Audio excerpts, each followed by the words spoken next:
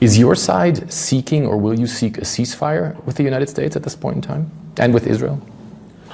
I don't see any room for diplomacy anymore, because Donald Trump had been deceiving others and not keeping with his promises. And we experienced it in 2 times of negotiations, that while we were engaged in negotiation, they struck us. How does all of this end then? If you say right now there's no room for negotiation, President Trump says he wants complete surrender, what does that lead to? There's no room unless the economic pressure would be built up to the extent that other countries would intervene to guarantee this termination of aggression of Americans and Israelis against Iran. Finally, what is your message to President Trump as we sit here, as the war is going on? That means that what is important for us is the end of this game. And we are ready to continue that game. The end of this game, you mean how this war will end? Yeah, the end of the game would be the time that Americans and Israelis would come to this understanding that this strategy is not working. And they have to stop their aggressions against Iranians. It's the Homeless Left with Matt Weinglass and co-host Jay Scott. Episode 180, There Is No Endgame, with special guests Brian McGinnis, JAKEGTV, and an all-new top censored news of the week. And here's your host, Matt Weinglass.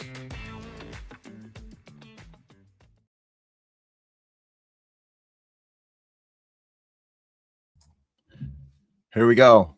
Welcome, you guys. Welcome, everyone, to the Homeless Left. I'm Matt Weinglass, your host today. We'll be here all afternoon on the Non-Tribal Approach to News Network.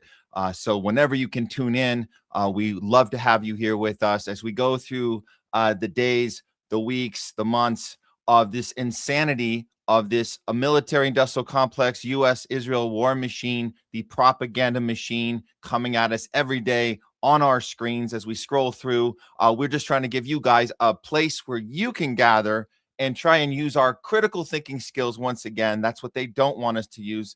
These days, we have been conditioned in short-term memories. We've been conditioned in tribes. We talk about tribal think. That's what got us where we are, because the people themselves have had an inability to question anything. We've been told to stay in line. We've been told to stay in our team, in our club, and wait for the next thing. And now we find ourselves in the middle of this all-out insane war. Add it to the list. 7 wars in 5 years. We did it. Wesley Clark told we were going to do it. We did it. We're doing it right now.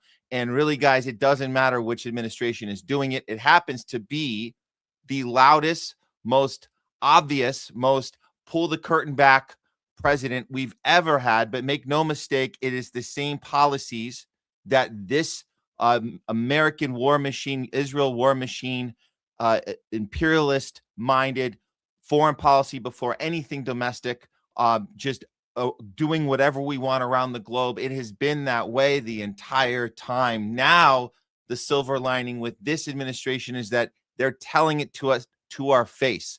Obama, whoever else, Bush, the Bush before that, whoever it was, Clinton, Biden, these people did a much better job at doing it behind closed doors, putting on a nice face. Obama was genius at doing this. It was so well tuned that we didn't notice all of the murdering and psychopathic behavior and drone bombing and taking out of dictators and laughing about it. They laughed behind closed doors about it. We're laughing about, this administration is laughing about it in real time, right in our faces. So let's take that and let's use that as ammo to say enough, not just enough of Trump, enough of all of it. And I think the rest of the world sees it. And this is why this axis of resistance is definitely picking up some steam. We've been looking at that. The people that are coming to tend to us. We are the captured ones. We are the ones being held for ransom. We are the ones that have been brainwashed, have been manipulated, and they see that. So the more we can have these conversations in places like this, the homeless left, wherever you're feeling homeless from, it doesn't matter what team, what tribe, what cult, what church, what group, whatever it is, it doesn't matter what you felt like you couldn't have a voice and you were being told what to do, stay in place, don't think for yourself. It doesn't matter where you come from. You are welcome here in this community. And the more of us there are here, the louder we get, the more the rest of the world will see it and say, hey, those Americans are starting to wake up. Those European nations, the citizens themselves are starting to wake up. And that's why we're doing the work here. The journalism that our trusted news sources that we used to grow up with and used to trust, no, they're not doing the job. They're not doing the job, not because they're bad at it, not just because they're lazy or they're confused or they're not that bright. That's not why they're not doing the job. They're not doing their job because it's not their job to do news. It's their job to protect the thing that we're not allowed to challenge. Well, that changes now, right here, right now. This afternoon on the homeless stuff, we're going to be challenging it all day, all day long. We're really excited about today's show. We're going to be joined shortly in the show with former veteran Brian McGinnis. He'll be on with us to discuss his run as a third-party candidate for U.S. Senate in North Carolina. After that, we're going to be it's going to be great because we got JAKEGTV coming through here. He is the guy doing all those amazing AI videos, challenging the technocracy state, the Israel apartheid state, doing it with the same tech that they're using against us. We use it right back. So we're lucky to have a chance to talk with JAKEGTV. Jay Scott will be with us as well. So we got a really big packed lineup. And of course, talking back with you guys, that's with Nurse Leslie today. She will be on later as well. So make sure you get your comments up on the chats on the, let's just see, make sure we're on these two platforms right now for sure. We got to always make sure we're going strong on Rumble. Of course, that's our Rumble channel. If you guys are finding us there, thanks so much. If you're just tuning in for the first time, we welcome you with open arms. Go ahead and hit the like. The subscribe is very important because you guys can get notified when we do go live. There is a censorship machine in place. It's not as bad on Rumble as far as cutting the cord on us, pulling the plug. They don't do that so much as much as they just surveillance us. But there is algorithms in place for us not to be seen. So we might be running our show, but we might not be seen. Doing the like, doing the subscription is good. Also a comment, because the comments can also help fight that algorithm. So we're very much, whatever it takes, share this thing out however you want, however you can. YouTube, we're very shocked how well we're doing on YouTube. It's pretty phenomenal. We're not holding our breath like this thing's like going to be easy. It's always hard. So even when we have our little wins to celebrate, we had like 117,000 people watching, I believe 2 weeks ago. Yes, last Thursday was pretty good as well. I think we had about 50,000 last Thursday. So you never know. It's going like this, but as long as you guys are here and you can help share this out, like I said, like, comment, hit the subscribe. That does so much for us as we fight this algorithm, fight this censorship industrial complex, especially on YouTube. This is our second channel. Our first one didn't just get demonetized, didn't just get warnings, didn't just get videos taken down. We got terminated. It doesn't exist anymore. We didn't have a right to exist. Imagine that. A YouTube channel does not have a right to exist, apparently. So, yeah, that happened. That happened. So the homeless left on YouTube doesn't exist. We were too dangerous for the community, too dangerous for people. If they heard our words, the words were violence. It hurts people. We want to keep people safe. So let's not talk. Let's not have these conversations. Let's not talk about anything anti-war. Let's not talk about anything challenging Big Pharma. Let's not talk about anything challenging the two-party duopoly. Let's not have these discussions, right? Because that'll keep people safe. No, quite the contrary. We're going to just get louder. The next time they terminate a channel, we'll just start a new one. We don't care. We're not giving up. We're going to keep going. So thank you guys for being part of this. Really, really do appreciate super chats on YouTube, Rumble Rants on Rumble. We will definitely engage with you when we get a chance with talking back with Leslie. Of course, we actually got a few already. This is pretty cool.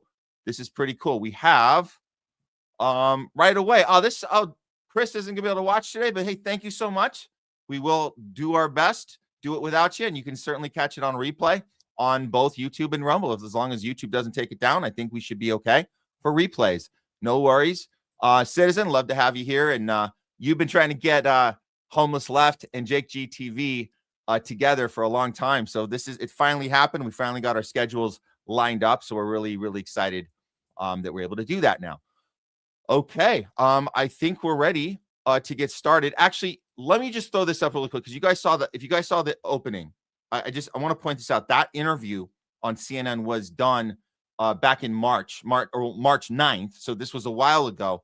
We were already a week and a half into the attacks and the murdering of schoolgirls, innocent people. You know, the whole thing, all that happened on the last day of February. So that was Kamal Karazi. He was explaining about how negotiations, right to CNN, who covered it, and it was good that CNN did that interview, says this is how negotiations work.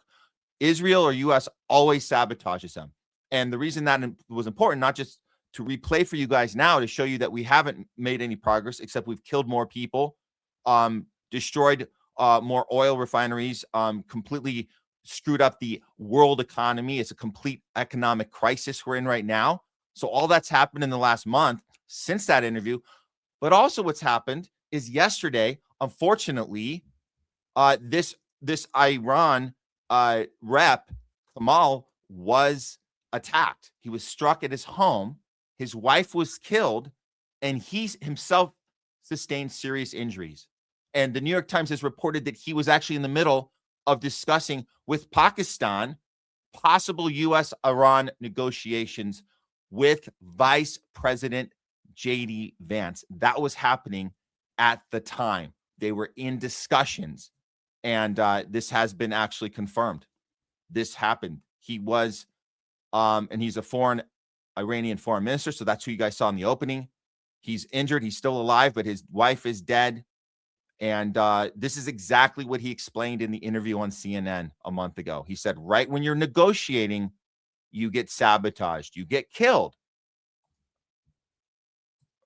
Okay. Hold on real quick. I need to...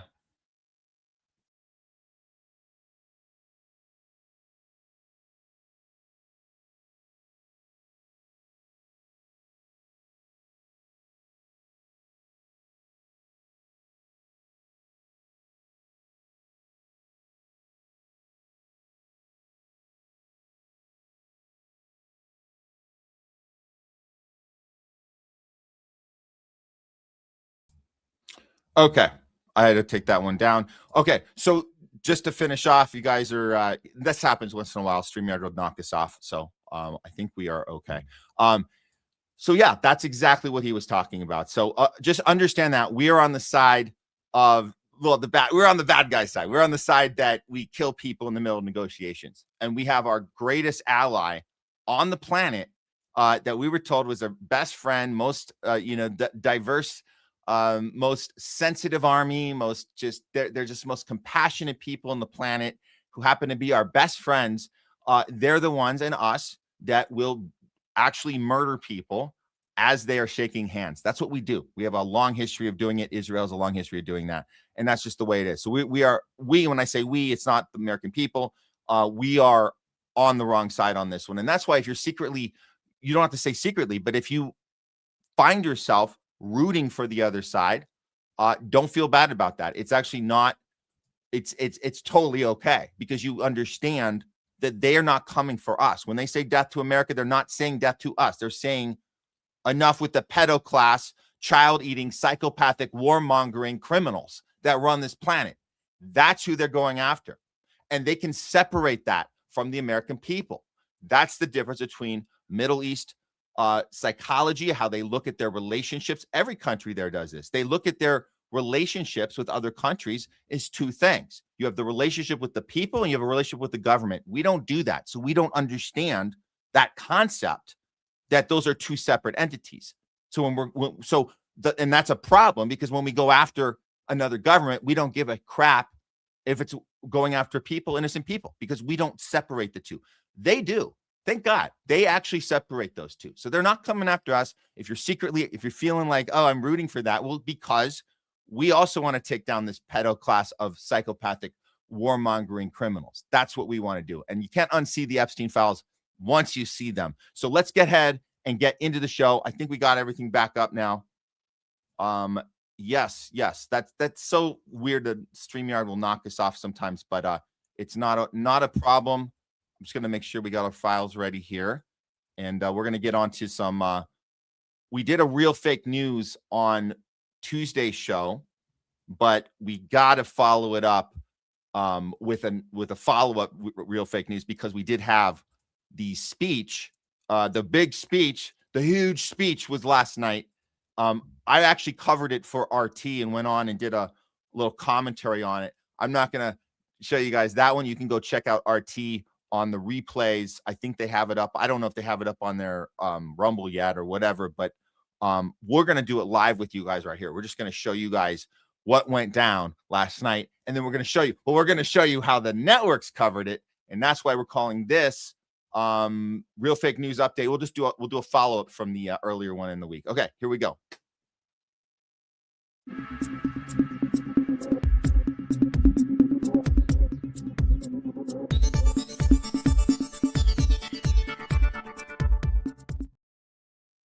It's a real fake news update, not brought to you by Pfizer. Last night, we had a big speech, right? Announced. This was Trump getting on the big stage, telling the world what? The big news? How is he going to connect the dots of what our activities are going on in Iran right now, when everything we've been doing has been death and destruction, changing the goal line, not having any clue what the final outcome is or will be, saying we've achieved our goal, we're almost to our goal, we need $200 billion more. Sorry, guys, not going to be able to pay for anything you need. We need more money to kill more people. And then we get word of what? 57,000 U.S. troops being deployed. How many from Israel? 0. So all of this chaos and confusion going on, saying we're going to rain down death and destruction from the Secretary of War every single day until what? We're not even sure until what is what. As our oil prices skyrocket, the Strait of Hormuz, which Trump claimed he was going to be in charge of, he has absolutely no power at all. So last night, I guess you would call this, if you were in the business of public relations and you wanted to kind of spin this in his favor, you probably would have spent a few hours with him saying, let's get this right. Let's kind of connect the dots, make people feel a little comfortable. Well, unfortunately, he skipped that meeting with his PR guy and ended up doing this. Here's a highlight from the speech. It actually, spoiler alert, didn't do anything as far as helping us understand what the F is going on. It actually did much, much worse. And he had very low energy, which is not very common from this guy. Check it out. Hit them extremely hard over the next 2 to 3 weeks. We're going to bring them back to the Stone Ages where they belong. In the meantime, discussions are ongoing. Regime change was not our goal. We never said regime change, but regime change has occurred. Okay, so you never said regime change was your goal, but regime change has occurred. What the F are you talking about? It's not regime change, by the way. Yet you are trying to do it, but you didn't actually get to decide who to put there. That's actually what regime change means. So everything he's saying here is a lie, 100% lie, 100%. It's actually the exact opposite. Regime change was the actual goal. It was actually the goal. He actually hasn't done it yet. So he's saying it wasn't the goal, but it has happened. Completely backwards, completely effing backwards. Because you take out their supreme leader, Kamali, and then what happens? His son comes in, and then that's not a regime change. That's the same group. And the problem is, and he's going to misrepresent this too, he's going to tell us that the new group, this new regime, which has been a change, which is not a change, he's saying that they're nicer and cooler and we're getting stuff done. Problem is, Trump, is that you're actually not having any discussions at all with these people at all. 100% checks out. There is 0 discussions going on except in your head. That's it. So continue to tell us how we're progressing in this. Because of all of their original leaders' death. They're all dead. The new group is less radical and much more reasonable. The last group was very reasonable too. In fact, some would say more reasonable. But you murdered them. Israel murdered them when you were making a deal at the actual negotiating table. That happened. So yeah, okay. Go ahead. Still try to explain this. Try to wiggle your way through this. Yet if during this period of time no deal is made, we have our eyes on key targets. If there is no deal, we are going to hit each and every one of their electric generating plants very hard and probably simultaneously. So he's threatening a war crime right now. That is a war crime he's threatening, just to be clear, just to be absolutely clear. Okay, so nice with the threats, and this is consistent. This isn't anything new. These type of threats, terrorist language. We know Pete Hegseth, he loves talking like a terrorist as he claims to go after terrorists. The terrorists negotiate with bombs, right? And so Hegseth has told us, we negotiate with bombs, not words. So you're very clear about what you're doing here and the threats. So go ahead, keep going. We have not hit their oil, even though that's the easiest target of all, because it would not give them even a small chance of survival or rebuilding.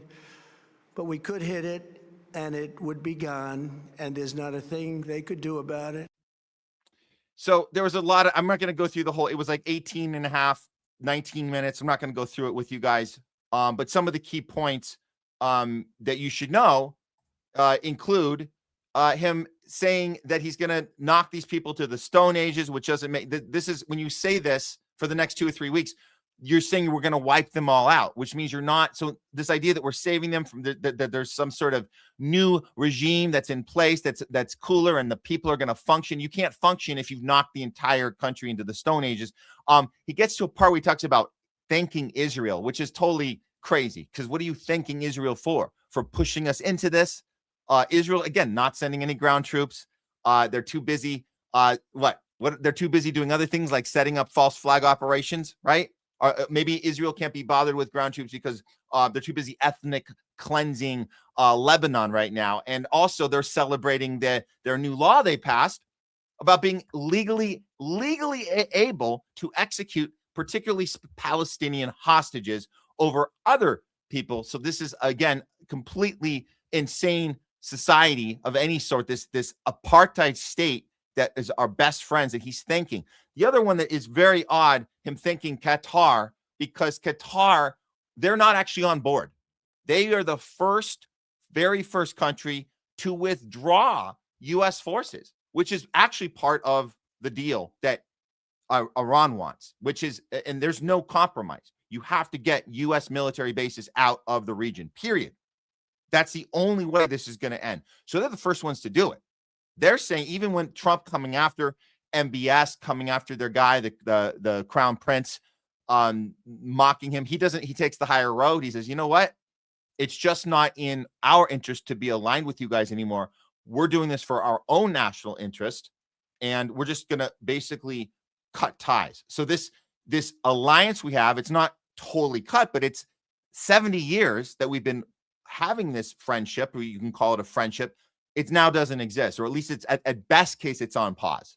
So all that has happened since when? In the last 48 hours before the speech, when Trump mocked him.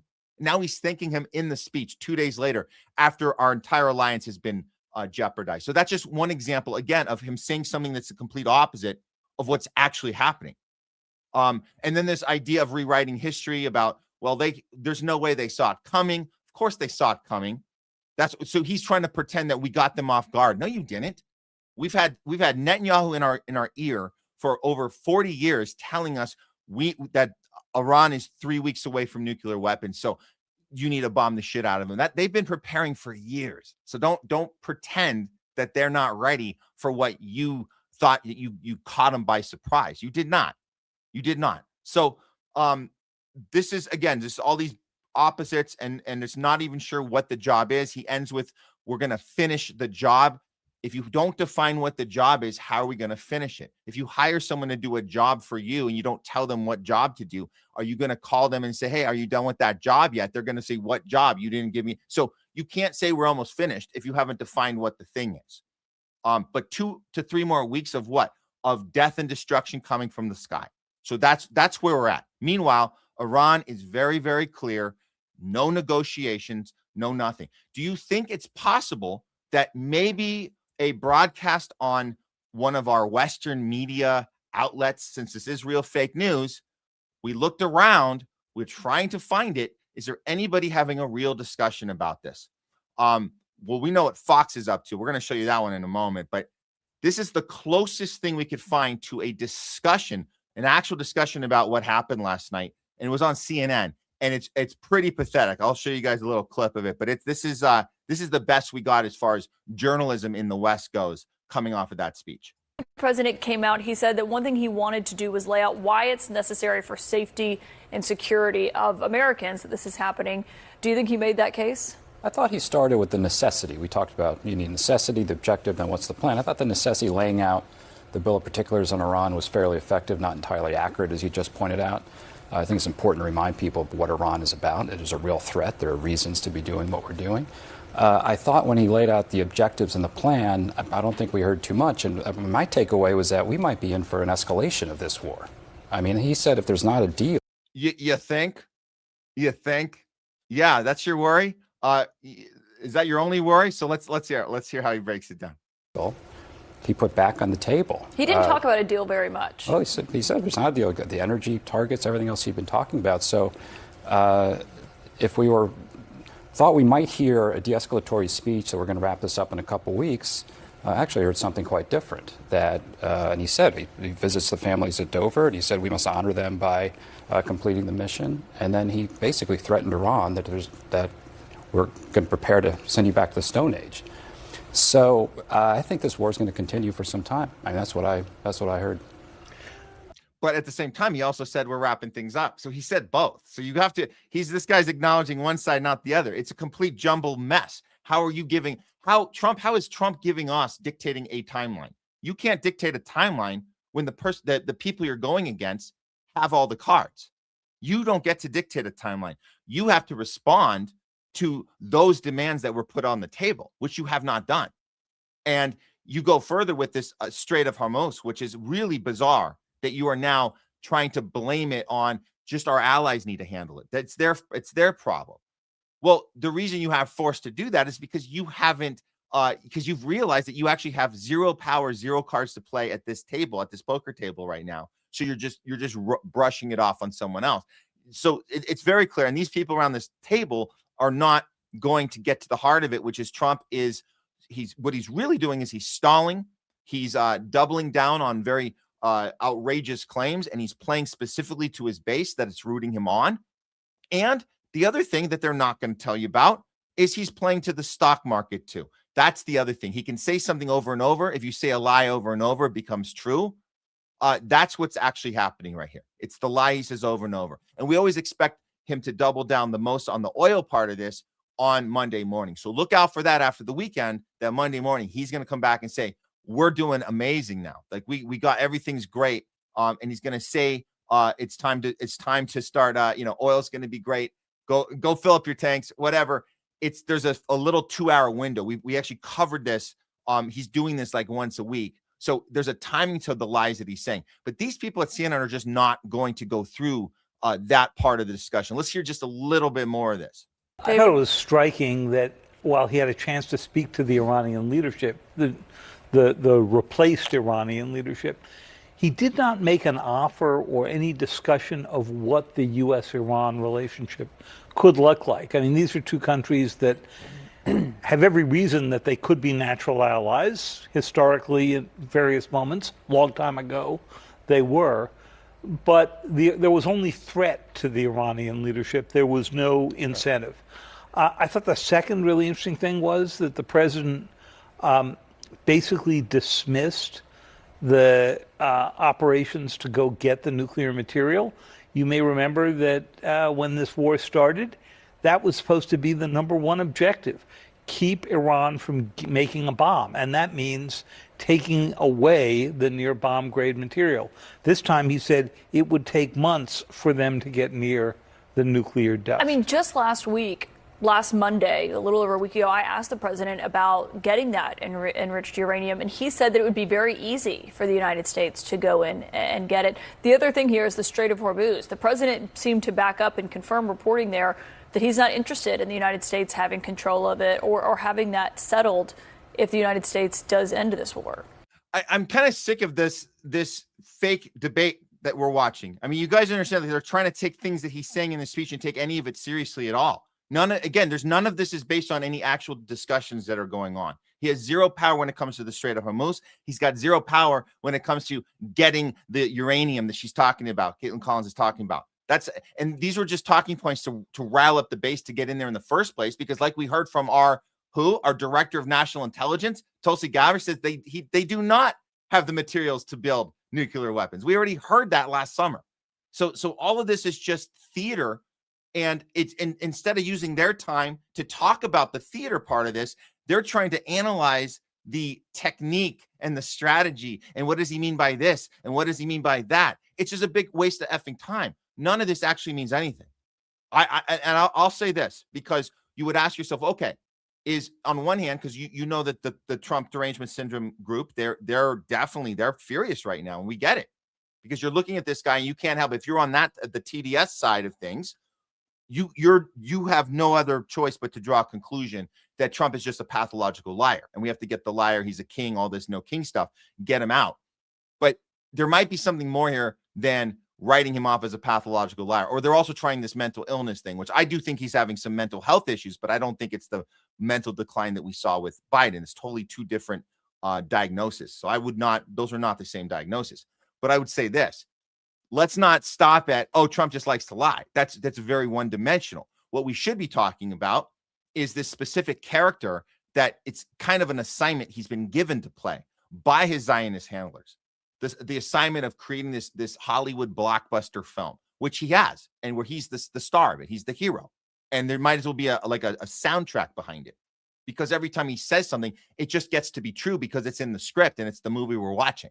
And you get to do whatever the script says is what is true. And so that's the role he's playing, and he doubles down on this character. And at the end of the day, who knows? Whoever's controlling the history books in the future can write this Hollywood story. We know a lot of the Hollywood stories of history that we've learned are just that. They're stories that whoever tells the story gets to be right. So maybe there's part of that going on. But another thing is, maybe he's just figured out that if he just says something over and over, it becomes true. Maybe he's figured out that kind of feels good. It kind of feels good that you can just say something and the stock market will immediately respond to it. There is some power there. So even though he's got the Zionist handlers who are calling all the shots, and Israel gets to do whatever the F they want with no consequences, and Trump has to pretend, oh, I didn't know this, and now I did know. Oh, I didn't know Israel was going to bomb that negotiating table, but now I did know. And he's had to play that catch-up game over and over. But all in all, through all that, Trump being on this leash by Israel, there are these moments where he can declare something and make it true. That's quite a power. A lot of us, I don't think we fully understand that power, that you can say something, whatever it is, and it just becomes true. So that might be the thing he's obsessed with right now, is he plays this character. It's well beyond pathological lying. It's the manipulation and the narcissism, for sure, of the people he's talking to. But there is going to be an end game at some point. He didn't come up with the end game, but there will just be a natural end to this. At some point, there will be a wall. There will be the last. You can't write your way out of it. The franchise will end at some point, and we'll look back and say, man, that thing went downhill. It started out so good, and then it went downhill. Although a lot of people said it was never good, even from the first scene. So let me end with this, because I did tell you guys that there was a Fox kind of a follow up on this, and these are always fun, because what did Fox do? Of course, Fox booked Lindsey Graham to come on immediately after this speech. Why wouldn't they? It plays perfectly to their crowd. So go ahead, take it away, Lindsey. What are your thoughts on this? I learned tonight Iran's going to have a choice in 2 to 3 weeks. You either do a deal where you get out of the business you were in, or we're going to blow your stuff up that will allow you to function as a nation. That is your choice. Well, let me ask this, because, by the way, I don't even think they have 2 or 3 weeks, Senator. That's 2 or 3 weeks when their infrastructure. They're laughing. Isn't this disgusting? Like, you guys are here, like, they don't have 2 weeks. I mean, this is really, really just disgusting. But yeah, go carry on. Psychopaths, come on. Structure would be blown up. That's their electric grid. That is their ability to have any income. The lifeblood of their entire economy is oil. So that would no longer exist. Let me ask. That would no longer exist, and they wouldn't have a right to exist as far as we're concerned, because we're all just going to annihilate all of them. So that's the big takeaway. If anybody's still watching Fox News, there you go. And people think that an honest debate, that you have a choice of this garbage, or your other choice is what is the CNN roundtable where they discuss it in an honest way with the different viewpoints, but none of them are talking about what's really going on. And that's why we have to do this for you guys. And we call this, what do we call this? It's the Real Fake News Update, not brought to you by Pfizer. Okay, guys. We're gearing up for our first guest here in just a bit. I was going to do some, I think we ran out of time on top censored news. I'm going to do top censored news on the other side. We'll get to that shortly. Let's do this. I'm going to go ahead. I'm going to prep here for the guest coming in. This is a good one. This is a good one, guys. You don't want to go anywhere. Don't want to miss this. This next one. So let me go ahead and put up, in the meantime here, we'll go ahead and do okay. Yeah, I got a fun one. I got a fun one for you guys. We'll put this up. Little segue, and we'll see you guys back here in about 3 minutes. Okay, here we go.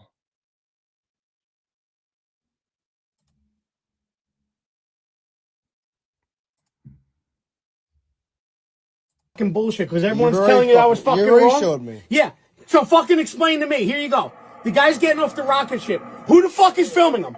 Who's filming him? A guy? How'd the fucking guy get up there if this is the first guy supposed to be on the fucking moon? A different rocket ship? I don't know. So they sent the rocket shit up there. He got off and he's like, all right, come on up now. I'm ready to fucking film. Are you fucking serious? The same rocket ship? He's supposed to be the first guy on the moon. It's bullshit. The car. How the fuck did the car fit in that rocket ship? Look, how did that car fit in the rocket ship? I don't know. Okay, right. More bullshit. Then the guy's floating around with a big fucking cord to his stomach, and they're telling you that's his fucking, life support. Was it fucking feeding him through the fucking tube like a baby? They fucking get bouncing around like a fucking jerk off. Yeah, watch. Let me show you. There it goes. Bye-bye. You know what? I'm going to stay behind. You guys go back to Earth. I'll fucking die up here. And how the fuck did he get the film back to Earth? Yeah, look, the fake fucking parachute. Hey, we're home now. What happened to the guy back on the moon? They just left him? I guess so. Yeah, everyone guesses they don't have any fucking facts. Bullshit.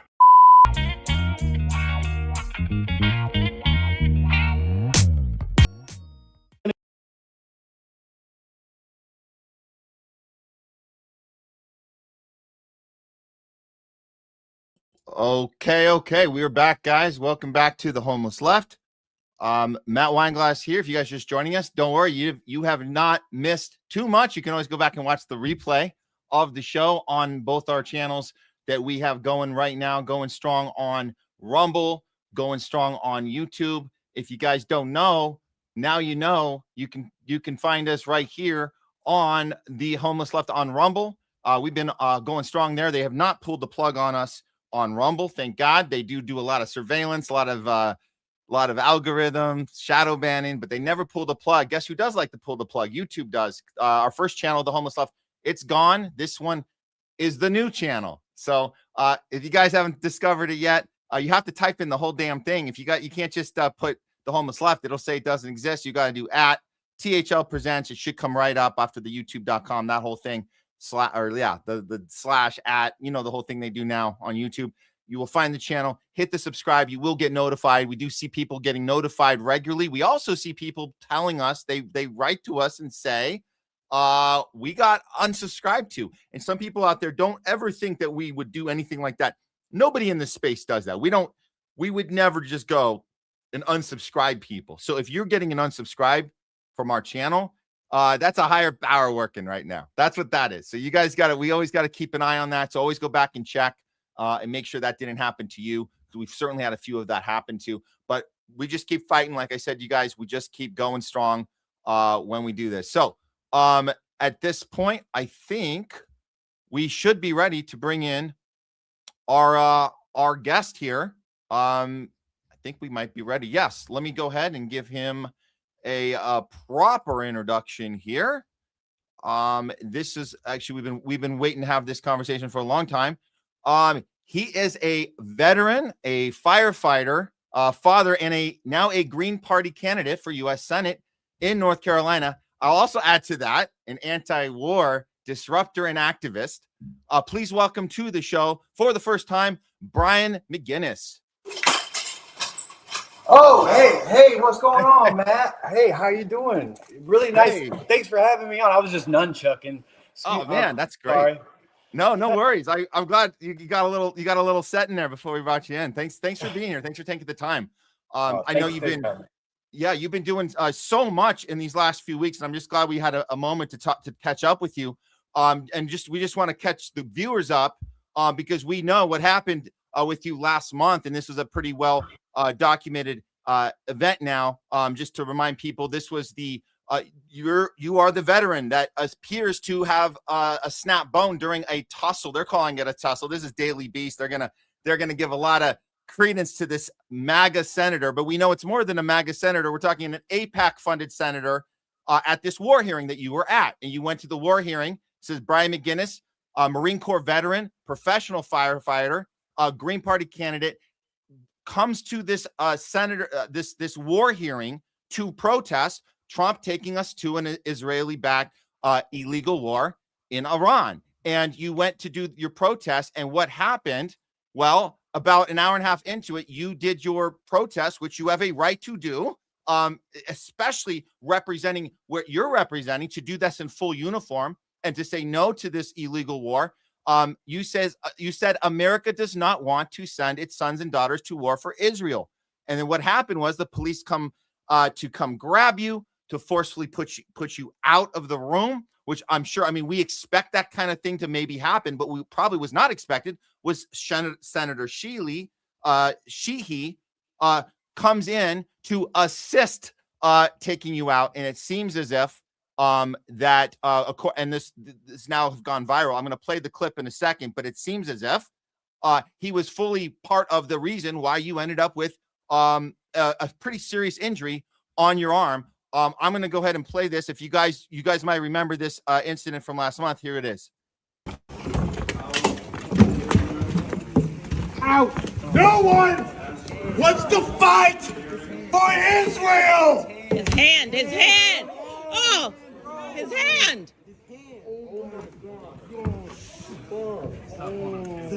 Sir. Let go of your hand. Let go of the door. Let go of the door. The senator broke his hand. A sitting U.S. senator just broke the hand of a Marine. Sir. Okay. Control your Senate. Arm stuck in the door. Okay, sir. A U.S. senator just broke the hand of a Marine. Hand stuck. A U.S. senator just broke the hand of a Marine. You're a coward. Punk. Yeah, go fuck yourself. What do you say? Senator? Go fuck yourself. That's why you got kicked out, fat ass. Everybody sit down, please. Sit down, please. Everybody sit down, please. Everybody sit down, please. I'm getting out of here. That's fine. Everybody sit down, please. Is your hand okay? Okay. No, it's not. This is disgusting. Disgusting. Just pull it out. Disgusting. I mean, absolutely incredible that you did that and you had to endure that, and all those people sitting there not really doing anything. I mean, I'm sure this must have been one of the most shocking and intense moments you've ever experienced. But I have to say, it certainly came across as heroic and noble that what you did. Can you please can you tell us how are you holding up from this? Like, how's your arm? How are you when you look back? What's everything? What's going on for you right now? A month removed from this.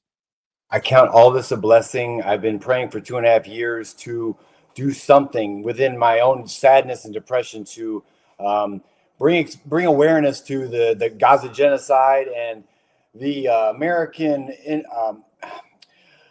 contribution to so many killings of innocent people in Gaza, and you know, indirectly through our colonialism and our misuse of our authority and our irresponsibility. It's what I've been woken up to through the Gaza genocide, and I think many others have as well.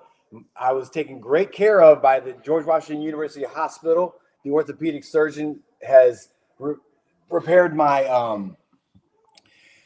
forearm, my ulnar radius, with some plates and screws, and it's back feeling good. I'm just airing it out. I need to cover these wounds with bandages to keep it from getting infected, but it's very, very much healing very well. That's good. That's really good to hear. Did they actually press charges on you? Do you have any court coming up for again, your right for First Amendment speech? Are you facing any charges from this? Man, thank you so much for your support and your words and your support. I really appreciate you, and it means a lot. And the way you're supporting me and presenting this case, because I see it the same way. You know, I was expressing my First Amendment rights, speaking strongly against our government that's not listening to the people. And so, yes, I'm facing 3 counts of assault on an officer, one resisting arrest, and 1 disturbing the peace or something like that. And so I'm in the legal, legal cases, legal process right now, and so those are the charges I'm facing, and that's how it's going. And so all the things that happened, everybody can see clearly from the video. I was really taken back about how so many different things were illustrated through the video. You know, the violent, aggressive nature of silencing me, the robotic disregard for what was happening, and their pursuance of their narrative. They don't care to hear anything else. They're just going to push full steam ahead with their war preparedness and their plans of war, because that's their moneymaker. And sadly, that's become America's main export. And it's ruining our moral standing and high ground in this world.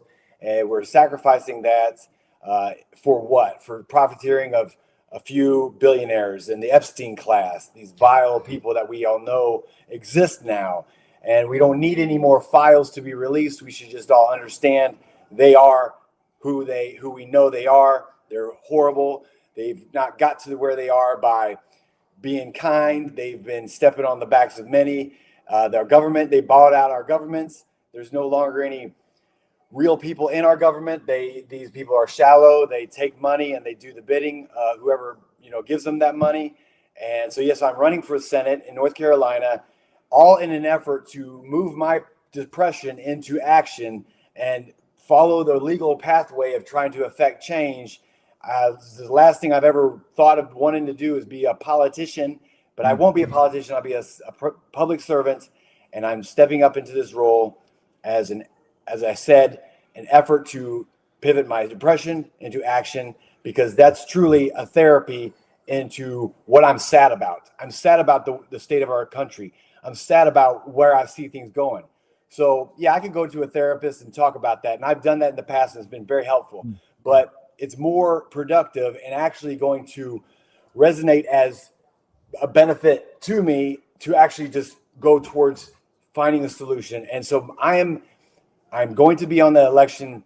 I am going to be on the ballot in November 3rd. And so my main goal now is to campaign as hard as I can to earn the trust of North Carolinians, to break away from the duopoly, the Republicans and Democrats who have brought us to this point, vote third party, vote Green Party. And the main thing about Green Party is we do not accept donations from corporate donors or super PACs. And that speaks a lot. And that's what I think everybody is aware is what is ruining our country and our government. So the the campaign, we want people to know they can find it. Just this is we got a screenshot here. This is the website. You got the Green Party backing, and which is great. It definitely lines up with your messaging, fighting the duopoly. Can I ask you, when you decided to run, was the Green Party the one that you went right to, or were you considering other things, or what is it open for you to align with others as well, or where are you with that relationship? Obviously being that you're against the duopoly, but there's different ways to do it. We know there's different ways to go about going against that uniparty. Yes, sir. I am in line, and I jive well with the Green Party. I do believe the Green Party is the people you want to hang out with at a party. It's basically people, peace, and planet over profits. We are, I think, a good group that are eco-socialists. We look out for the environments. And then the biggest thing is we don't accept corporate donors. We've been around since 2003. I fell into the Green Party because Jill Stein was running last election for president, and she was the only one that was promoting Palestine in a positive way. So that was a strong issue for me, and I do feel like America's connected in that way. If America continues to support Israel, they're going to pull us down with them. So a large part of our foreign policy needs to be fixed in that regard, and stop sending billions and billions of dollars to Israel and keep that money here in America. So that's how I found myself in the Green Party, because there was a good contingency here in North Carolina. They were pro-Palestinian. I'm very pro-Palestine. And so that's how I found myself in the Green Party. They were on the ballots. So I volunteered to step up into the Senate race, only initially to bring awareness to the Green Party and promote them as a third party and take advantage of their ballot access. Mm-hmm. No, that sounds like a great fit for you there, Brian. Why don't we back up a bit and say, when did you first feel that impulse to just take a stance against the entire thing that you were, I guess, part of? You were part of that arm, right? That military arm. When did you first have that epiphany and said, you know what? Not only do I not want to be part of this anymore, I want to speak out about that. How did that happen for you? Slowly but surely, knowing my wife, meeting her family. They are American Palestinians. Her mother was born in Palestine. When she goes back to Palestine to visit her mother, God rest her soul, her mother's passed, but when she was going there to visit, she would be harassed and arbitrarily given shorter visa time limits, and that would cause her to have to, go back to Jordan, get a new visa, and come back. Just these disrespectful slights, and not slights, but direct violations of our human rights. And this woman, my mom, she's my mom.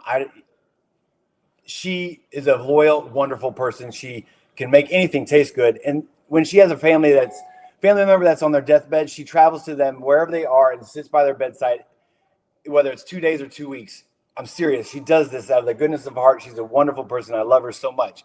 So when they mess with her, that's when my heart became in tune with oppression. And I think there's a level of intelligence and education that you can learn about oppression, but then it kicks into a new gear when your emotions and your heart get involved. And so that's when things turn for me. That's how I could explain that to you. And then so I knew that was the case. And so when October 7th happened and all the false flags that Israel has done in the past, I knew that this was their main one, and they were going to take this as far as they could, especially with the alleged the lie of 40 beheaded babies. That's just such a suspicious number in the first place, and I just knew Americans were going to eat it up like ice cream. And it threw me into a whirlwind of depression and concern that this was going to be it, and it ended up being it. They have genocided so many people, and it is atrocious. And so witnessing all that, knowing it was going to happen, and watching it every day is what spurred me to step into politics, or just, again, self-preservation, try to move into something that was making a difference instead of sitting there on my butt just being depressed about it. And I know the realness of war and brutality and killing, random, how death finds people randomly in these war situations through my own experience in Iraq. And whenever I speak against the war, I'm not speaking against the military. I myself was a military person. I salute all our brave men and women and for their bravery. But I do want to call out that we are being exploited for our bravery by a class of people that only look at us as pawns to do their bidding in resource allocation, or Israel sees us as a military that take out their larger neighbors so that they can proliferate their land and steal and continue to do what they're doing. So that's where I'm at. I hope nobody perceives me as anti-American or anti-military. I'm not that. I'm just waking up and speaking out against the unjust use of our military. No, I think that this is we find ourselves in a different time where there are soldiers that are being deployed right now, and you see the look on their faces now, not 20 years from now. They're saying this is wrong now, and we can make that distinction. I think it was a lot harder back then. I think Iraq, they had a better way, a better grasp of us. We weren't able to do this. I mean, the internet existed, but we didn't have these platforms to have these discussions and share stuff and have Twitter and be able to, like, find documented proof and do, like, montages of every single time Netanyahu comes to the White House and tells us, you got to bomb Iraq, you got to bomb Libya, you got to take these people out because they want to kill you. And it's like, we see that now. We see the whole timeline. I think people get that, and we're able to make that distinction for you, of course. Also, we see people looking back, and we said, like, the 20 years, 25 years go by, and people go, oh, wait a minute, maybe the thing we were doing in Iraq wasn't actually stopping terrorism. Maybe we were the terrorists. And we're seeing a lot of that realization now. So I think it's a really good thing you're able to do this right now, because you're a voice for people who maybe have a way out now. Maybe they find a way. And we've seen this. We've seen military right now looking for ways they can avoid getting deployed. And it doesn't come across as they're afraid or they're being cowardly. They're being noble and brave, just like what you did in that hearing. And that's a total bravery to do that. I think the American people are figuring that out. So let's go back to the protest part of this, because we try to make sense of protesting here, because we know that there's different kinds of protests. We know that what we saw you do, we could call that it's kind of an act of resistance, but it's a disruption. So you're disrupting a thing, and you have every right to do it.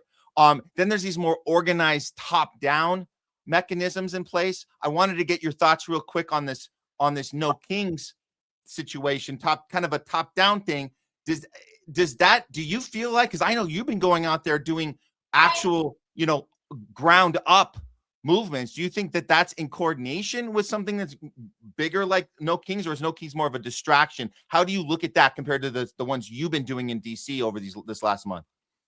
Well, what we are trying to accomplish is quite a feat, taking over or bringing down the American, government that is in place and entrenched so hard. So it's going to take every avenue of approach to do this, top down, bottom up. And I feel the No Kings are wonderful fire councils. This man in the Western North Carolina from the mountains calls me and says, we have to have a fire council. And he calls these No Kings protests a fire council. That's hearkening back to Native Americans and the elders joining together and counseling each other or getting a game plan in place to best progress their tribe and their people, and to be smart about how to move forward as a people. And we all need to do that. And so when we have these protests, I think it's a great way for us to commune, see strength in numbers, gain confidence within from each other. And so I think it's all great, and it's all a part of the process for us to find our voice and speak against these things that we see are wrong. And for so long, we've just been too silent, too quiet to say it. And also through the process, find our nuance. We don't want to tear America down completely. We don't want anarchy in the streets. We want to just stop sending so much of our tax dollars to other countries. We don't want to just put such a large amount of money of our discretionary funds, $1 trillion towards our military budget. We want to use those for our education, for affordable housing, for childcare, for free public higher education, health care. So these are the things that we need to come upon, become aware of, fight for, and protest for. And the more of us that do that, we will be undeniable, and we will be unignored. They will not be able to ignore us anymore. So I really hope and pray that more people, we grow and grow and grow. I appreciate your optimism there. I do get a little skeptical with the larger groups of the No Kings, just because these are a lot of those voters that told you to vote for Kamala, who at one point Kamala said Trump wasn't pro-Israel enough. She said that on the campaign. And so that's obviously people like you and myself and our viewers. It's very, very concerning to hear that. And the people showing up, these people are people who shamed Jill Stein voters. I know this because I was one of them and my wife was one of them. Lost a lot of friendships over it. We were told that a vote for anybody other than Kamala was a vote for Trump, and they still believe that. Is it worth having those discussions with those people right now? Or are you saying the optimistic part of what you're saying is let that be, as long as we're showing up and doing, against this war, that's enough? Or is there a time and place where we can have that discussion with them too? Because it seems like they're trying to get us back on gear. So it comes to 2028 and it's like, it's time to get Newsom in there. It's time to get AOC in there. These are people that have been giving a lot of money and getting a lot of money back and forth from Israel. I appreciate this nuances leaning into this conversation. We do need to split this hair. And I agree. The Democratic Party is worse than the Republican Party. They are the wolf in sheep's clothing. They act as if they care about civil rights, but they do not. They always capitulate to their corporate donors. And so they are even worse. I think a lot of people are catching on to that. The Republicans, they say who they are, and some weird way we almost admire that. At least they say what they are. But both of them are dastardly. They are pro-war. They're pro-throwing Americans into harm's way for nefarious, hollow, shallow lies. And so I am no way a supporter of Democrats or Republicans. At all. They have got us into this mess, and they should be accountable. And if we come out of this mess, I want accountability for them and all their AIPAC money accepting asses. I think they're horrible in that regard. At the same time, I know it's taken me a long time to wake up, and my brother and I have had a lot of arguments, and I lose my patience, he loses his patience, yet we love each other, we stay together. I said it took me a long time. It's going to take a lot of people a long time to break out of this indoctrination. We can't give up on each other, and we can't just lose our minds on each other. There's too many of us, and I do feel like it was somewhat of a mission of them to have us fall into a civil war or some type of self-destructive, position. And so we need to fight on that, and I believe you and myself and others that are really against this duopoly and have voted green or third party and have broken away from the opposed opposition, or the controlled opposition, which is the Republicans and Democrats. We hold our ground. We try to educate others, and we stay steadfast with each other in that effort. And it's not fast enough. I feel so frustrated that it's not happening soon enough. But I do think the trajectory is going in our direction, with people waking up to different facets of our government and its lies. And so, I mean, I know I sounded very optimistic, but I do share a lot of your concerns as well. Sure. So, no, I appreciate that, because these are the hard conversations to have. Because on one hand, you're like, yay, we can get out in the streets with family and friends and agree on something here. These are people that we maybe weren't allowed to be in the same room with back, during the last election. And now we're like, oh, let's all try and get on the same page about stopping this war. But it seems like if it was just a matter of that they, had a different opinion and, that's we could help change their mind, that would be one thing. But like you mentioned, there's a mechanism above that's playing us on each other. And so they are victims of this thing that we were victims of once. I was a victim of it once. I said, I used to knock on doors for the Democratic Party. I knocked on thousands of doors. I told them we were the good guys. They're the bad guys. We're the ones that want your vote. They don't. And without realizing that it was there's specific times that you can play that card, and there's specific times you can go and do and screw people up and not count their vote. It depends on what the thing is, and they both do it. Obviously, I didn't know that, but here's I guess I'm thinking, like, when you have a no kings, we know that the billionaires, and I'm just using that as an example, but we know that the billionaires that fund those protests, they're designed to get people in that, to stay in that camp and not come to the third party, not come to the Green Party. I wonder if there's a way we can use like campaigns like yours on the local level to help elevate that conversation, which is so needed. We can put it aside for a day, maybe for like last Saturday, we'll put it aside for one day, but understand that the same billionaire class that printed their signs with Trump with the king hat on it are also Zionists controlling that entire operation. We know this. The actual organization, the Indivisible, which funds No Kings, run by a couple that are Zionists that deliberately did that to our friends and family who mean very well when they show up to that. And it's so, again, like I appreciate your optimism. I'm glad we're having this part of the conversation. I guess we just have to have patience as we go through it, but you're doing everything right, being in that middle space. But be prepared. And our viewers know this. Be prepared. When it gets closer and closer, those family members, there's people are going to be like, okay, nice job with your campaign, but we got to vote blue no matter who now. So that at some point we're going to have to say, haven't you guys figured this out yet? They're reeling you right back in. We have to get out of that at some point. That back and forth game they've been playing. Matt, you're 100% correct. I know there's so many people who think voting third party is a wasted vote. It's going to give it over back to the Republicans, and we need to stop that. So the Democrats are the only way that we can oppose them, and that's the game we're playing. You just explained it so much, and you're talking to me while I'm drinking coffee. Catch me in a couple hours when the caffeine wears off, and I'll be right there with you and be like, "There's no hope." It's just a matter of mood and time of day with all of us. But I'm excited to be here with you on this podcast. So I have a lot of energy, and so I'm gonna but I do feel like we can't give up. Defeat is not an option, and so I do hope that I can do what I can during my campaign to educate people of the dynamics of breaking away from the third party or breaking away from the duopoly, and encouraging people to find their bravery.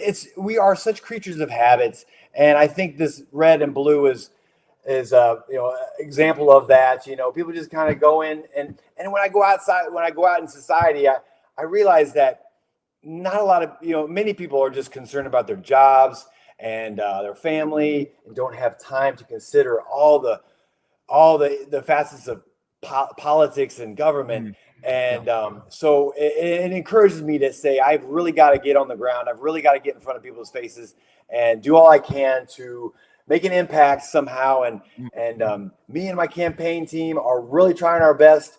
Again, we're the Green Party. We are just a bunch of moms and dads with full-time jobs trying to put it together. And I hope that can, speak to people as if, resonate with people that we're real people. We're not politicians, and they can find in their hearts to put trust in us.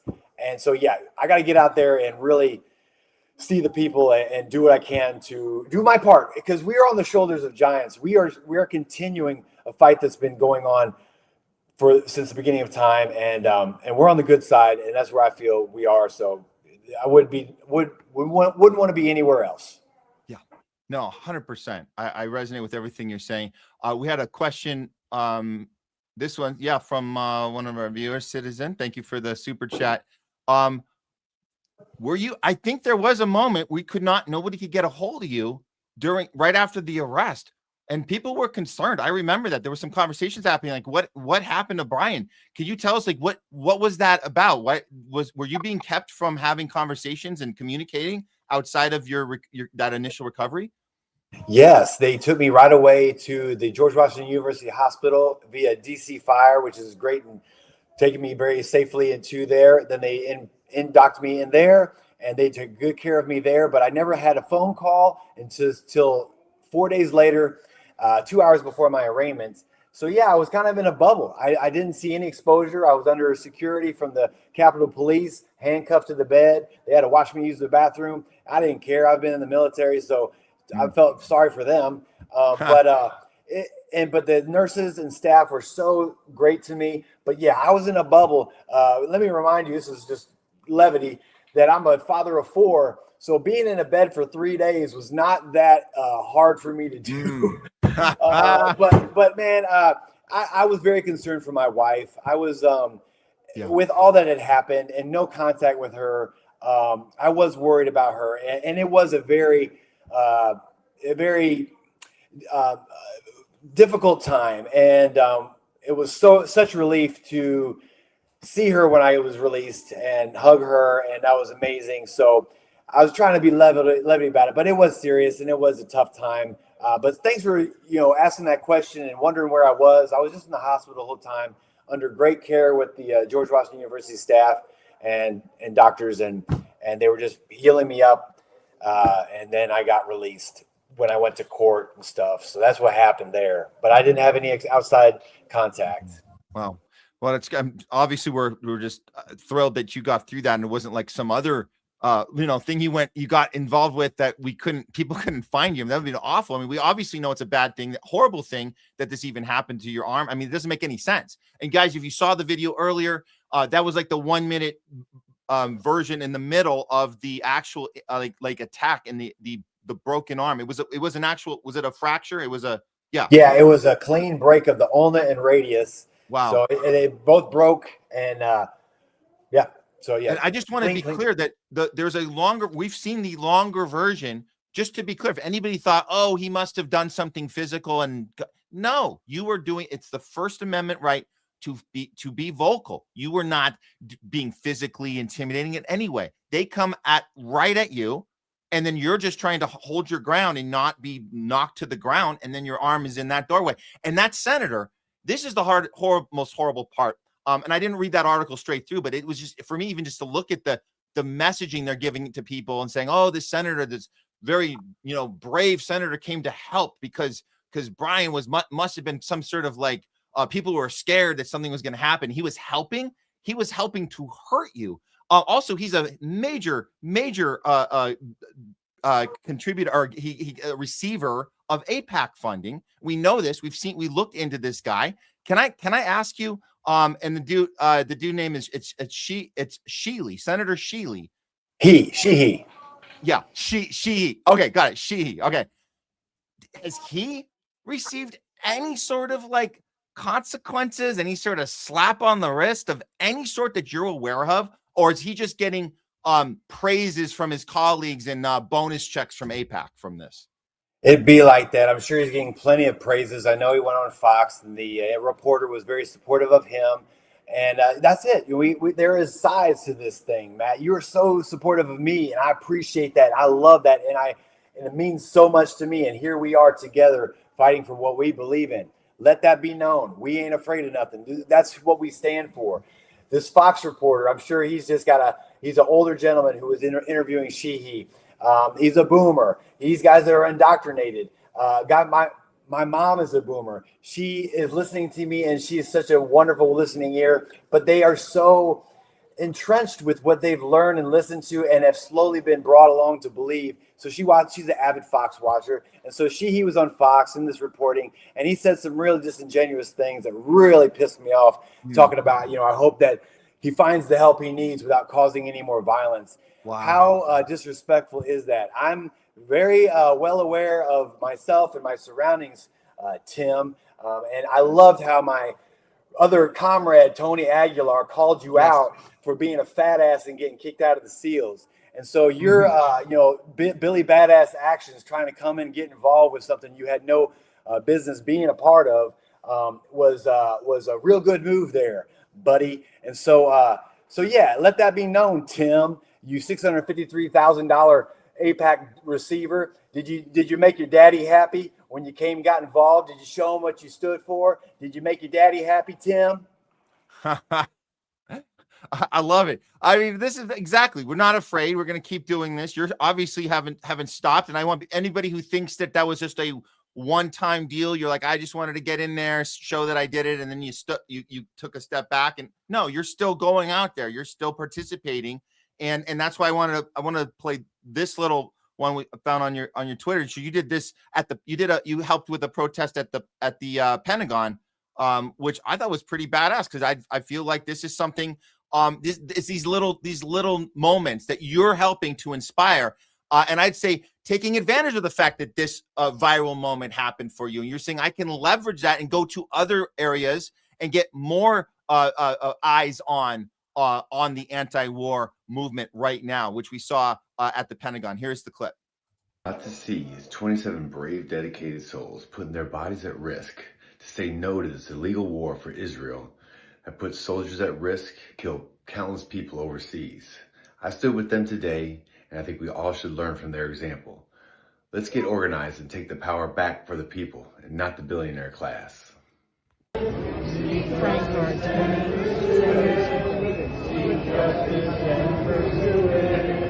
the Pentagon into a hospital. Convert the Pentagon into a hospital. Convert the Pentagon into a hospital. This is Sergeant Dar for the Pentagon Police. You're in violation of 32 CFR 234.6. Violation of a lawful order conducted in the park. The designated area. You need to immediately proceed. So we have 3 warnings.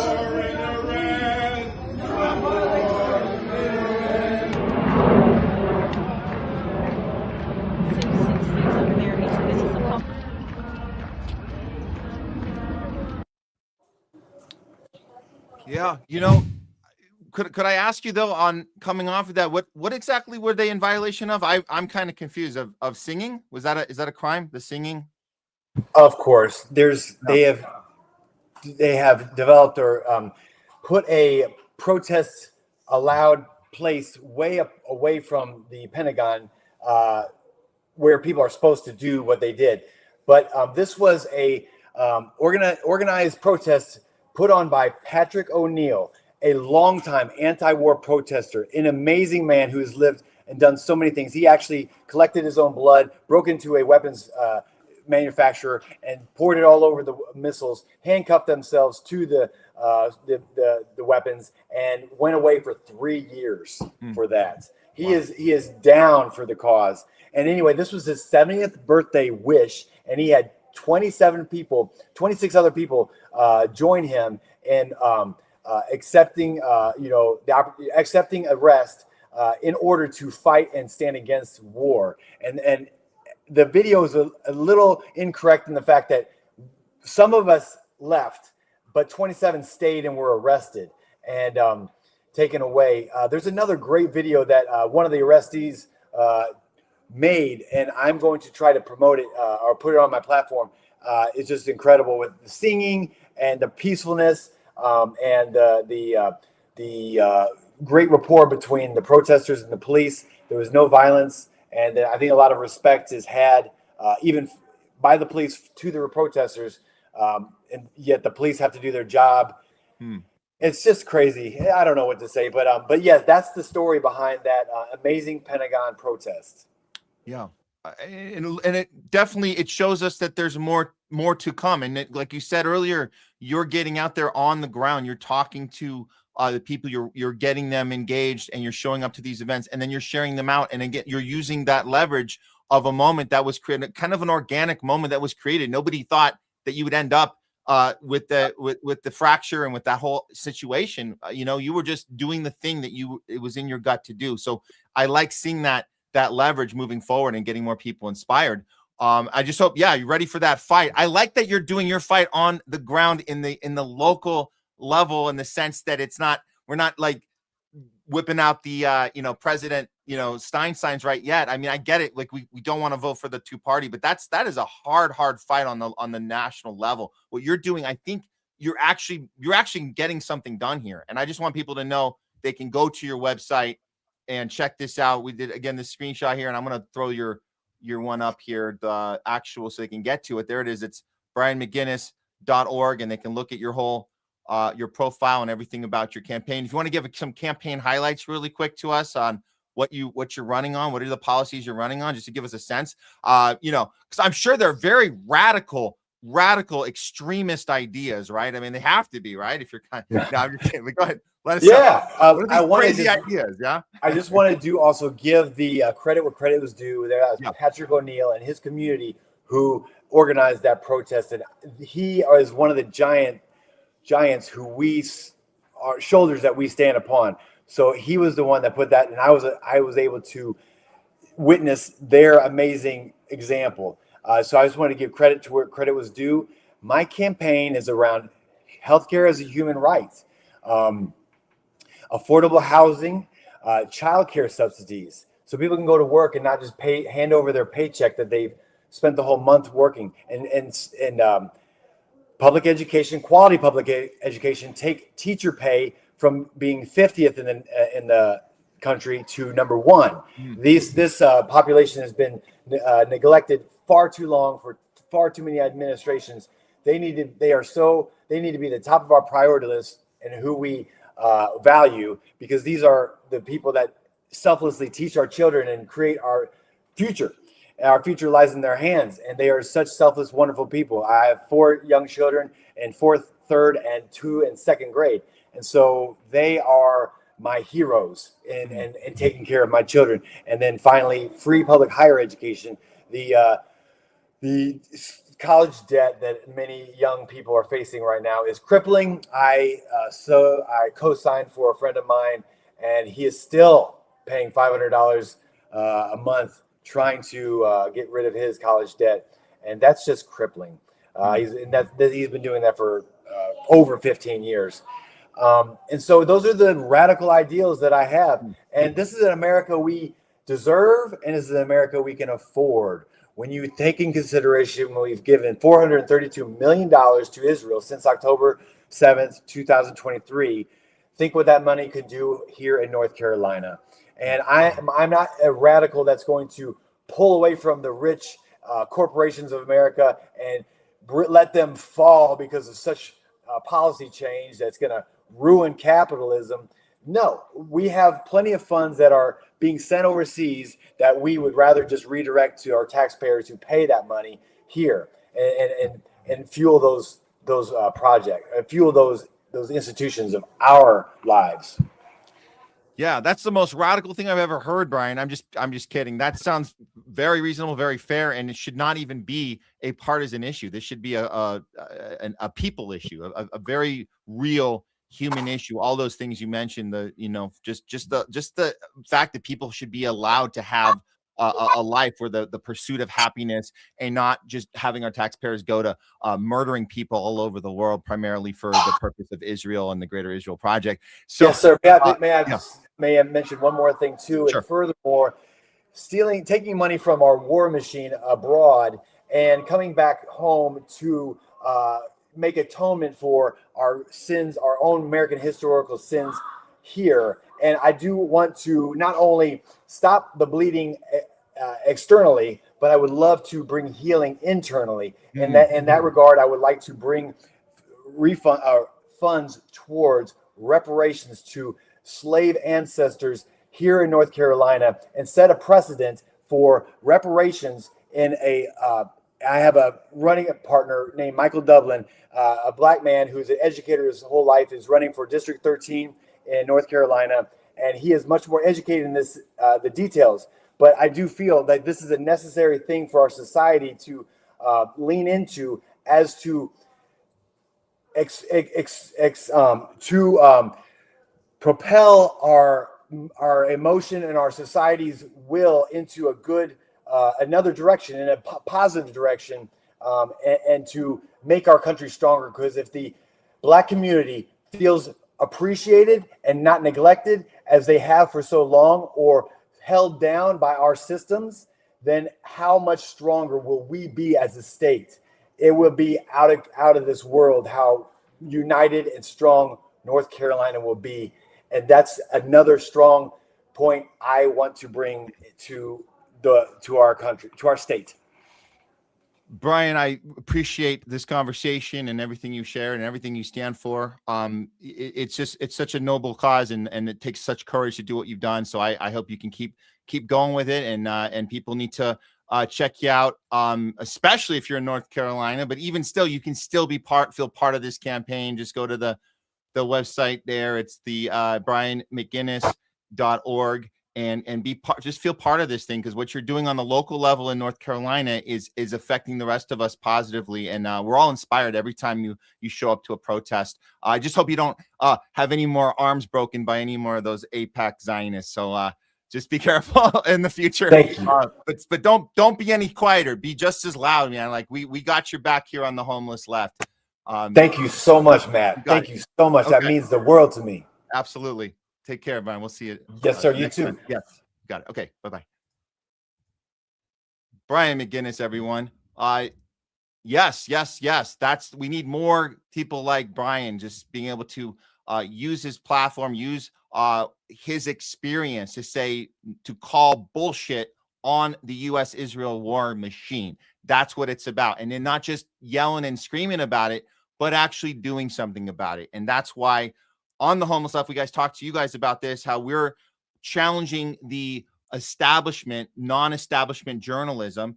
We don't even like to say indie media anymore, because independent media has almost got a bad rap. It's hard to say, but the anti-establishment media, we've been trying to use that term a little bit more often now. But the point is, we're not just anti-establishment media. We're not just calling out the bullshit. We're not just pulling the curtain back and saying, there's the problem.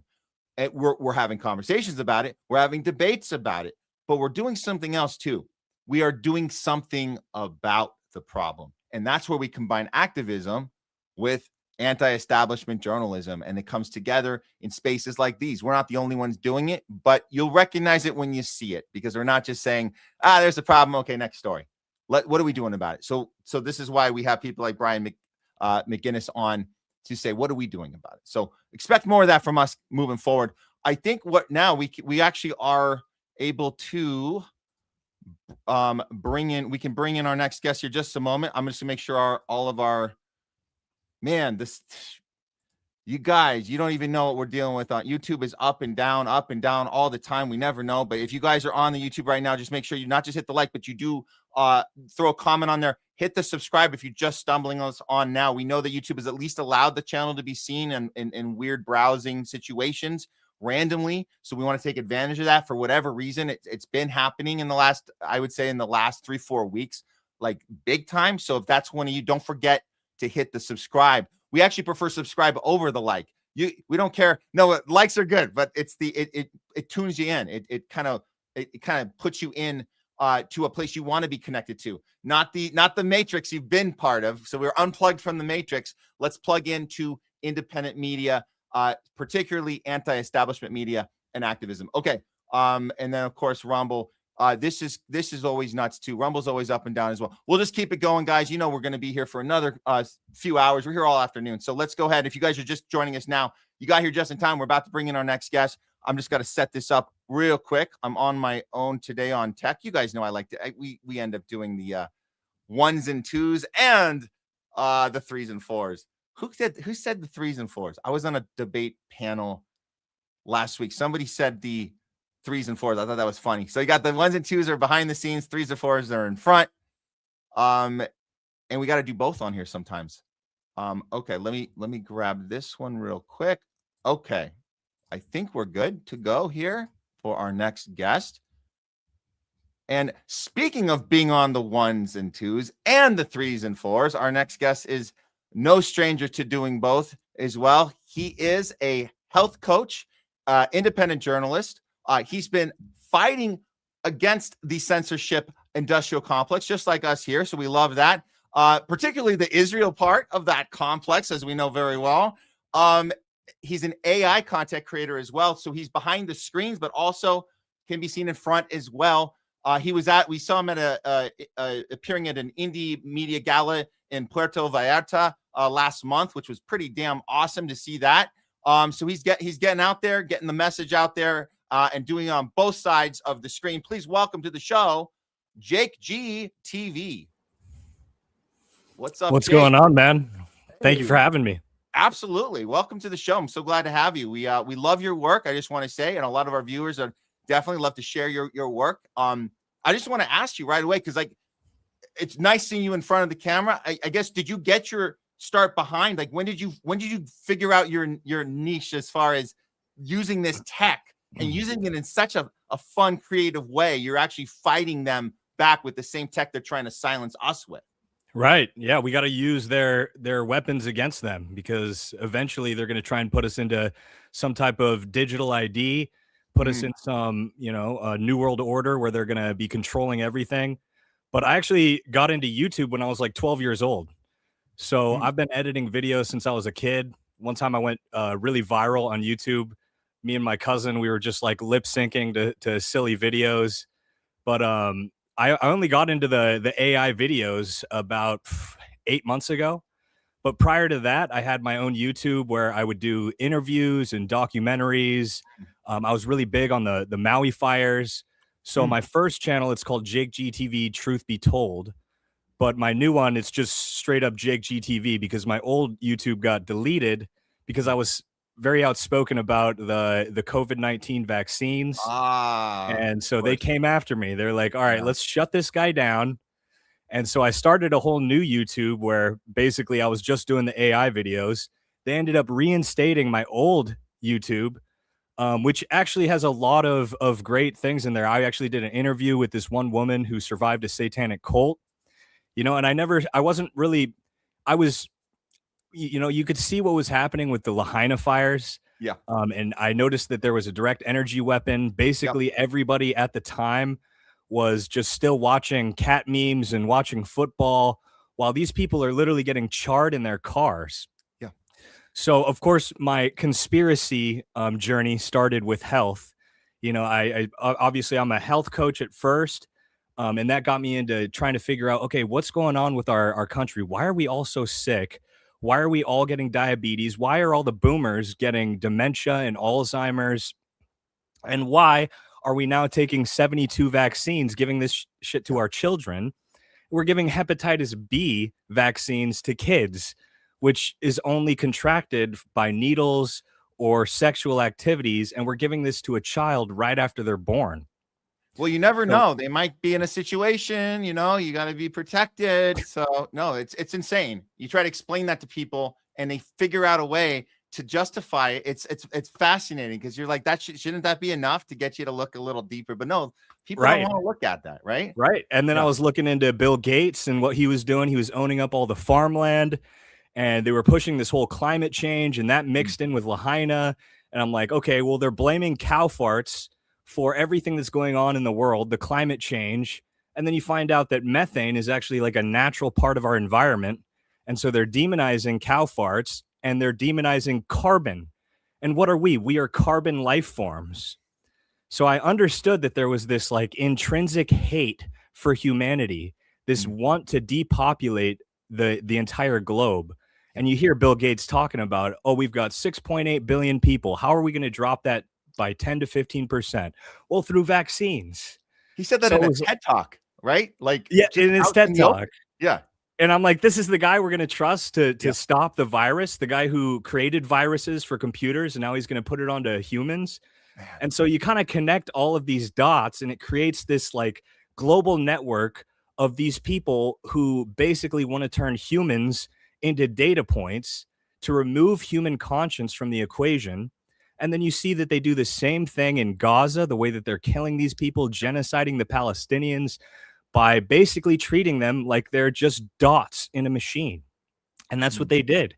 And so one of my latest, journeys for looking into this was ICE. I was definitely like, I don't want a bunch of illegal immigrants flooding our cities. No, thanks.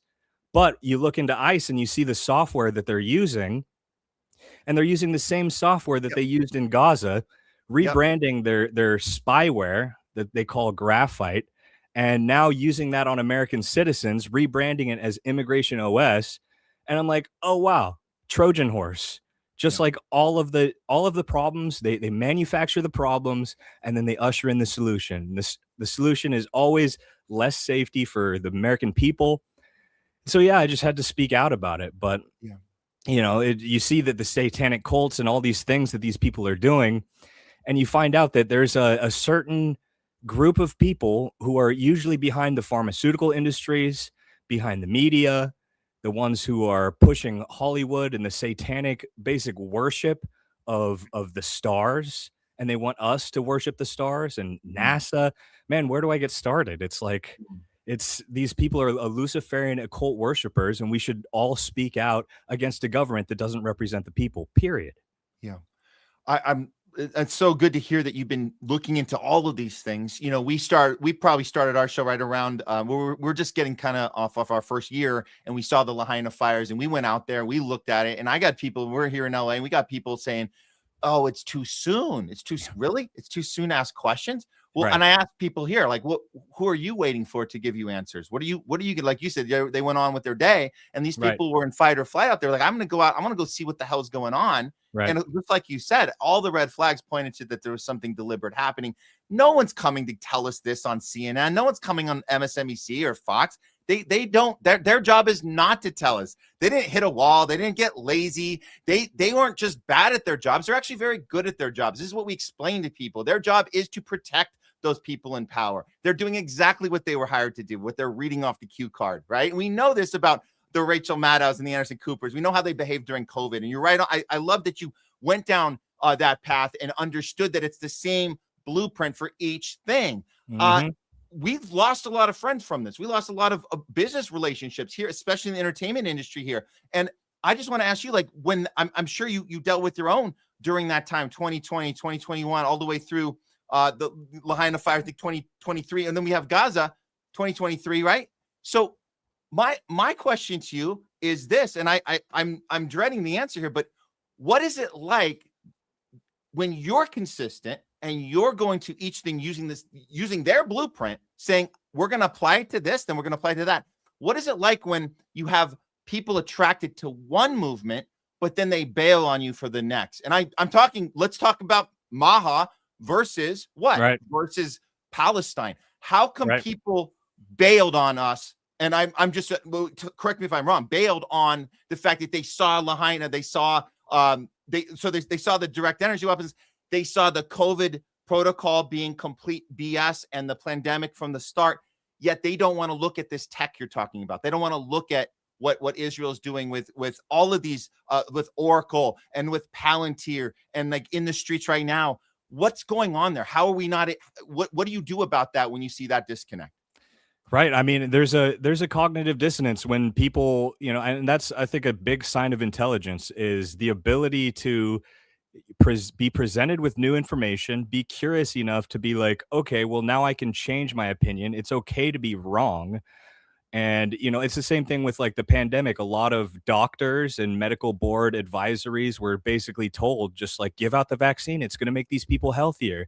And then to learn later that these things are now being black boxed. They basically killed people on remdesivir, which was, you know, put out in Africa at first and then banned because it killed more than 50% of the people.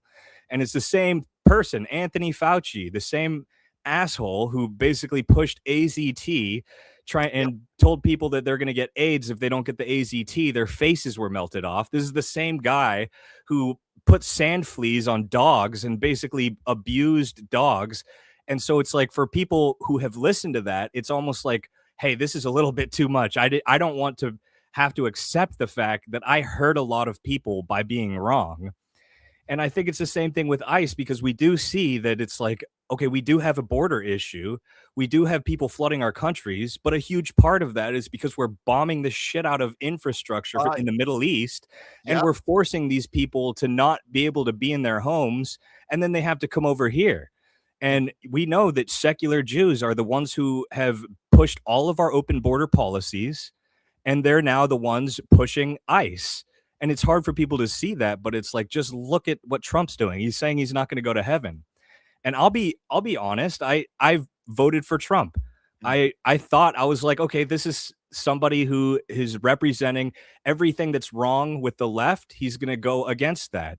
But when presented with new information, his daughters are all marrying Jews. He's now built the embassy, the U.S. embassy. He put it out in Jerusalem in 2017. It kind of just went over my head.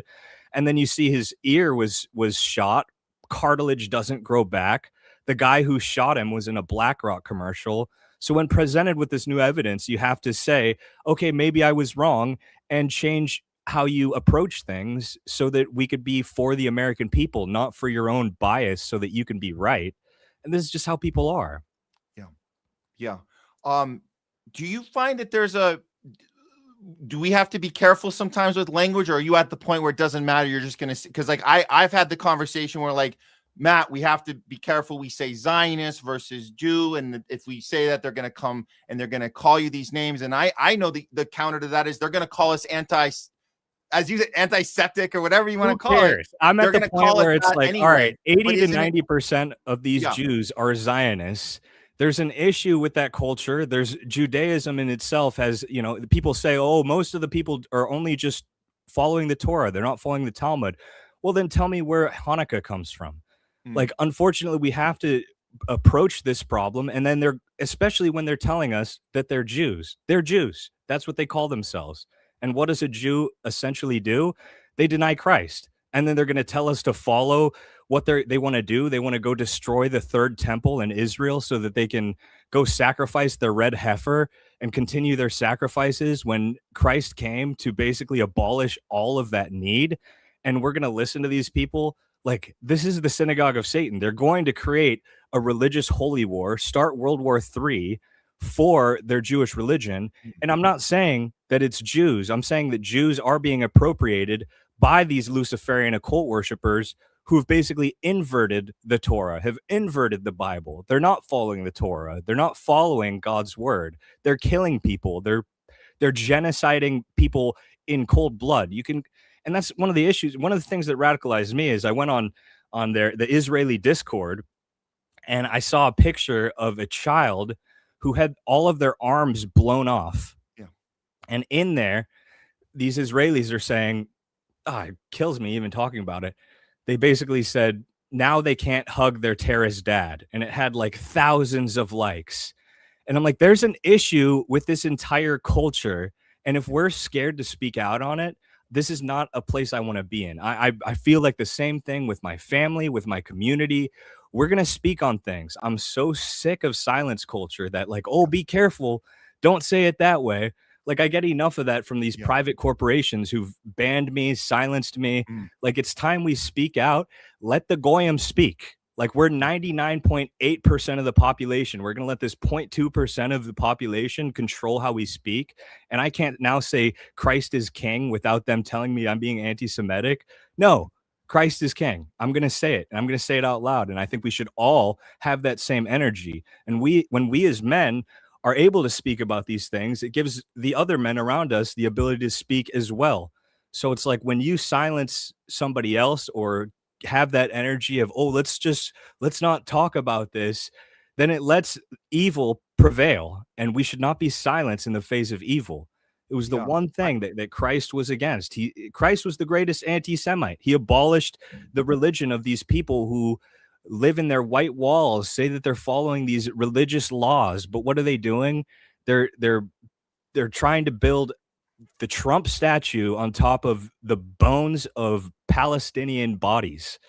Yeah, we should say something. Yeah. I've been using the expression, the term Jewish supremacy, because the supremacy is the thing we were told our big problem was white supremacy. We got to be careful because this is a mindset, right? That you're better than everybody in the planet. And so I think, you know, as a white guy, we say, you know what? We know when people say white supremacy, they're not talking about us because that's a choice. And I say, so when I say Jewish supremacy, we say Christian Zionists, we say Zionists, we say the thing that you can decide when you wake up in the morning, what mindset you want to be in. You can let that go. You can be a Norman Finkelstein. You can be an Aaron Mate, Max Blumenthal. You can be these people that say, I'm not going to do that. I choose not to. But what do you say that if they're part of the movement, the anti-Israel movement, the Free Palestine movement? What if they say to you, Jake, hey, when you say how do they feel included in what you're doing if they're saying, I'm not for that? I don't want to be part of that, but I still want to be, you know, I'm still Jewish. What do you say? What do you say to them if they're referring to not their ideology, but to, you know, their race or their cult? What do you say to that? I don't care what your race is. I don't care what your identity is. If you're against the raping and genociding of children, anybody who harms a child, we can all, whatever type of human you are, we can all get behind that and say, we're not going to allow this, you know. And when we see children being blown up, if you're going to be against that, I'm for you. You know, if we have the same enemy, we're on the same team. I don't care about whether you're white, black, Indian, Jewish, whatever. If we're both speaking out about the same thing, you're on my team. I'm not trying to take sides against anybody.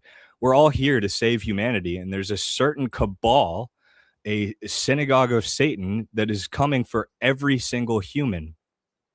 And so if you're against that, you're on my team. Yeah. It seems like most of the world has woken up and saw that, you know what? We're kind of against that. All those countries that we were told when we were growing up that they had these psychopathic leaders that wanted to take over the world, right? We were told this about China, about Russia, about North Korea, about Venezuela, about Iran. Interesting. None of them are in the Epstein files. The only time we see Putin in the Epstein files is when they said, damn it, we couldn't get to him. Maybe if he gets removed, if he gets taken out, we'll get to his replacement. That's the only time Putin's mentioned in the Epstein file. So I think it's interesting that all those bad guys we were told about, turns out they weren't the bad ones. The bad ones are the ones that are eating and raping and killing and destroying the lives of so many children and all their families and celebrating it and doing these rituals to this Baal character, which I can't even believe.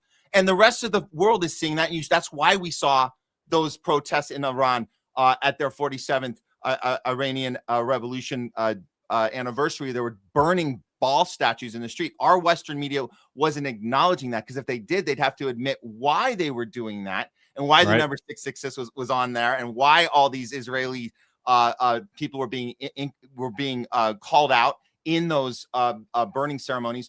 They're on our side, right? They're against the pedo class, right? They're against these child-eating psychopath warmongers. Like so they're fighting on our behalf. And we tell our viewers, like, don't feel bad if you're rooting for them to take down these guys, because they actually separate who we are versus who the people controlling. So I think that's a good takeaway. 100%. I mean, the narrative that Iran is the world's biggest threat is a joke. Yeah.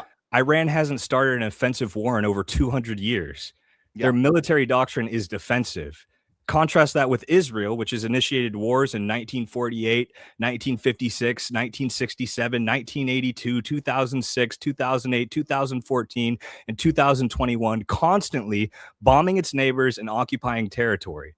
So Iran's aggression is arming groups that resist Israeli occupation, which is a far cry from Israel's direct military campaigns. Yeah. So when Iran says they won't hurt American citizens, I believe it, and they mean it.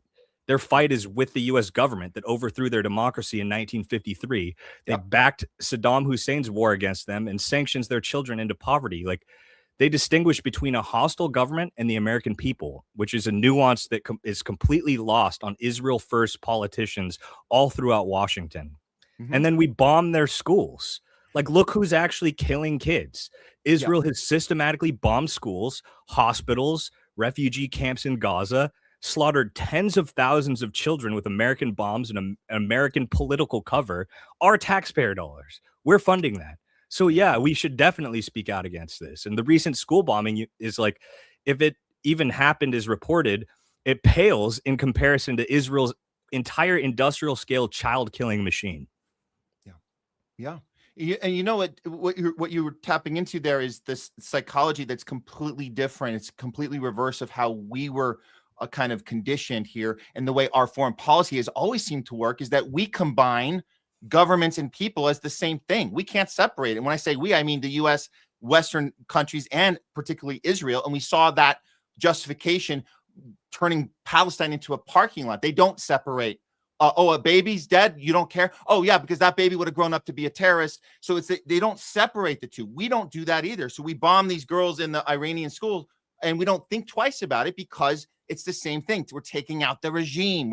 So it doesn't. It's all the same thing. We look at it very one layered, and that's on purpose. So we don't have to use our humanity when we're conducting foreign policy. They do the opposite, and that's why they can separate the two. But because we don't separate the two, we can't acknowledge that they separate the two. And that's why they've tricked us with that. What is the line? The death to America? They tricked us with that for the last 25, 30, 40 years. When they weren't saying death to America, they were saying, we recognize the difference between your rulers and the people. And we're saying death to your rulers. And of course, that's not going to translate to us. And I think we're realizing that now. But those are completely different mindsets, correct? 100%. The whole Iran is evil narrative is just Israeli propaganda designed to drag America into another war that serves zero American interests. Literally about eliminating any regional power that dares to challenge Israeli ethno-state. Any pro-American position that supports hostility towards Iran is in reality, it's just pro-Israel and it's anti-American. Yeah. Well, let's get back to the censorship part, because you did mention your first YouTube was taken down.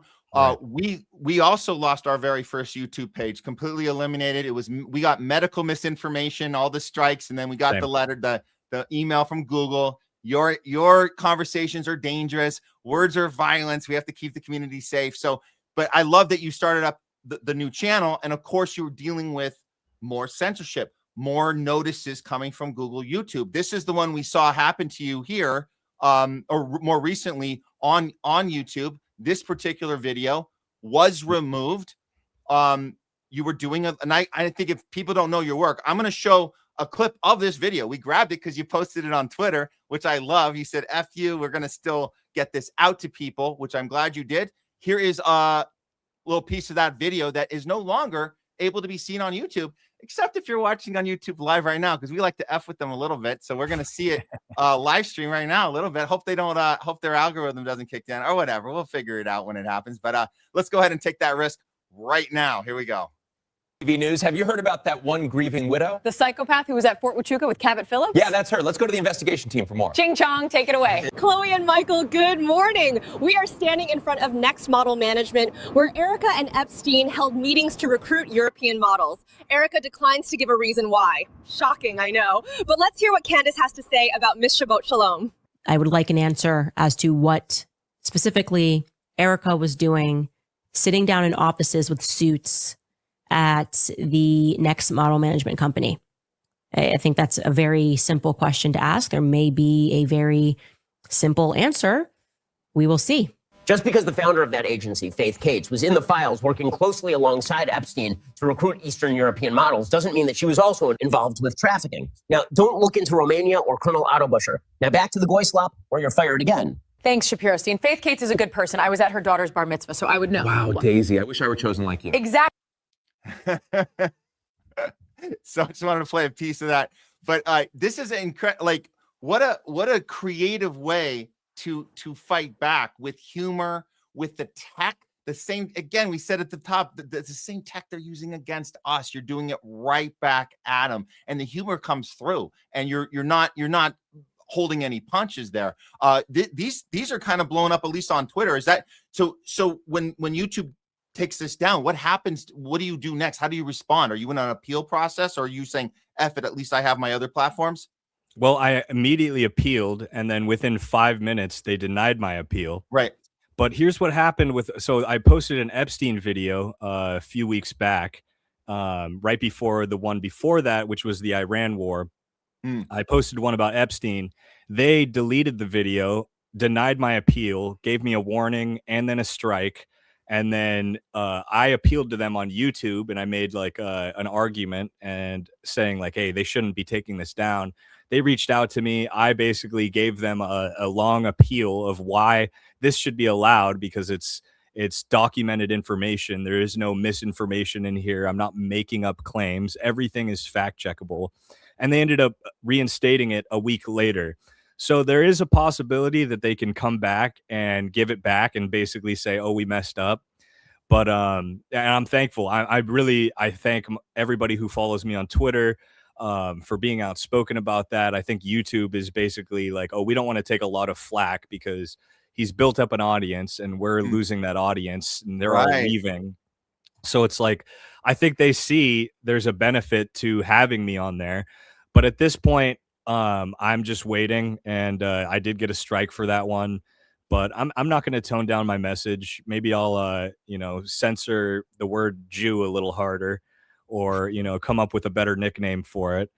But I'm just going to keep doing this, and I appreciate all the support because immediately when I post these, I get like 100 comments within the first 5 minutes, and it's just like I'm just thankful that people are showing up, and I think the algorithm sees that, and they're like, well, maybe there's something to this since the comments are so positive. There's not people like filling with hate. It's just positivity. And so we'll see what happens next. But yeah, I mean, I've had 4 TikToks banned.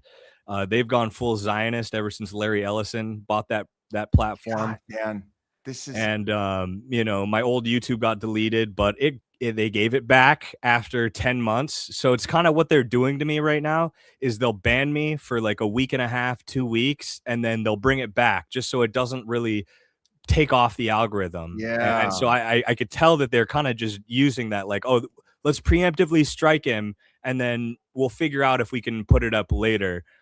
So, I think my biggest audience right now is on Instagram. Okay. That's where I'll get like, 1 million views pretty quickly with my AI videos. But yeah, my Twitter has grown immensely. I pretty much just started posting on Twitter about 8 months ago, but I've been pretty consistent with my Instagram for the last 3 years or so. Actually, 4 years now. Wow, time is flying. Yeah. Ever since the Lahaina fires, that's when I was like, all right, I used to keep it as just like a personal thing, like, oh, here's me traveling, here's me doing this. But when I saw what was going on with the Lahaina fires, I'm like, all right, let's scare my friends. Let's wake people up. And if people are gonna be offended by what I'm saying, well, then maybe they'll ask questions. And I don't care if they think that I'm wrong. They'll see in a few years that I was just trying to protect them and that it all comes from a love for righteousness, for humanity. None of this comes from hate. And people can say that like, oh, he's being hateful. But at the end of the day, it's like, I'm just trying to protect the American people. I'm trying to protect children from harm. And I think that we should all be willing to speak about these things. And it's necessary for us as men. And I feel like sometimes we as men have failed just watching all of this happen and we're not speaking out. Like, how vaccinated do people have to be to just shut up about this? It's almost like they've been wrong about so much that they're like scared to speak out. And it's like, I just sometimes feel like I'm a year ahead of people. And so they'll think that I'm being like extreme. And then boom, because I even did the documentary on the woman who survived a satanic cult. And she was, and I was speaking out about this and all of the Luciferian cults and Aleister Crowley. And then you see that they're raping children and more people are willing to look into this. Like, okay, well, the guy who started NASA, the Jet Propulsion's lab founder, he was doing like sex magic in Pasadena in California. And he was working with Aleister Crowley and the Scientologists like L. Ron Hubbard. And the more you look into this, the more you realize you're right. So all I have to say is look into it. Yeah. Fact check me. Yeah.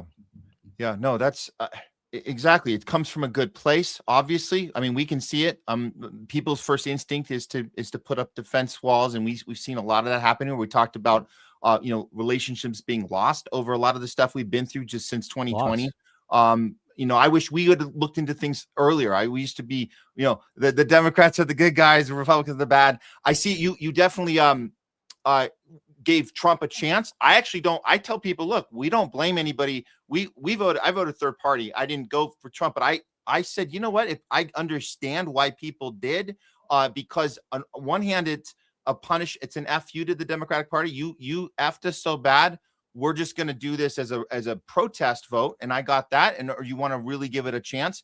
I know some other people in your vicinity were also doing that. I like seeing them wake up right now. I like them not waiting 5 years or 20 years. People are they did it in the first year. We saw folks like like, well, just recently, JP Sears and, we have, Mickey Willis, and I don't know how close you are to those guys, but they were all in the same, MAHA movement, and like, let's give this new team a chance to right the wrongs. And then not only is Trump not righting the wrongs, he's doubling down even harder on war and censorship and mRNA. And Larry Ellison, welcome to the White House on day freaking 1. That should have been it right there, right? Like, wait a minute, what are you doing with that Oracle guy? You're gonna do pre-cancer? Isn't that kind of like pre-crime? Like that's what that is, right? So we're gonna tell you you have with our AI mRNA. We're gonna tell you have cancer before you have it. You won't need a second opinion because we can see the future. And then we're going to shoot you up with some more gene therapy. That's on day 1. That should have been it right there, I think. Did you notice that on day 1? Did you go, oh, shit, what did we do? Oh, I mean, they 100% flip-flopped. Yeah. I think one of the biggest things for me is, like, look at our last health advisor. It was like an obese transgender. So it was like they gave us RFK Jr. and I'm like, okay, this guy knows some shit. Yeah, he does. He was a big part of like clearing up some of our rivers, getting sanctioning a lot of corporations. He was very outspoken. I actually have his book, The Real Anthony Fauci, which was incredible. You read just 3 paragraphs of that and you're like, oh shit, I'm radical now. Like, because you see that they literally created a pre-pandemic test for all of the corporations. It was Event 201. And these people are all basically ramping up this idea that there's going to be emergency pandemic. And they're literally telling it to our faces. RFK Jr. is very outspoken about it, literally completely shutting down everything that Bill Gates was doing. And then he gets into office and he's over here with Rabbi Shmuley taking pictures in front of a Chabad Lubavitch portrait. Like, bro, what's going on? And then you see him on Rabbi Shmuley's podcast, and he's literally talking about how they gave him his wife, and he's like, oh, you owe us interest for introducing us to your wife.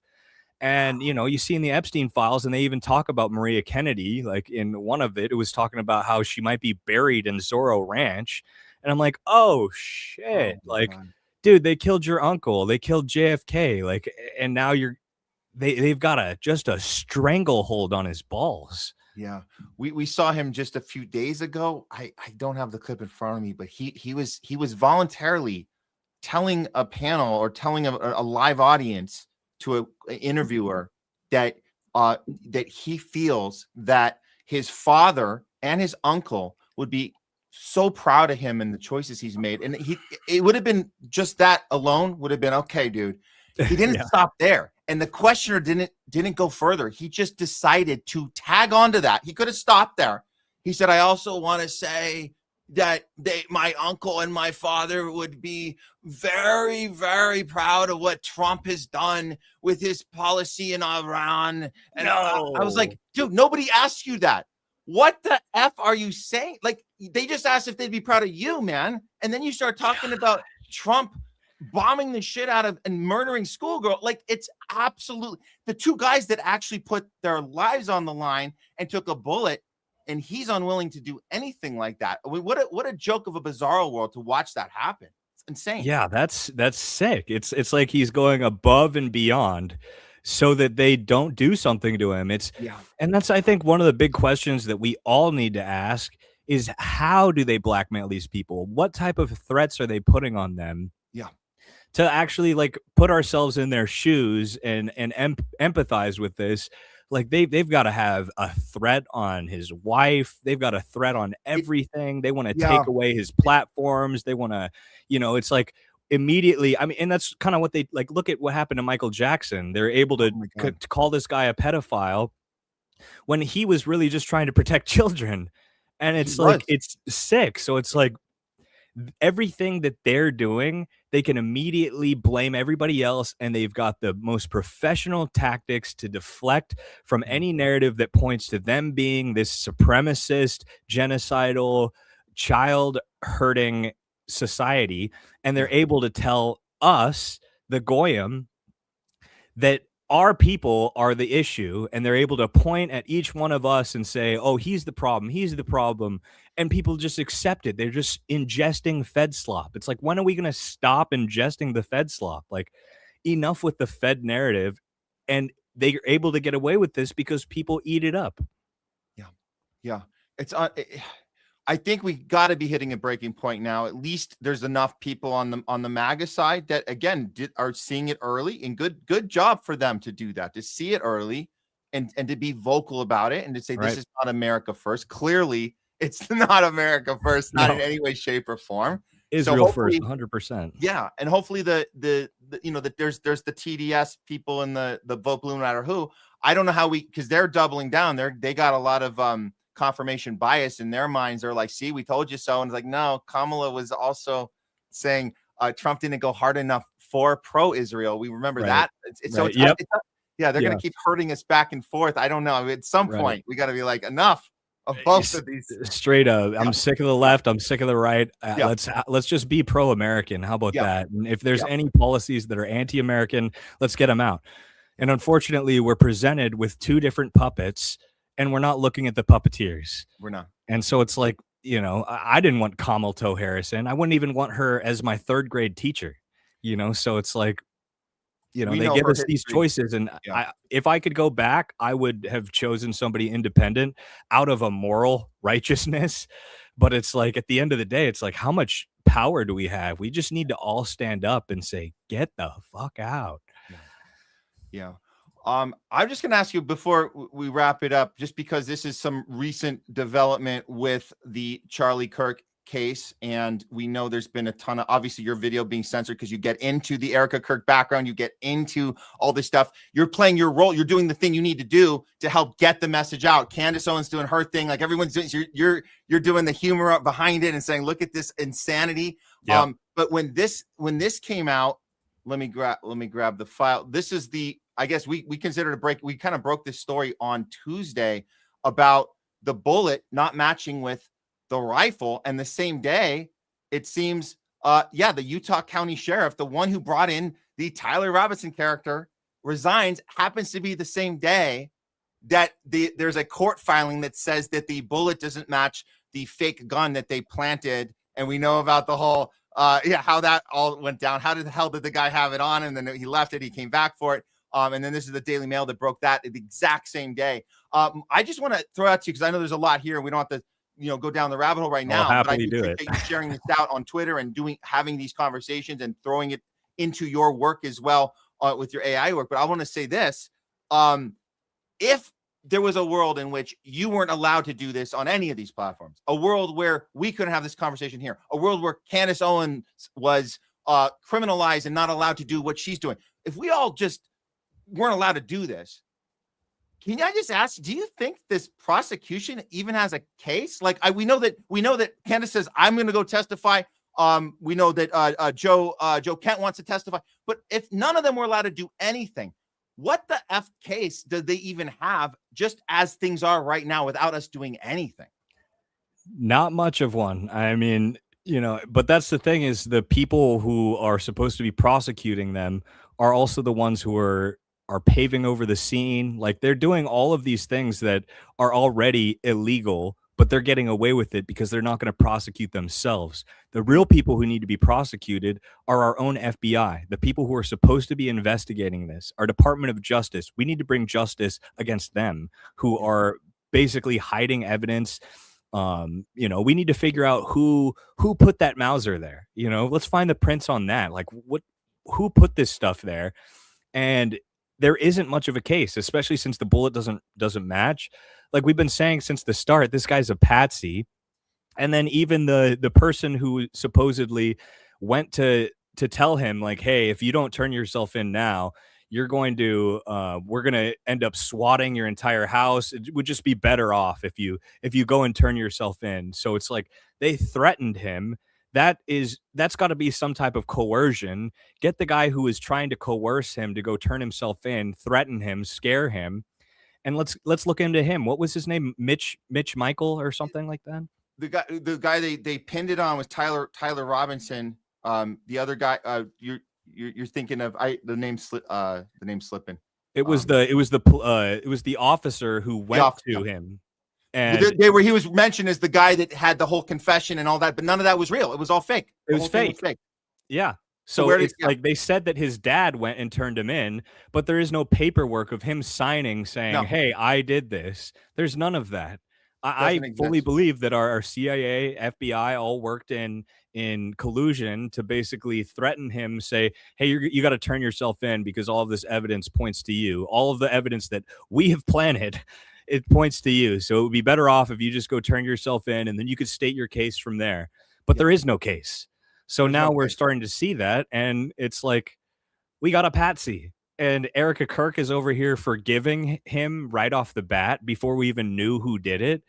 It's just so off. I think everybody who was watching Erica Kirk waiting for her speech was like sitting there with tissues like, oh, this is going to be so empathic. And then you see, and it's like just the worst acting anybody could ever do. Lying about everything from not dating to not drinking to forgiving the guy that we don't even know who it is. It's really disgusting, and saying that when Charlie Kirk comes home, he says Shabbat Shalom. Shabbat Shalom.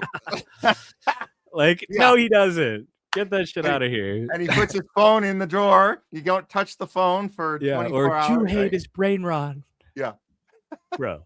Unbelievable. And then she forgives Tyler Robinson before a trial, will not forgive Candace Owens for asking questions. Oh, no. So there's like, how interesting. You forgive the thing, but not the thing. It's very bizarre, very backwards.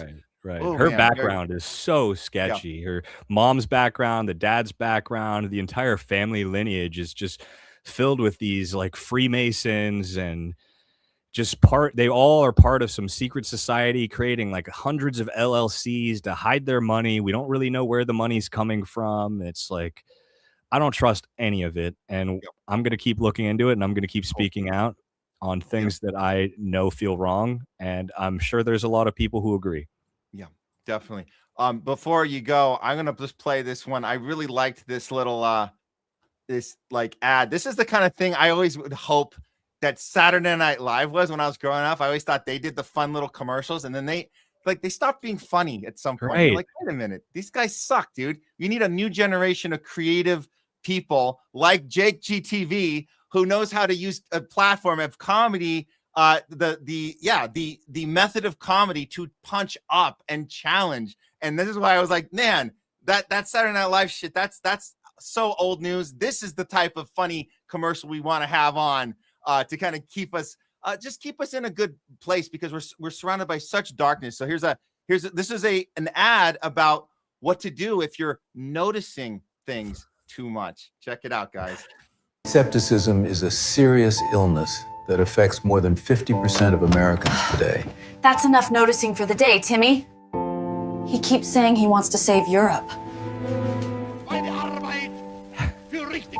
Do you or a loved one suffer from noticing? Having empathy for the Sand People is the first sign. Yes, one moment. We work directly with the FBI to flag them as dissidents.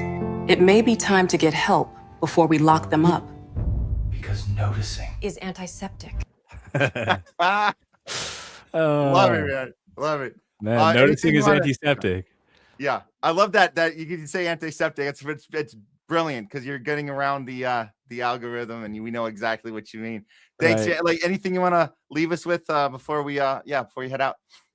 No, man, I think that's about it. I appreciate you having me on, and we got to do this again sometime. Oh yeah, we sure will. I loved having this chat with you, man. There's so many different rabbit holes we can go down together. And it turns out, if you guys happen to be friends with a conspiracy theorist, or you were maybe 1 degree away from one for the last 5, 6, 7 years, gotta tell you guys, the scorecard is kind of like 10-0, 10-0 to this conspiracy theorists, are about 10-0 right now. So I would get cool with one now moving forward. So the next big thing that happens, you have someone you can ask, what's really going on? So I would say, definitely get friends with somebody like JAKEGTV, or be friends with JAKEGTV if you guys are lucky enough. This is the Twitter. I just grabbed this screenshot of your Twitter, you guys, if you want to follow him there. And obviously you're big on Instagram, so go check him out there. And go check out JAKEGTV on Instagram, and JAKEG_official on YouTube and X. So just look up JAKEGTV, you'll find me.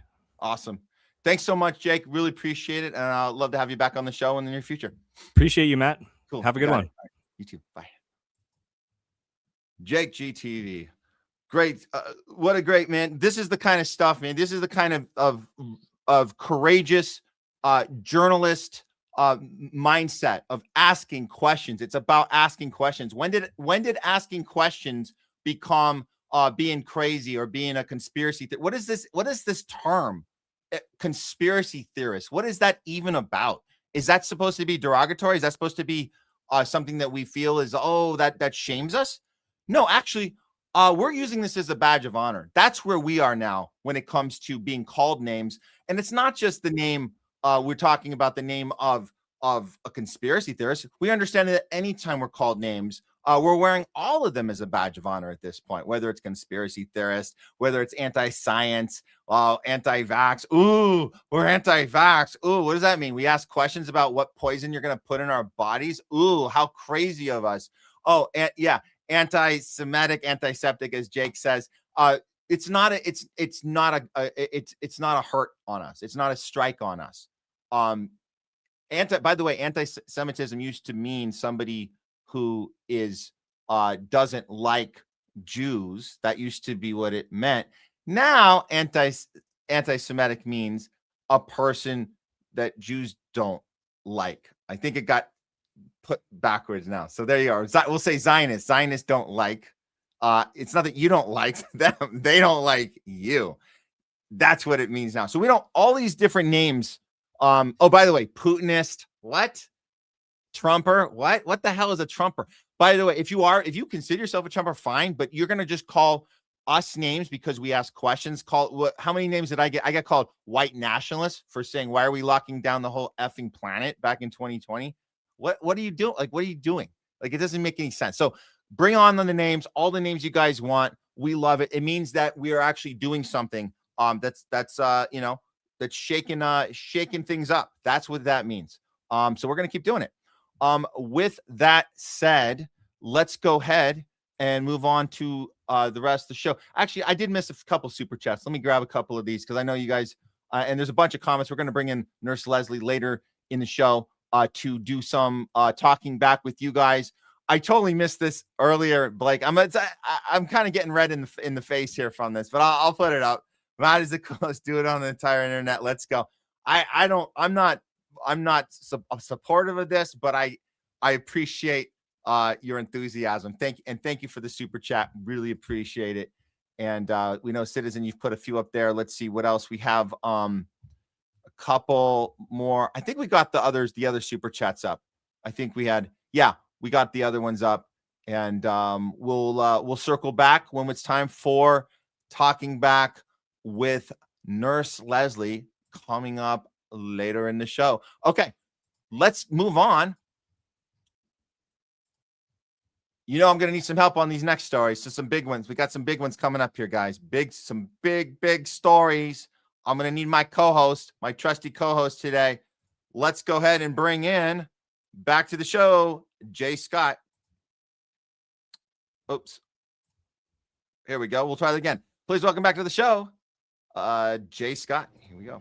What's going on, Matt? I'm gonna need to get me a pair of nunchucks or something, man. Like that intro Brian had, like that he raised the bar. Shout out to Brian. You know, I watched that whole interview. Definitely a champion of the people. I'm gonna be donating to his campaign as soon as we get off this. But I didn't get to listen to the whole thing because I'm at work. But I'll go back and rewatch it as soon as I get off over here. But great interview, and also good to hear from JAKEGTV. Put a face behind a lot of those videos we play all the time. Smart guy.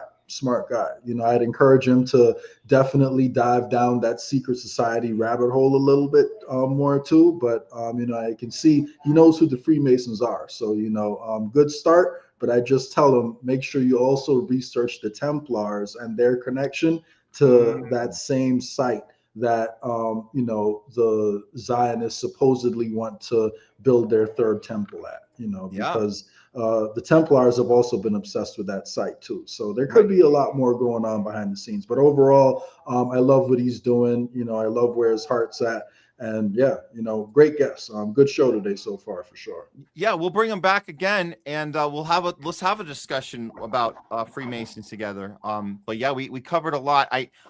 You saw me when I was tentative about how much of his banned video to play because I knew it was streaming already.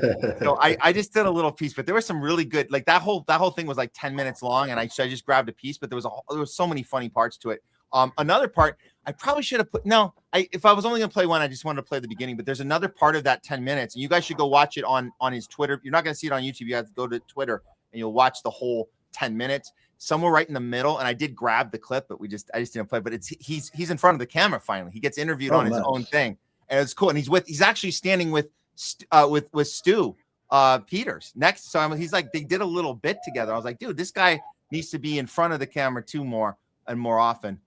So yeah, there's that. But we only have so much time, so I couldn't get into all of it. Okay. We have a schedule to maintain here, Jay. we have a sharp schedule. No, I know we push it a lot of the time, but we try to do our best to stay on point. We don't want guests waiting for too long in the wings, right? That's true, but these stories are important, man. Sometimes they take some time to cover, but you've been doing good though. You've been doing good for the most part. You got me in within 10 minutes, like of the start time, so close enough. So okay. Well, we're gonna try and stay on point. We got some stuff to get to. I'm gonna try and because we're gonna be doing some talking back with the people. I'm gonna try and aim for an hour and change from now. So I think that we'll just see if we can whip these out. But I think we need to. What we need to do is we need to start with some breaking news. And I saved this because we didn't. I don't know. Have you checked on this story since we got it this morning? But I don't know. Well, let's just play it in, and if anything else comes up, we'll add to it. But yeah, let's just go ahead. I'll do the intro, and we'll move into this. This is you guys know we're always on top of some breaking news here at the Homeless Loft. Here we go.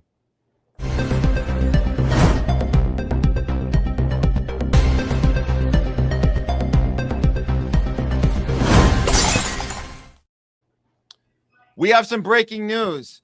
It looks like that Trump has informed Pam Bondi that her time as Attorney General is coming to an end. Let's take a look at what's gone down. This is just this morning. We got word on this one. Yes, Trump has told Bondi her time is almost up. No, she's already been fired, actually. Oh, she has been fired. Mm-hmm. She has officially been fired. Okay. Let's get that. Let's do this. I'm going to change that headline. Trump has officially fired Pam Bondi. Yeah, and just to give everyone the background, the latest reasoning that we are being given is apparently Pam Bondi is personally friends with a guy named Eric Swalwell, and he was under investigation for his connection to the CCP through Christine Fang, who is supposedly, an agent or a spy, for China. And I believe she was either his wife or his girlfriend, but Swalwell definitely had a relationship with her. And as he was coming under investigation for that, apparently because Bondi has a personal relationship with him, she tipped him off before the investigation. So allegedly, that's what happened. That's the rumor that's going around right now. But either way, it could be that. It could be maybe Trump is asking her to do something crazy that she's saying no to, so he wants to replace her with someone more loyal. But we are seeing a little bit of the shakeup, in the Trump administration right now. Even the I just saw some news earlier. The guy under Pete Hegseth, a top Army general, is also being asked to resign too, so they can replace him with someone who's more willing to carry out, Trump's agenda in Iran. So a lot of, personnel shakeups happening. It happened a lot faster in Trump's first term, but, in the second term, we're still seeing a lot of the same shakeups happen again. I don't feel like he's the one making the call. I think the first term he was the one that's true. And that's why it happened quicker. It's not that he's not getting more lenient and more open-minded. He's being told more specifically what to do and when to do it. That's what I see. That's the if you look at the from my vantage point, the two different terms, that's the biggest difference. It's not that he was on his own the first time. It's just that he had a little bit more ability to pick up a phone or put a tweet out. They still let him tweet whatever the hell he wants. But as far as making a decision like this, he was told to do this exactly when it happened. But I think he would have done it sooner. This is, at least this is what we know from some of the people. I'm going to put a couple of the responses, although we just know that the actual firing just happened, but it was being talked about since this morning that she had been notified that it was going to happen. So there were people saying, well, that doesn't mean it's happened yet. Trump could change his mind. We're saying it's not Trump's mind to be changed. It's he's being told this is when you do the thing. So let's just be clear about Pam Bondi. A lot, and we know this. A lot of people she doesn't sit well with. Not just Democrats. We're talking about people that voted for Trump. They don't like her. They don't like her at all.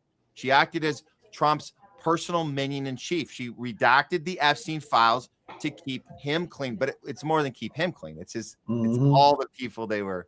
Right. So the result is nothing. Trump has no regard for people who help him. Only those he's afraid of. She's learning the hard way. Loyalty to Trump is a one-way street. She's done. Now, I replaced the word Trump with loyalty to Trump's handlers, loyalty to the whatever this it's thing Trump is. too, though. I think Trump is in those Epstein files for real too. But it's not about him. It's about the people paying him. You know, you are right about that for sure. Yeah. All right. Well, let's look at some of the. Well, this is some of the artwork. I said this one's coming up. These are the quotes. So a little highlight reel of Pam Bondi's her little short ass term as the attorney general. As it's on my desk. What is she referring to? What is she when she says it's on my desk? What is she referring to? Oh, you guys remember this? Oh, we have the files. You remember that? This big photo op. There's not. Those binders are blank, by the way, guys. There's nothing in those binders. They just printed the piece of paper and stuck it in a little thing, a little slit.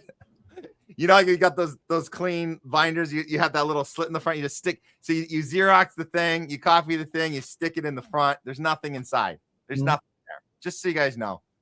You remember this one? Oh, this was a big one. This is a different angle. This is more of a artistic moment caught with a single shot. This is the moment where they were sitting in a row and the guy being blocked, that's Marco Rubio. They were all in a line here. You got disgraced Kristi Noem there on the other side. This is the moment where not interrupted, but she needed to come to Trump's aid, because this is when the Epstein files, this was the big moment where we looked at everything, and she was like, this is your moment, Pam. This is where you tell everyone we looked at everything and there's nothing there. This was that big shift from it's on my desk to we looked through it all and there's nothing there. And a reporter asked, well, what about there's a missing minute from the tape? And also, what about Epstein's connection to the Mossad? It was asked in this moment, in this space right here. And she stuttered back and goes, well, we're still looking at those two things. Really? You're still looking at the missing minute and the connection to the Mossad? And you don't have an answer on either of those? No, but we're saying definitively we saw it all, and there's nothing.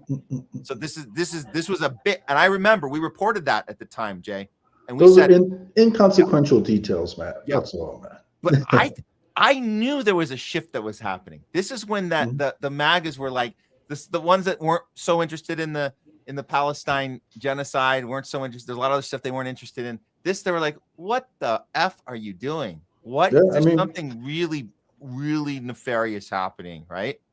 Yeah, I mean, like I will say within like about a few weeks or a month, you have Kristi Noem gone, Pam Bondi gone. So, definitely, there are some shakeups, happening over there for sure. So it's probably a sign that, it could have something to do with that. It could have something to do with the fact that, again, he just wants people who are even more loyal and who will, carry out his agenda without asking less questions. But, it is funny how she's literally done everything he asked for. Like she's made herself look like a fool, twisting and turning and bending into a pretzel to defend the Epstein files. And just like that, she's gone. And as you guys will be able to see from the next tweet, You know, apparently, you know, sorry. I just want to remind people this was the Dow. That was a big Don't worry about the Epstein files. The Dow was up. Well, guess what, Pam? Now the Dow is down. The Dow is on the way down right now. So you know, well, it's having some up and down, but overall trending downwards. But you know, and apparently, as all this was going on, she was begging not to be fired. And in Trump's tweet where he announced it, you know, he literally said, "Oh, don't worry, Pam. We'll make sure we set you up in the private sector," because you know, he said that she's going to be transitioning to a much needed job, you know, in the private sector at this point. But you know, he needs to move on. So she's getting her payoff. It's not like she's not going to get the cushy payoff that all these people get, but you know, apparently for one reason or another, you know, they need to switch her out, you know, for someone who may be a little bit more loyal to whatever Trump's upcoming agenda is. But it's surprising that, you know, he can find someone more loyal than Pam. That's one thing I can say, because like she seemed to be doing literally everything the man asked. So, you know, I don't know what this is about. Let's do this tweet. Yes. Yep. This was the begging. This is the begging you were saying. RT and there are multiple reports about it. RT is reporting on this now, but the Daily Mail broke the story along with a few other outlets. You know, as it was happening, apparently she didn't want to go. You know, she likes that position right next to, you know, Trump's side, but Trump was done with her. You know, you served your purpose, Pam. Bye-bye. And that's where we're at. Well, the last picture, I'm just, so we want to leave on I think the most important moment out of all those. I know we had fun with them, but this one I think should be the one we remember over everything. This moment right here, and this should say a whole lot. If you she wouldn't even look at him. This is your legacy. This right here. This is it. This moment, all those hands in the air, and look at her just just shamefully harrowing there right in front of them, and you can feel that she can feel them, that because these aren't women saying here, you know, present. These are women, the weight that's in those hands, you can feel that energy. I know she can feel it right there, right behind, right in her back, that her job is to sit there and pretend that that's a Democratic hoax behind her, when that is lives of children. And not just survivors, because these are survivors. These are the toughest women on the planet. We don't even talk about the ones that didn't survive. These are the ones that got out. And thank God they did. And the lives of torture and torment and PTSD, and you can't even imagine. But the ones that didn't make it, the ones that had to be sacrificed for, I mean, you can't even fathom it, man. So this is Pam Bondi's legacy right here. That's it. That's it. Yeah.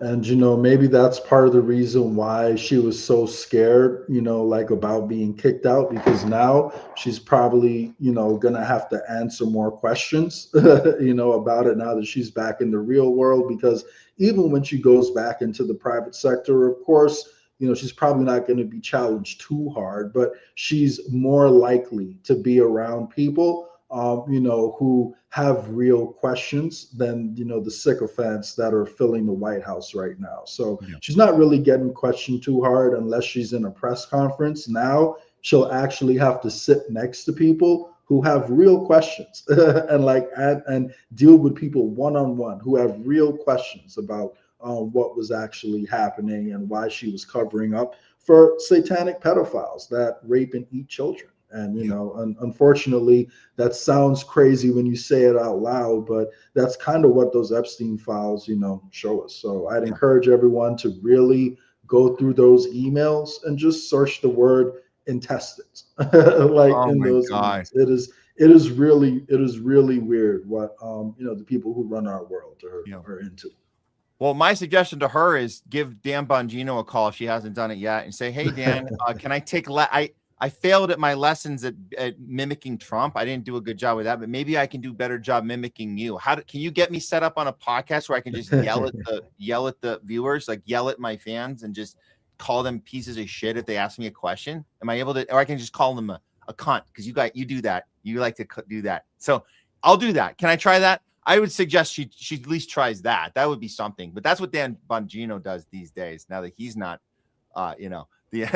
there anymore. He's like, shut up. I did what I had to do. Shut your effing mouth. Yeah, she should try that. Anyway. 5D chess, Matt. 5D chess. There you go. Okay. Let's get on to the MAHA news. I'm not going to play. We did a we know it. It's not on the last show. So we're just going to go right with the headline. And because this is the headline, and it's not shocking, but it kind of is a definitive moment. I think that MAHA knows that they're pretty much done when it comes to being part of the administration. I mean, it's been done the whole time, but we needed to be confirmed. This needed to be confirmed. And what better person to confirm that MAHA is done than Dr. Robert Malone, the inventor of mRNA technology, who confirms in this recent interview, we're going to show it to you guys, he confirms that the White House made a very strategic decision to stop MAHA from talking about vaccines. It was deliberate, it was early, and it was effective. Here it is. Been a big supporter of, whether or not this administration, but the work that had to be done there. We all know some people now that are in this government. There is a bit of a feeling like it's just same old, like no one, not even Donald Trump, but just we're watching Donald Trump bow down to Bayer Monsanto and is going to, put forward the Department of Justice for liability protection, just like vaccines have. So great, let's just find ourselves in 20 years fighting these same battles over pesticides and herbicides that are poisoning us, and we can't sue and we can't do anything. What is happening to the free market? What is happening to conservative values? There has been a strategic political decision that the MAHA coalition and the people that you represent are an inconsequential minority. They will not impact on the midterms. The midterms are a crisis, and the polling, internal polling in the White House, is that vaccine controversy is a losing issue at the midterm, and we just need to shut off all discussion. I mean, how can you have Bobby on Joe Rogan and the word vaccine never escapes his lips? That's a tell. Okay. Yeah. That's where we're at. Is you all in your constituency, I've been thrown under the bus. You've been thrown under the bus big time. Do you feel like that's coming from Trump personally, or just the people around him? I mean, because I still... I think it's coming specifically from the West Wing. It's a political calculus decision, like everything. And what you've got now is the politicos and their obsession over polling has come to dominate the political decisions being made in the Trump administration. I think they're making a huge mistake. They're destroying a key constituency, and maybe it is only 2%, but it is a swing 2%. We all are being treated with disrespect. So it's far more than 2%. Far more. It's far more than 2%, and I think that Dr. Robert Malone is not being an honest actor here, because his job is still to call it a mistake. And we know it's not a mistake. It's 100% on purpose. This isn't bad strategy. This isn't Dr. Robert Malone. Can you get into the next meeting and change their mind about how they function and how they're going to win the next election if they do these dumb moves? It's not stupid. It's on purpose. They never had any intention of doing this. You hit the nail on the head, Matt, because that framing, makes it seem like there's still hope that we can correct Trump on this. It's not that Trump is totally bought off by the exact same people that we want to be fighting, and that's why he won't do the right thing here. It's just that he's getting it wrong. He thinks it's not a swing issue. And also think about the ramifications of that, right? He's saying that whether or not we decide to take poison off the market and to actually make sure medicine and vaccines are safe moving forward depends on whether or not it's a popular issue, not whether or not it's the right thing to do. What else does that say about Donald Trump? Even if you took his word, which we know isn't true. But even if you took him at his word, it still shows you that you're dealing with someone who has no moral compass, someone who doesn't care about the actual voters that he's supposed to be representing. That's if you take it what he's saying at face value. But the truth is, we know, Matt, that in his first term, he assembled a panel that was supposed to look into vaccines. He was going to have RFK Jr. leading it, and then Pfizer came in and changed his mind with a paycheck. So, you know,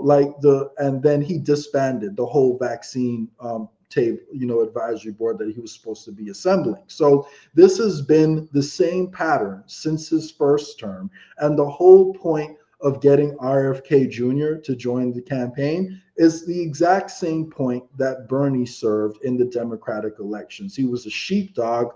It was effective. I didn't fall for it, but a lot of people in MAHA did fall for it. Whether RFK Jr. was forced into doing that or whether he was tricked, we will, never know. Or maybe he did it just simply for corruption. We simply don't know. But what we do know is that if we're worried about the deep state and we think this all originates from the deep state, Trump has a long family history with the deep state, going back to his uncle who covered up the Nikola Tesla files, when he died. And Trump was mentored by Roy Cohn, who was a key player in the blackmail ring before Epstein was even around. Like, Trump was mentored by this guy in the 70s and 80s. So, like, when you look at Trump's history, Trump has been part of the corruption. He didn't recently get corrupted and led down the wrong path. No. This is the man's entire history. So you can look at his history. You can look at the money behind his campaign. It all points in the same direction.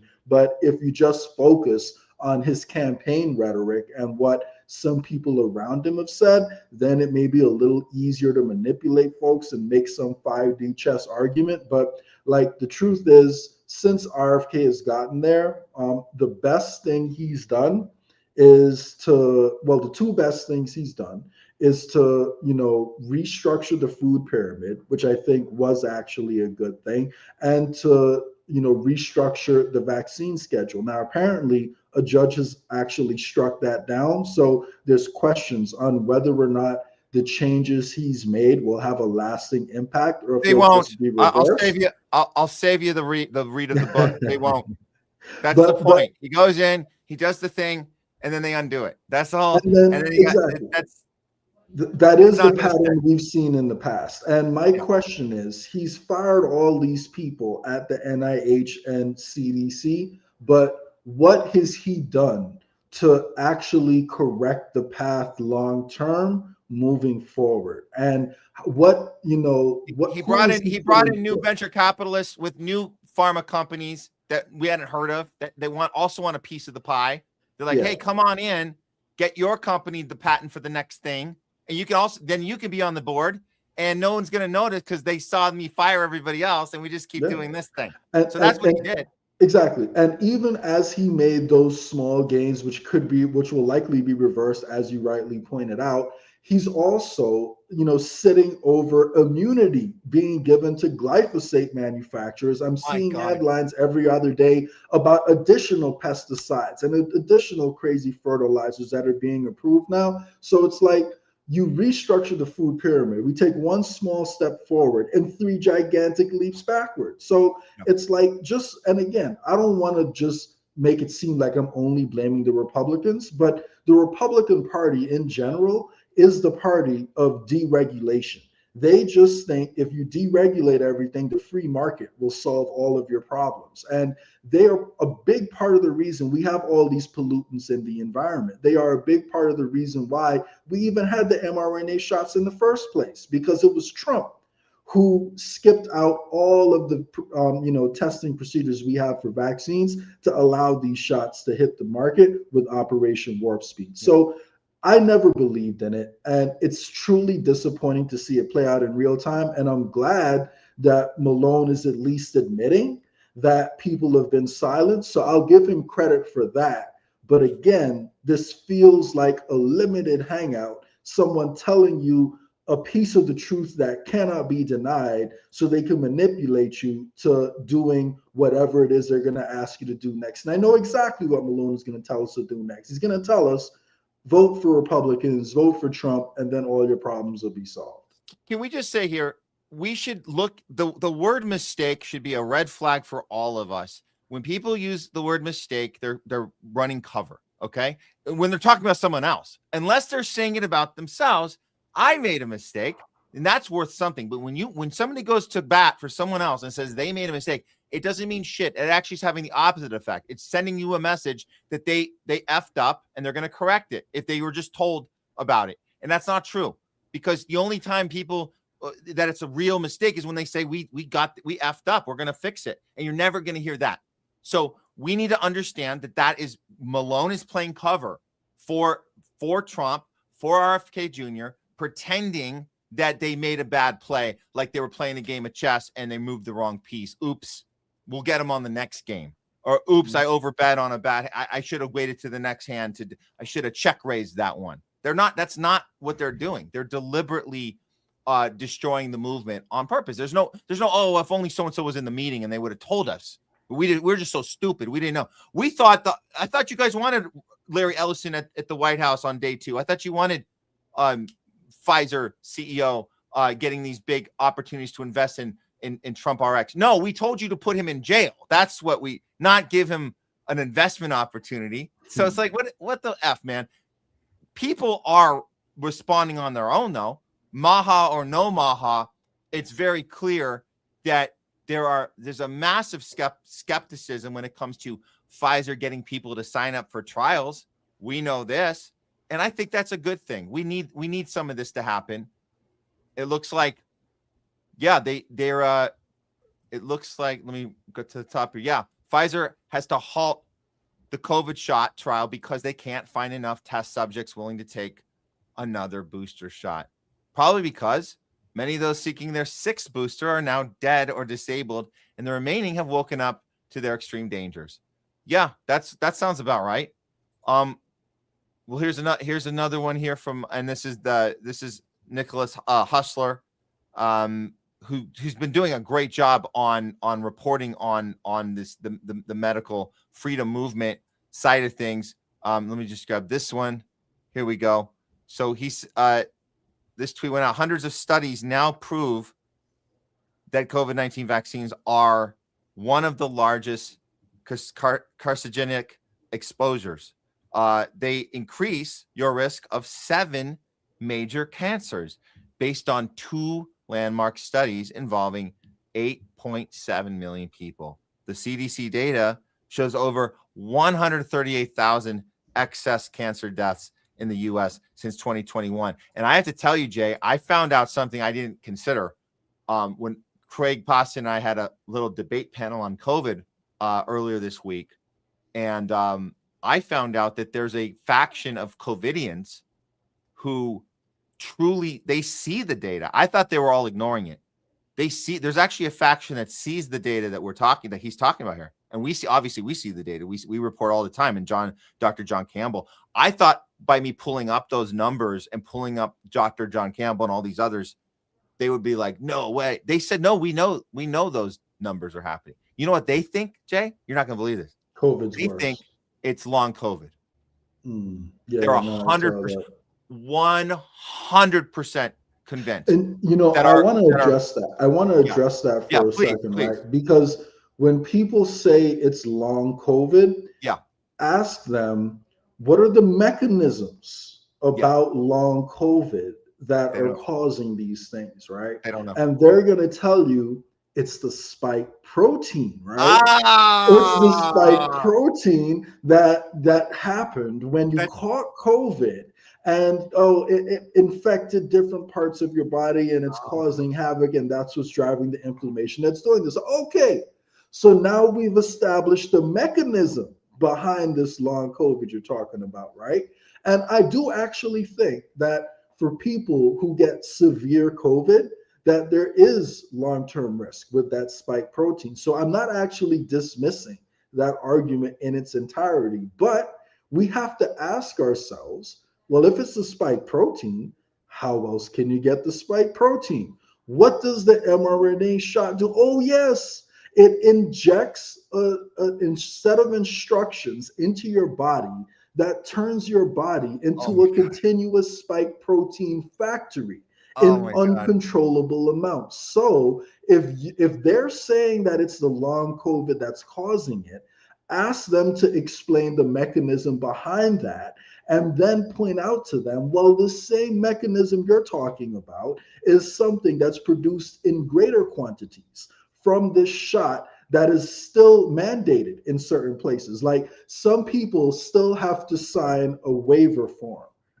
when they're going into a new hospital if they don't have one of those mRNA shots. So like I want everyone to really consider the mechanism behind it if they're one of those people who believe in the long COVID thing. And I do think there is something there because the spike protein itself is the dangerous part. And that's why I do think everyone should check out a lot of the research that Peter McCullough and Nicholas Huschler, however you pronounce his last name, putting out, because they have pointed out that a good something that it seems to be effective at they have different supplements that are widely available that may help you with some of that buildup. So I have a supplement available. It's $0 and it's called intermittent fasting, and I recommend everybody that too. look into it. And by the way, Matt, just so you know, I haven't ate anything since Monday night. I'm actually on an extended fast right now. All I have is electrolytes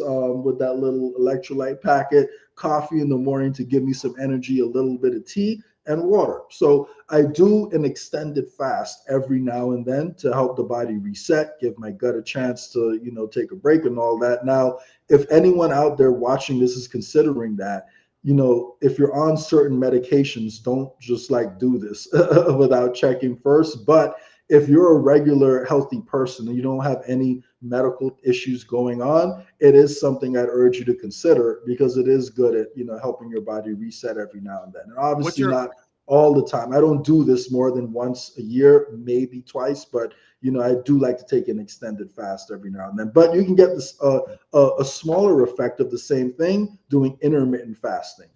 Intermittent is where you got to hit a certain mark in the day. I do it all the time. Getting to that 16-hour mark, that's a good marker. 20-hour mark, that's even better. These are the hours in the day in which your digestive system starts to be able to heal and starts to be able to rejuvenate and get the toxins out. And it's for all of us. This isn't about whether you have had 1 shot, 2 shots, 3 shots, or 12 shots. And we actually know people that have had 12. I'm not kidding you. I don't know how the guy's still kicking it. I know a guy here still barely waking up and getting through the day. But I honestly, it's a miracle that he's still, but 13 shots. Yeah, I'm not even kidding. Anyways, wherever you are in that spectrum, 0 shots. Very important that you do this too. Why? Because we're talking about detoxing from all poison toxins in our bodies, however they get there. And let's not forget shedding. Shedding is also a phenomenon, that was seen earlier. Everyone's worried about, COVID itself. Well, apparently being in close proximity, with people who are vaccinated has also caused mRNA to show up in people who are unvaccinated. So, I get, a massage every now and then, and I always wonder to myself, is my masseuse vaccinated? Is she shedding on me right now? So, but at the end of the day, we can't live our lives in fear. But, we should all recognize that everyone has been put at risk.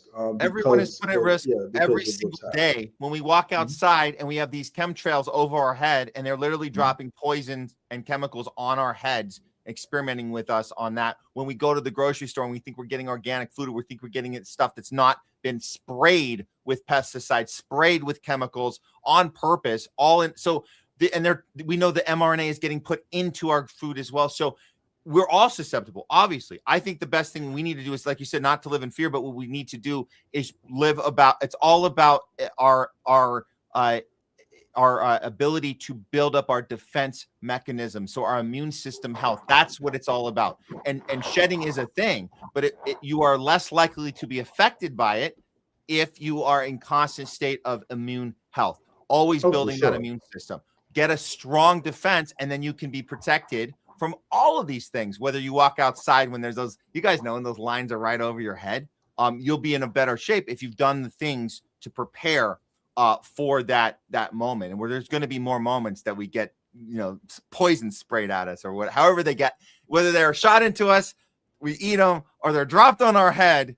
We have our immune system health, and we make sure it's the strongest defense it can be to be prepared for those moments. That's all. So, great point.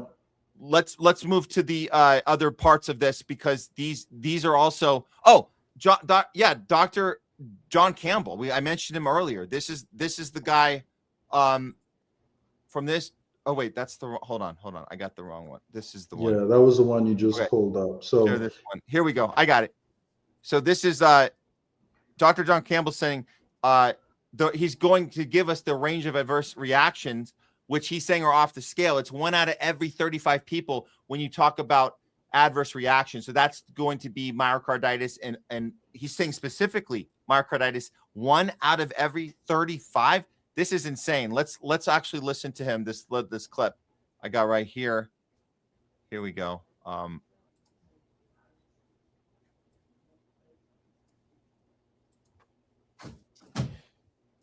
So 1 in 35 participants, 1 in 35 recipients, rather, 1 in 35 who received the booster vaccine had vaccine-associated myocardial injury. I'm just going to read that out again. 1 in 35 people who received the booster had vaccine-associated myocardial injury. This is a range of adverse reaction that is off the scale in healthcare, off the scale, and yet, in New Zealand and other places, it's still being actively and unethically, some might say, promoted.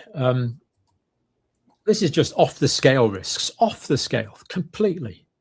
The only way you would take this kind of risk in healthcare, if the alternative was certain death. Otherwise, you certainly wouldn't. We just don't take this level of risk. It's just complete madness. What has happened here? Yeah, and just to clarify, he's speaking about a Swiss study that recently came out where they were looking at people's hearts after taking the booster. So this isn't people who've only taken the 2 original shots. These are people who've taken the 2 original shots and then gone on to take more like the booster, et cetera. And just to clarify, I know the paper said there was a myocardial injury. So I don't know what the quote unquote actual threshold is for myocarditis. Yeah, so what constitutes an injury? What constitutes myocarditis. So I don't know if the person who came up with the tweet, has double checked that part, and there may have been ever so slight exaggeration on whether or not it qualifies as myocarditis, but the underlying point is valid. The underlying point is that if you're having a heart injury, and the heart is arguably the most important organ in the body that cannot be repaired, because heart tissue does not repair itself.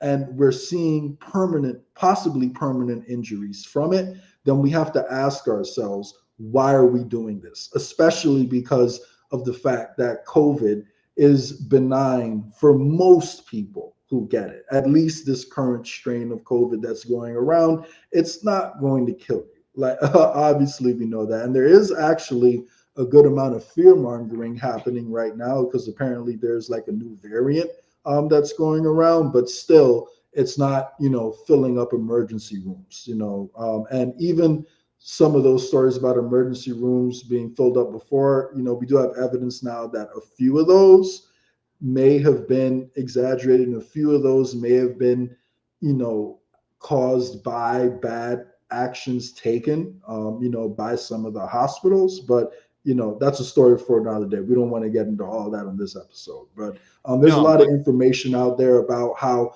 hospitals were admitting people and putting people on ventilators who didn't necessarily need to, do it. So it was handled very poorly by a lot of hospitals in the pandemic too. Well, we have this study specifically military personnel. So this is important. And we're talking about military right now, right? We're talking about 5,700 being deployed to Iran. But this study says half of COVID vaccinated military personnel suffered subclinical heart stress. That's 49% of healthy troops in a study experienced a below 50% surge, above 50% surge in NT-proBNP after That's the 2 Moderna mRNA shot. injections. Yeah, two shots, a key maker of cardiac stress. So the military was mandated, just to remind you guys, they were mandated to take this. Yeah, and there's the test. And yeah, if you didn't take it in the military, they had forceful ways they did that to you. We saw some of those videos that come out where they were holding people down and like get all these military guys just they were screaming and they're just like, stay put, we're gonna force our way. And of course they were trained to do that because that's what they were in combat mode. You might as well turn on your own teammates and say, that's an order, sir. You take the shot. That's an order. It's like, yeah, that's what a mandate is. That's why we fight against mandates. It's interesting when you see it in real time, like with military guys doing it, because you're like, whoa, that seems a little rough. Like, yeah, that's what a mandate is. We're literally going to hold you down and force you to do something you don't want to do. That's what a lot of people were for, right? They were like, yeah, you should. That's you should.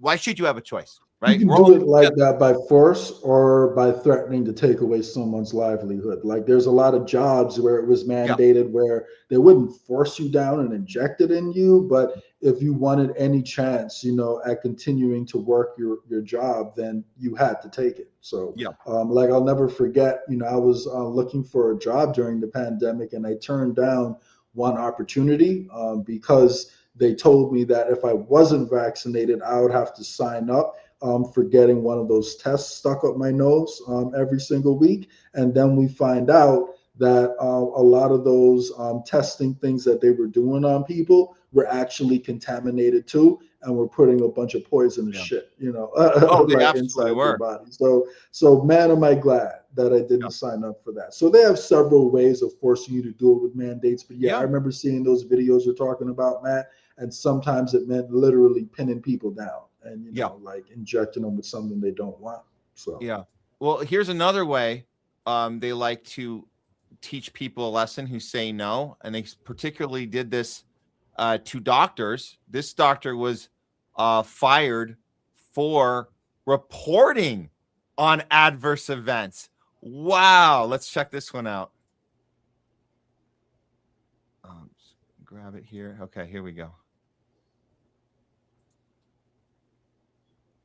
Was fired for reporting COVID vaccine adverse events under the emergency use authorization to the VAERS system, which is the Vaccine Adverse Event Reporting System. I was required to do this by law, and I whistle blew on my organization on the High Wire show with Del Bigtree. I also did a little piece for the New York Times. This was when the mandates were coming down, and they asked me why I wasn't getting the COVID vaccine. And I talked about all the side effects and the suppression of the reporting that was going on. 2 weeks after, without warning, I was surrounded in the middle of my shift. I had been actively seeing patients on the floor. They surrounded me and then literally threw me out of the hospital. Patients were abandoned that day because I was supposed to go back and see them for discharge, and they don't know what happened to me. I was fired for reporting COVID adverse event. I mean, that's just insane, right? I mean, this is wow. When people talk about the VAERS reports and like when you mention those, they don't want to even look at that information. They want to deflect, and then you say, well, not only should you look at the VAERS report, you should also look at the fact that how many weren't reported. And we know that statistically, you're only going to get 1 out of 10 normally. But with COVID, we know it was far worse than that because you have these situations where people are pressured and doctors fired in this case, but people pressured not to report. So when we get a number as large as in hundreds of thousands, you're like, wait a minute, the ones that got through, that's quite a feat. When this type of stopping people, of restricting, of bullying, of firing, of maneuvering, and not allowing that data to even be entered. It's wild, Jay, because you think what if all of them were allowed to be reported? How many would we actually have in VAERS? Well, these studies we're seeing now are giving us a better idea because they're going back and they're looking at, the effect it's had on at least the survivors. So, but yeah, it would be even higher because let's not forget there were likely people who reported an event, maybe, you know, like it didn't get filed properly, and then that person died. And then they go down as an unvaccinated death if it happens, you know, within, what was it, 2 weeks of your second shot. So if you had an adverse event from your first shot, died, tried to get your doctor to report it and died a week later, you would have been listed as an unvaccinated death, you know, like during that time. And, you know, that's another thing I always want people to remember.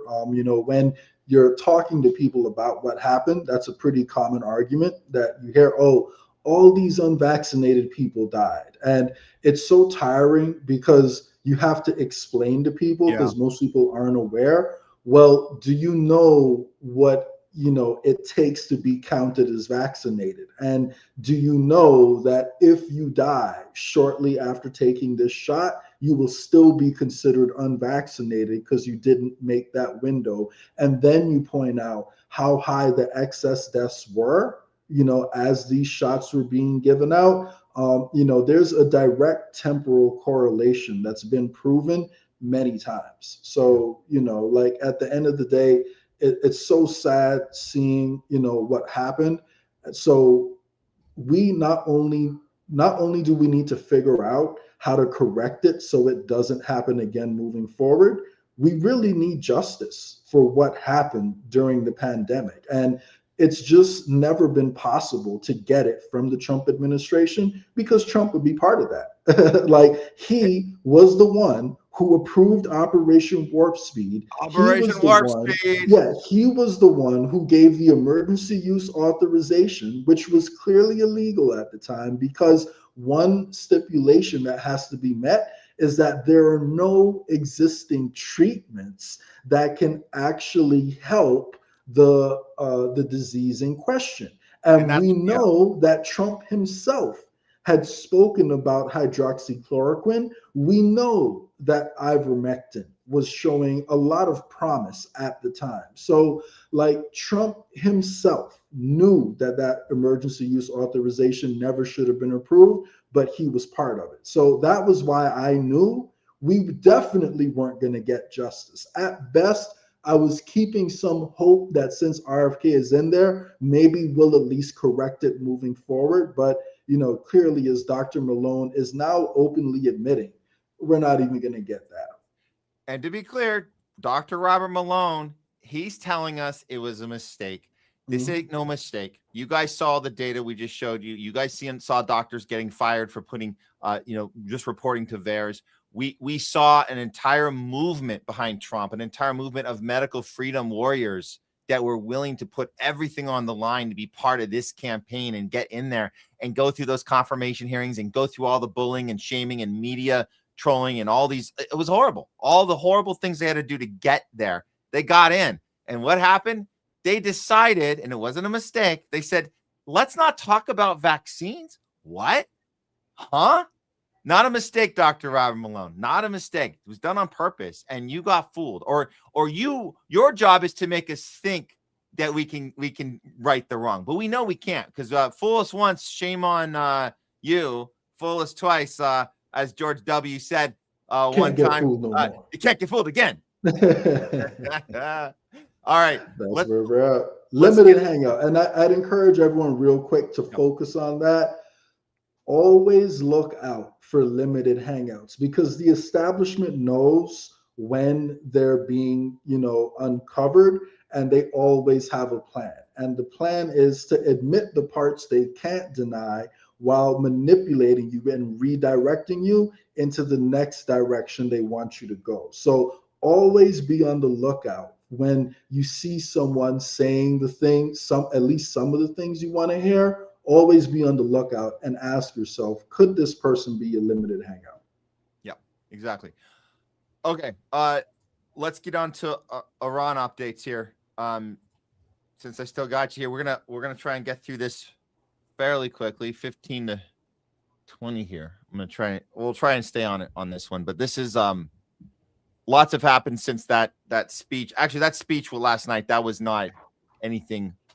You know, we had to go through it little by little. I did the report on RT, and we talked about it in Real Fake News at the top of the show. But make no mistake, Netanyahu, whether he's AI or not, Israel is still doing their thing. They are still doing their Greater Israel Project at all costs. In fact, some could argue now more than ever, they are upping the ante of their taking over the West Bank, taking over Lebanon, taking over these.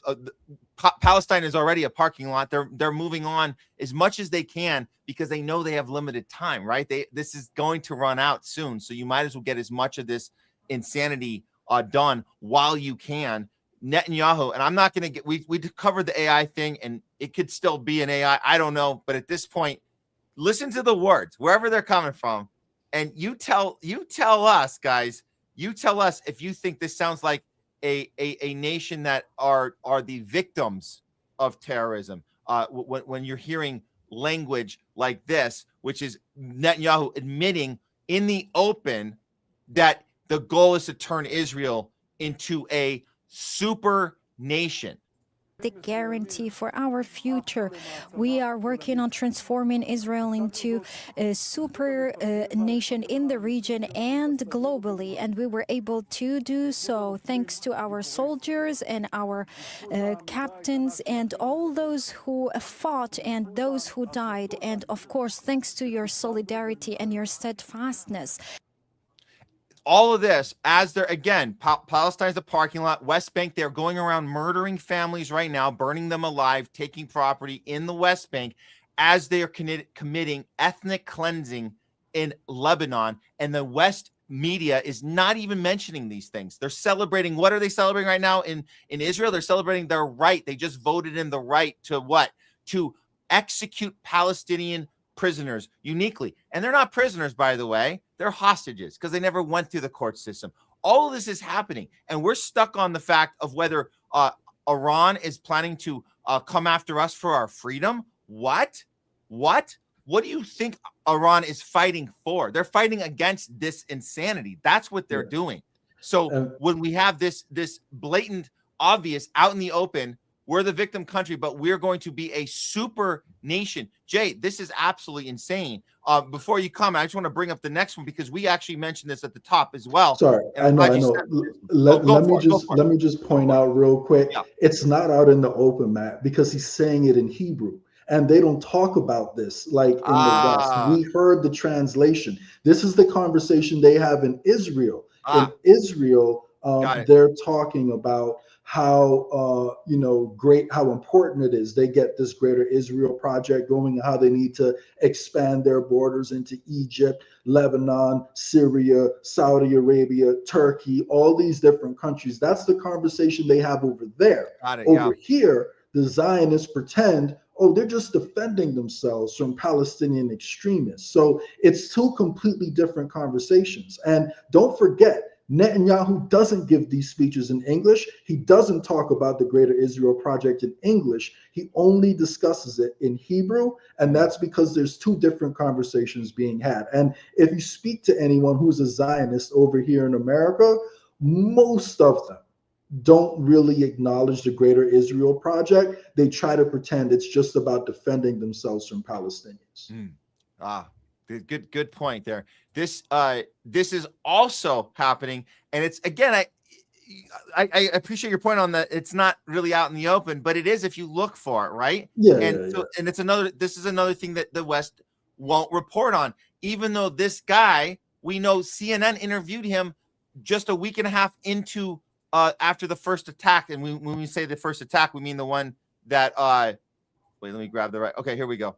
We're sharing. Okay, we got it right here. This is this is the Iran former foreign minister. He was interviewed by CNN on like March 9th, a week and a half after the bombing of the murdering all the schoolgirls and the start of this war, the Trump and Israel strike, talking on that interview about how the U.S. and Israel intentionally sabotage negotiations. And we find out that he himself was a victim of a strike, a sabotage of a negotiation that he was in the middle of with Pakistan to arrange a meeting possibly between Iranian officials and the vice president, which is the only person we've heard here on the Homeless Left, the only person that was even mentioned by Iranian officials of someone they were willing to talk to, and that was J.D. Vance. It's the only person that's been mentioned, and it sounds like Those talks were underway, and now he gets assassination attempted, and his wife is actually dead, and he's seriously injured. This is where we are now. Did CNN do a follow-up on this? I'm not asking literally. I'm asking facetiously. Did CNN do a follow-up? Hell no, they didn't do a follow-up on this. They're not telling us this. And here's the thing, right? Over here in America, sometimes people may think, well, it's war. This is what happens in war sometimes, right? But it's actually not. Like, this is not the norm during war for the two sides to go after each other's leadership, you know, like so regularly. Because like if you're in a war and you take out the leadership, what happens is the people want to avenge their leadership, and whoever comes in to take the place of the last people are usually more aggressive because their leader has been killed. So it's not the way you're supposed to go about actually, doing war. And if Iran was to do something like that with the American government, just imagine how American people would feel. Like if they started assassinating US congressmen, and if they started, like bombing like people in the Trump administration, people would be outraged over here. Look, the Iranians are terrorists. They're killing our leaders, but this is what we're doing to them. And we're acting like this is normal. And this is just how wars are supposed to work. Well, believe it or not, there are rules of engagement during war and norms. And even if you go to the Russia-Ukraine war, Russia has complete dominance or near complete dominance over Ukraine at this point. They could have easily blown up Zelensky. They could have easily blown up most of these people. They have some of the best intelligence in the world, like outside of our intelligence in America. So they know where all these people are. They're watching them. They could easily do it. They don't do it because they recognize that that's not the way you go about doing things in a war. So like what's happening now is intentional sabotage, because even though these people want to stand up for their country, they're still a little bit pragmatic, and they want to try to find a solution that doesn't set the country back. The more you assassinate these people, the more you empower the folks who just want blood, like who just want to get revenge for what happened. And let's think about this. We've now killed a man's wife. What did she have to do with this situation? Why is she dead? So and we're talking about this like this is normal. And the new Ayatollah, not only did we kill his father, we killed one of his children, we killed his sister, we killed Khamenei's wife. So we've assassinated all the family members of these people too. How do we expect the people, not just the people making these decisions, but the people of Iran to feel? How would we feel as Americans if we found out that Baron Trump or Melania Trump got assassinated or blown up, by Iranians? How would MAGA feel, or any American? Most people wouldn't be happy, obviously, in a situation like that. So why is it okay for us to do it to them? And why won't our media actually give real perspective? And the reason why is because they think that all Americans consider Iranians no different from ISIS. They're just terrorists. They're Muslims. They're Muslims in the Middle East, so they must be terrorists. There's no difference between Iran and ISIS to the average MAGA supporter. And I'm sorry to say that, but that seems to be where we're at this point. The difference is between the two parts of the regions, we were conditioned to think they're the same thing. That's not on accident. That's the way we were trained to think of the government and the people as the same. That's why it's okay to bomb a school, because there was probably terrorists in there, or those school kids, as we know in the Palestine excuse, is that those babies would have grown up to be terrorists. So we don't make that distinction. We assume on our enemy that they don't make the distinction either. Guess what they do? And that's why your example, Jay, of a Trump relative being murdered wouldn't even happen, because they don't do that. They don't go after, they separate, they make the separation. So when they say death to America, they mean death to our leaders who are the actual targets, not collateral damage, not, and they here's the would have danger, grown up. Matt. And sorry, real quick, here's the danger, Matt. Yes, it's like that now, but the more people we assassinate over there and the more level-headed people we kill, eventually it may get to the point where people have access to weapons over there and power over there who want revenge, and they want to do the same thing. So this is the risk that exists the longer we continue assassinating people who are reasonable. So it's a legitimate fear to have that every time we do it, we're getting close, we're poking the bear so much at some point they're gonna deliberately not make the distinction either. However, it hasn't happened to this point. There's a reason it hasn't. There's a whole, I don't think we're fully understanding the mentality of these people, of the not just Iranians, but like the whole region. We don't understand what it means to put your life on the line for something that is a higher cause, and they don't feel. It's the weirdest thing. And I'll just give an example. People don't believe this. Just look at the messaging coming out of Tel Aviv in the last few weeks of people that have been the people that have been affected, Israelis who've been affected by the bombing of Tel Aviv. They're getting out their phones and they're effing pissed, and they're yelling and they're screaming and they're saying F this shit, and they look like they're full of rage. And it's weird, right? Well, I think it's weird to see that, because we've been watching for 3 years on our phones Palestinians getting bombed to fucking death, man. Armed and limbs. I think part of that, and I'm just gonna say, what we don't see out of Palestine, and I don't mean to lump them all together with Iranians, but there's something about that entire region of how there's a mindset we don't understand, where and I'm not talking about Israel. They're not. I'm talking about the actual, the other countries that are not Zionists, they're not part of our machine.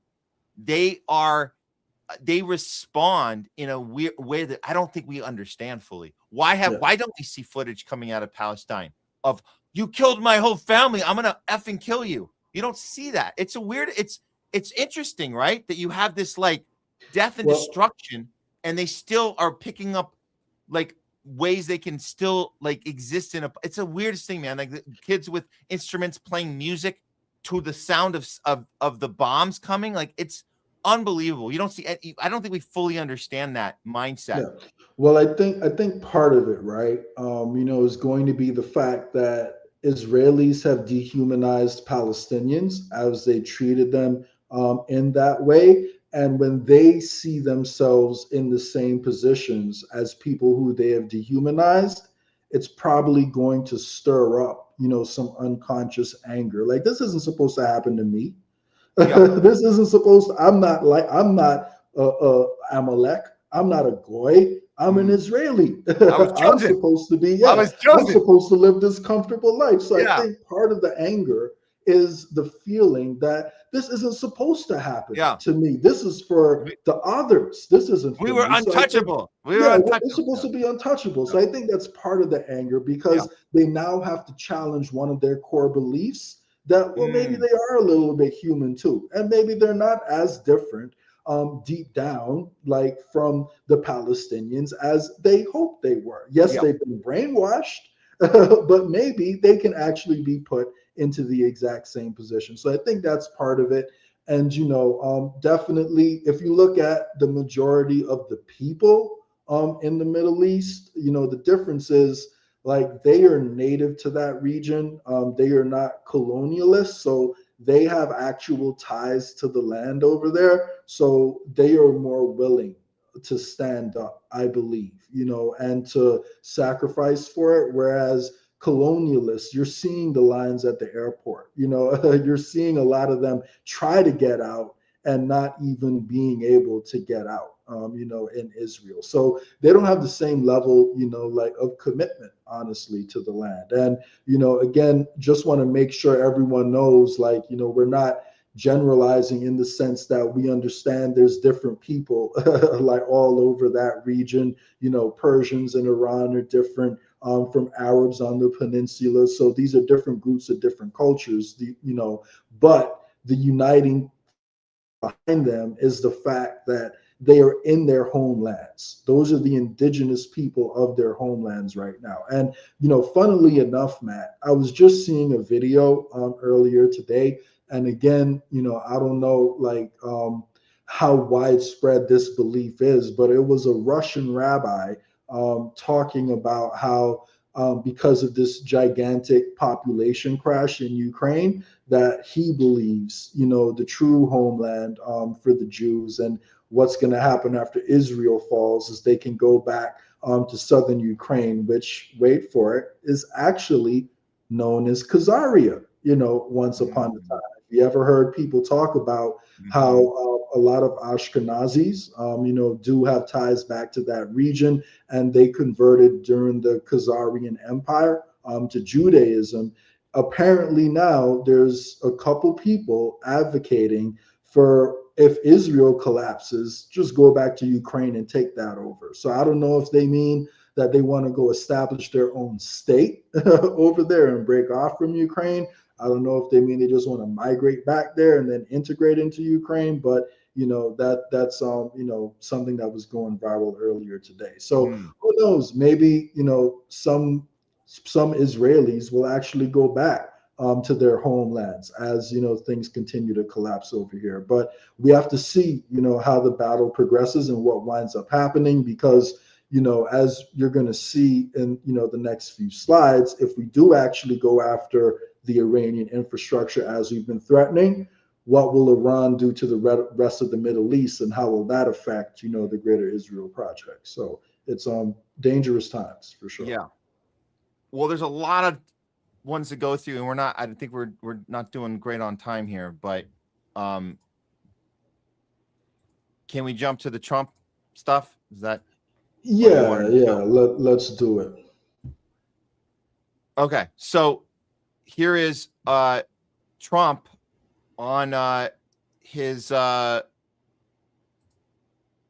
plans to switch to a war economy by 2027. This is pretty insane here from Megatron. Trump plans to switch to a war economy in 27 with massive increase in military spending and cuts to healthcare and other domestic agencies to fund it. This is a clip from yesterday where he mentioned, we can't afford healthcare, guys. That's not, we're trying to murder people right now. Why do you even think that we have any room in our budget for that? We just got $200 billion bonus for more murdering. So take your effing healthcare and go back to your state and whine to your governor about it. We ain't doing shit for you. Here he goes. Any money for daycare, because the United States can't take care of daycare. That has to be up to a state. We can't take care of daycare. We're a big country. We have 50 states. We have all these other people. We're fighting wars. We can't take care of daycare. You got to let a state take care of daycare, and they should pay for it too. They should pay. They have to raise their taxes, but they should pay for it. And we could lower our taxes a little bit to them to make up, but it's not possible for us to take care of daycare. Medicaid, Medicare, all these individual things, they can do it on a state basis. You can't do it on a federal. We have to take care of one thing, military protection. We have to guard the country. But all these little things, all these little scams that have taken place, you have to let states take care of them, Russell, and you have to do it. I mean, he literally just made the case for secession, like from the United States. So you're telling me the only reason Texas and New York have to be part of the same country is so we can bomb people all over the world? Is that what you're saying, Trump? That's exactly what he's saying. And did you notice how he used daycare as the way in? Because he knew that he could get, oh yeah, that makes sense. That's like that's a luxury. Why would we need, we're trying to save ourselves from being killed by terrorists. But have more kids, Americans. Have more kids. I'm worried about white people dying out, but I'm not going to make it easy for white people to have kids. Yeah, but did you notice after the daycare pitched? Oh, he pitched it. Oh yeah, that's a state issue. Daycare, it's a luxury. The state can have. He just throws in Medicare, Medicaid. He just like throws it in there like it's like topping on the cake. You're just like, dude, you just said a whole bunch of things in that thing. You're talking about basically all of the stuff to help people and families and healthcare and daycare and all these things. You're like, not our problem. We need to go murder and blow up more shit. Sorry. And so what kind of precedent is this setting for the Republican Party in general, moving ahead into the midterm, but moving into 2028? I don't know. Did he run it by all of the different Republican congressmen? Are they on board? Are they understand that this is the thing? Didn't they try to blame the Democrats for being the ones that they both were blaming each other for being the ones that wanted to cut Social Security? But now it's like you're talking about Medicare, Medicaid. What are you doing here? Why? How do they all get on board on this? I'm just like, I'm dumbfounded that he's using this language, especially right now when the midterm is coming right up and he's repackaging this party. Yeah. That was literally one of the promises of MAGA. No more forever war. So now he's throwing that out the window. He's saying, no. This is what the federal government is here for. Forever wars. So, and your point about the midterms, right? And the fact that he's saying this out loud worries me, because it's telling me one of two things are going to happen. And I'd love to hear your opinion on this. And is there something I'm missing? But it's either telling me that the Republicans are ready to sacrifice, a lot of their political careers to give power back to the Democrats. Maybe they're already getting their private sector jobs lined up, and there's a purpose that the Democrats are going to be coming in for, or we could be in for a massive false flag event that's going to manufacture consent for war and make people scared and make people think, oh no, we need a strong leader like Trump, and we need strong politicians like Republicans who are willing to cut all of our services to pay for a war because this crazy thing just happened that we need to be defended from. So I kind of believe those are the only two options. And if it's option, or maybe it's both, but if it is option A alone, does that mean that we're going to have another pandemic, that gets pushed, and the Democrats are going to be in there to push their mandates? Or, what, I guess, I don't know what are the issues it is they're going to pin on the Democrats, but it feels like they're either A, trying to set up the Democrats for an easy victory, or B, we're about to experience a massive false flag attack, or who knows, maybe both. But what do you think? Is there anything I'm missing there?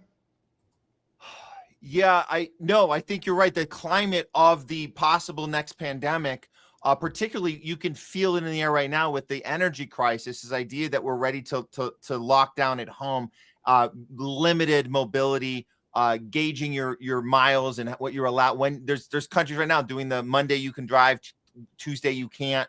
So this might be the thing right now that we were conditioned with COVID. We were conditioned with we're all in this together. And I think you're right. The Democrats might be getting ready to put their policy platform together already, just kind of setting the foundation for what 28 is going to look like, let alone right now, the messaging right now. And that's why I think why is getting the Republicans on board for this. They're setting up this battle, and it'll be very familiar when we had Biden versus Trump in the COVID summer, right? Because that was the summer of COVID where they told everyone to stay home and vote from home, right? And if there was a debate, Biden's going to have one from his basement because you don't want to kill him by putting him on a stage, because we know that COVID was such a killer that he had to do everything from his effing basement. You guys remember that? So that's what might be being set up right now. I think that the organizing of the Republican Party is a lot more clear now, because I saw this one. You said this one is actually saying it. He's saying that Trump is reportedly framing his party as the actual midterm message is, we are funding for a massive defense buildup, and that's supposed to energize their voters. I guess. There's only one or two ways that energize. Well, it can only energize people if people are scared, and right now people are not scared. So a lot of people who voted for Trump, which was not only because people forget, right? People who identify as Republicans are like 23-24% of the population. People who identify as Democrats are like 24-25. It's the independents who really swing every election, because their percentage, I believe, was a little bit over 50%, either that or just under it, right? So the independents actually decide the election. So if you want any chance of winning the elections, you have to have a message that appeals to independents. Now, that doesn't mean the worst of both the Democrat and the Republican Party. It usually means some form of populist messaging. So last time, Trump was able to trick a lot of the independents because, you know, like he was anti-war, and because he was supposedly anti-war during, you know, the campaign, and because he tricked a lot of MAHA by getting RFK to join and pretend that he was gonna, you know, get some results there. But this time, the only way you can get those independents is if you cause them to be scared of something. So that's why I say it's either we're getting a gigantic false flag that's going to scare the independents, or they're simply just giving the election away to Democrats because there's an agenda that they want, that the donors want to accomplish to both parties, that they know the Democrats are more prepared to actually put into place, and they'll just make sure all the Republican politicians who get voted out of office get taken care of with cushy private sector jobs. And yeah, what I want people to remember, right, is what we're seeing here feels like the first step towards a war production board. And the war production board was what happened during World War II, where the government, WPB, where the government stepped in and, you know, essentially created a centralized control over the economy. They implemented rationing in different sectors of the private sector so they could take that manufacturing and put it, you know, like into war, you know, manufacturing. So there is a chance that if things continue to escalate, and if we do wind up in a hot war with Russia and possibly, you know, China, that, you know, we see something similar, you know, come into effect in America. So, you know, this is why I brought it up, because I want people to look at the history to see what the government has done in the past during times of war, so we can know what could possibly be coming here, because this is going to have tremendous effects, you know, like throughout the whole economy. So if you think that you're going to be protected by it and you can just sit down and watch things play out, I'd encourage people to get out of that mindset and to get into the streets, because, you know, in my opinion, this is the start of the slippery slope. You know, Trump is now arguing for a $1.5 trillion military budget. He wants to increase the military budget by 50% after running on No More Forever wars, and he's cutting the other government spending to make it happen. So it feels like the start of a slippery slope where we could slide into another situation similar to the war production board I just mentioned that happened in World War II. And as that's happening, we're going to expect not just gas prices, but it looks like Amazon is also going to be going up. So if you were reminiscent of the COVID era where everybody went online to buy everything, yeah, that stuff's going up too. This is Amazon's going to charge sellers an additional 3.5% fuel and logistics charge, because, you know, Jeff Bezos, he's struggling right now, man. Mm-hmm. I get it. It's Poor hard. Bezos. It's hard. So put it on the sellers, make them pay more, so then they have to charge more for their products. Guess who the fees are getting passed on to?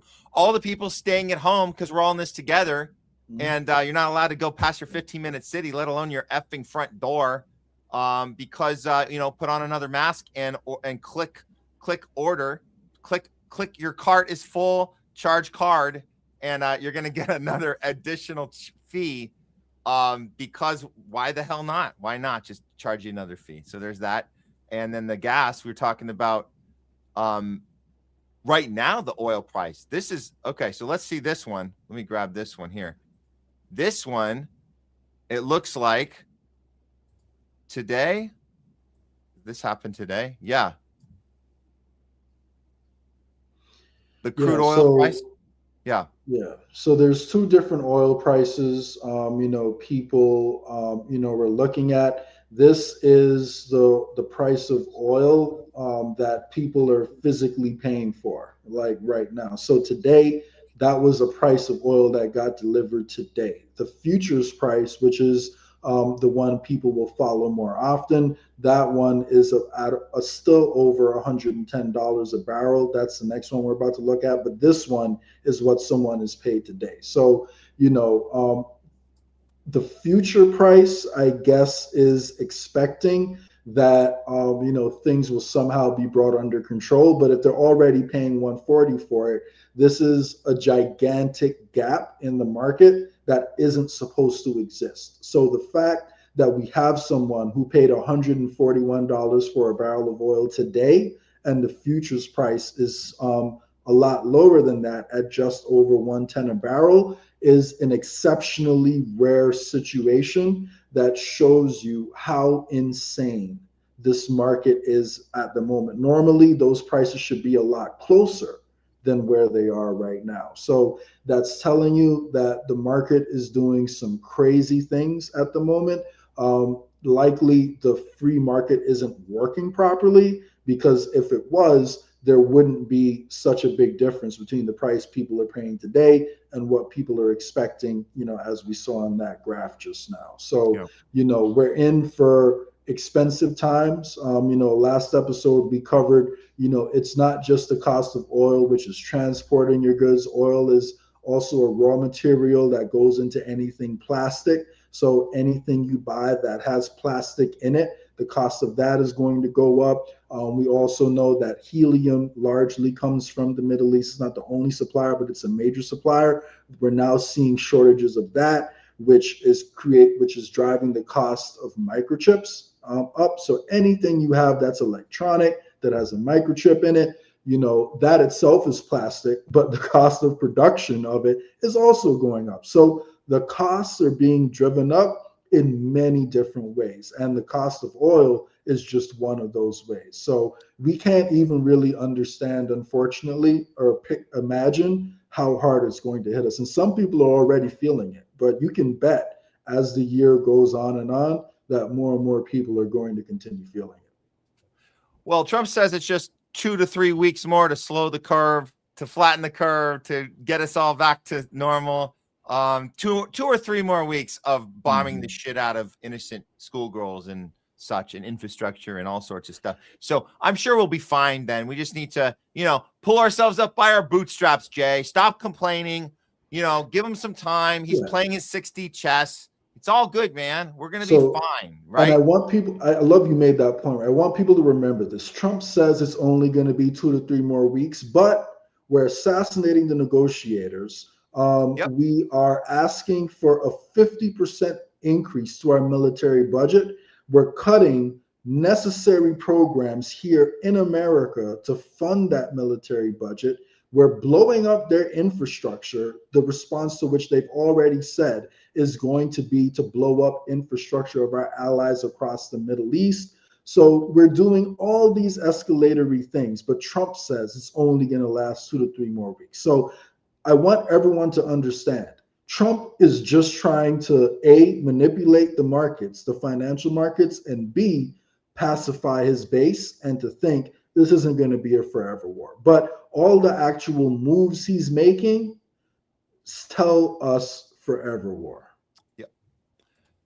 Jay, Scott, thanks for coming in today and going over these important issues. It's a lot going on. It's moving very fast. I know people are trying to keep up, so I appreciate you taking the time with the details and walking people through it with us on the Homeless Left today. Anything you want to leave people with before the amazing weekend? And I would say don't travel domestically anytime soon. Just saying that too, since we're talking about gas and oil and travel and anything like that. So on the contrary, if you're planning on traveling, buy that ticket now, but make sure you have extra spending money for the trip, because the longer you wait to buy any tickets, the more that price is going to go up. But just know that the price of everything is going to be going up later this year. So if you got any trips you were thinking about taking later in the year, you might want to take them a little bit earlier than that. And just make sure you have money set aside. I'd encourage everyone to, obviously not make any financial decisions based off what you see on this show, but to do your own homework and to try to prepare yourself as best you can, while realizing that, to really fix this problem, we have to get better leaders in place who aren't completely corrupt. And in order to do that, I think decentralization is something everyone should look into. So I'd encourage everyone to check out the We the People Party. That's WTPnational.com.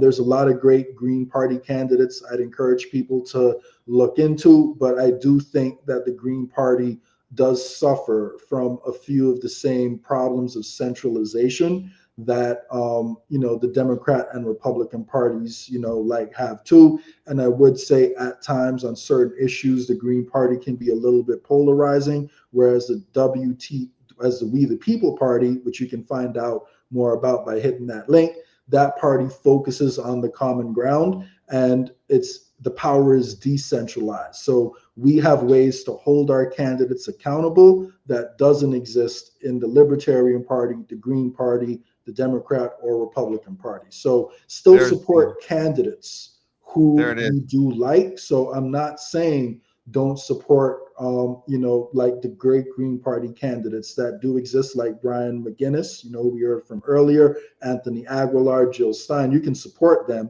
but also realize that over 70% of the elections in the country are uncontested, and we need to figure out how to bring more power back to the local level and how to decentralize power. And I think the We the People Party is a great way people should consider doing that. So appreciate you as always, Matt.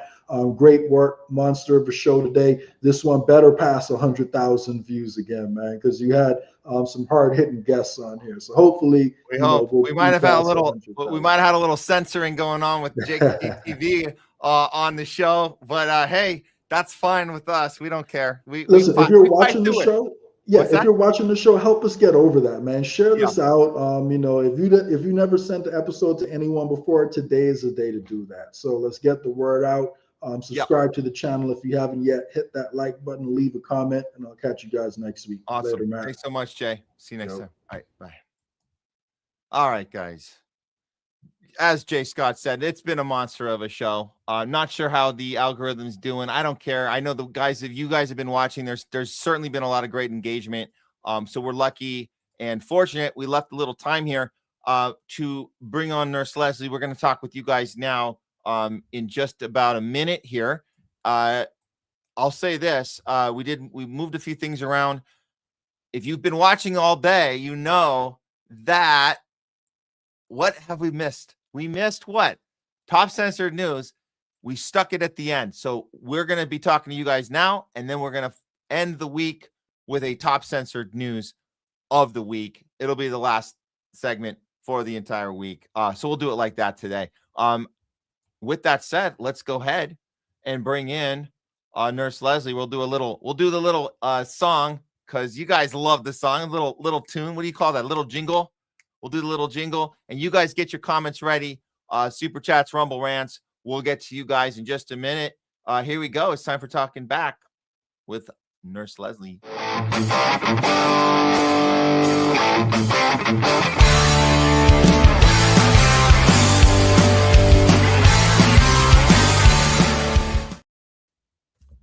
Hey guys, Talking Back with Nurse Leslie. Hi, Leslie. Hi, everyone. Good to be here. So I picked out way too many comments. I'm going to start now. I did see a few new faces and names.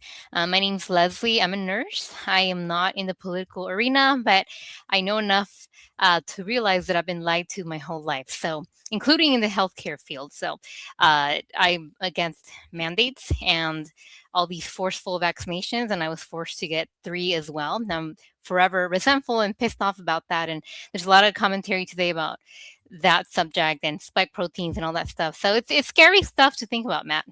Yeah, it certainly is. And I'm glad we did have a chance to talk about health today. And I mentioned we had a pretty interesting debate with other lefties. I guess they were COVIDians. We don't mean that derogatory. I think they don't even mind being called a COVIDian, but it meant that they followed the rules. And we tried to talk about that. It was Ron Placone and some others that came. Craig Pasta was on the debate on our side. It was pretty nuts. So that was earlier in the week. And I'm glad we got to spill that conversation over today. And we might talk about it now with you guys in the comments as well, especially with you, Leslie, being that you're engaged in this discussion. And we know that we've learned so much from these years of figuring out how pharma actually works, right? We figured out about intermittent fasting and all this stuff, but we'll talk about that later. I'll pass it to you right now. Yeah. That is a whole story about what we did. But we'll get to that. We'll get to you guys. Let's get to that when we get to that part. Yeah. So of course, as always, thank you to all the people that I think it was mostly on YouTube today. Yeah. Only on YouTube today. Thank you guys. Every dollar, every $2, $5, $10, everything is awesome. Everything helps. Thank you. If you can't do that, you can like our videos or subscribe comment, share, all that stuff. Okay. So thank you, Citizen. Chris, I hope you had a good doctor's appointment. I hope everything's okay. Good to have you here, at least in the beginning. And if you listen to this or watch this later, really cool. Yeah. Citizen, thank you.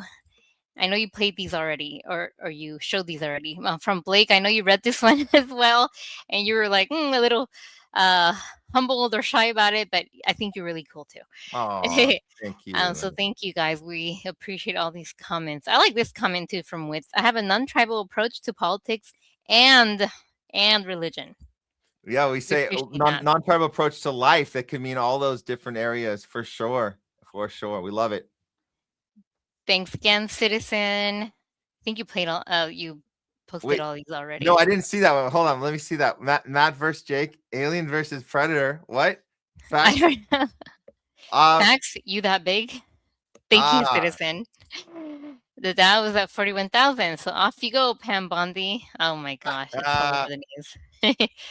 Let's see. What does Max Millen say? Pam Bondi is fired after the Dow. She took the door. Goodbye. You're fired. You're fired. Oh, I read a comment. Where's that comment?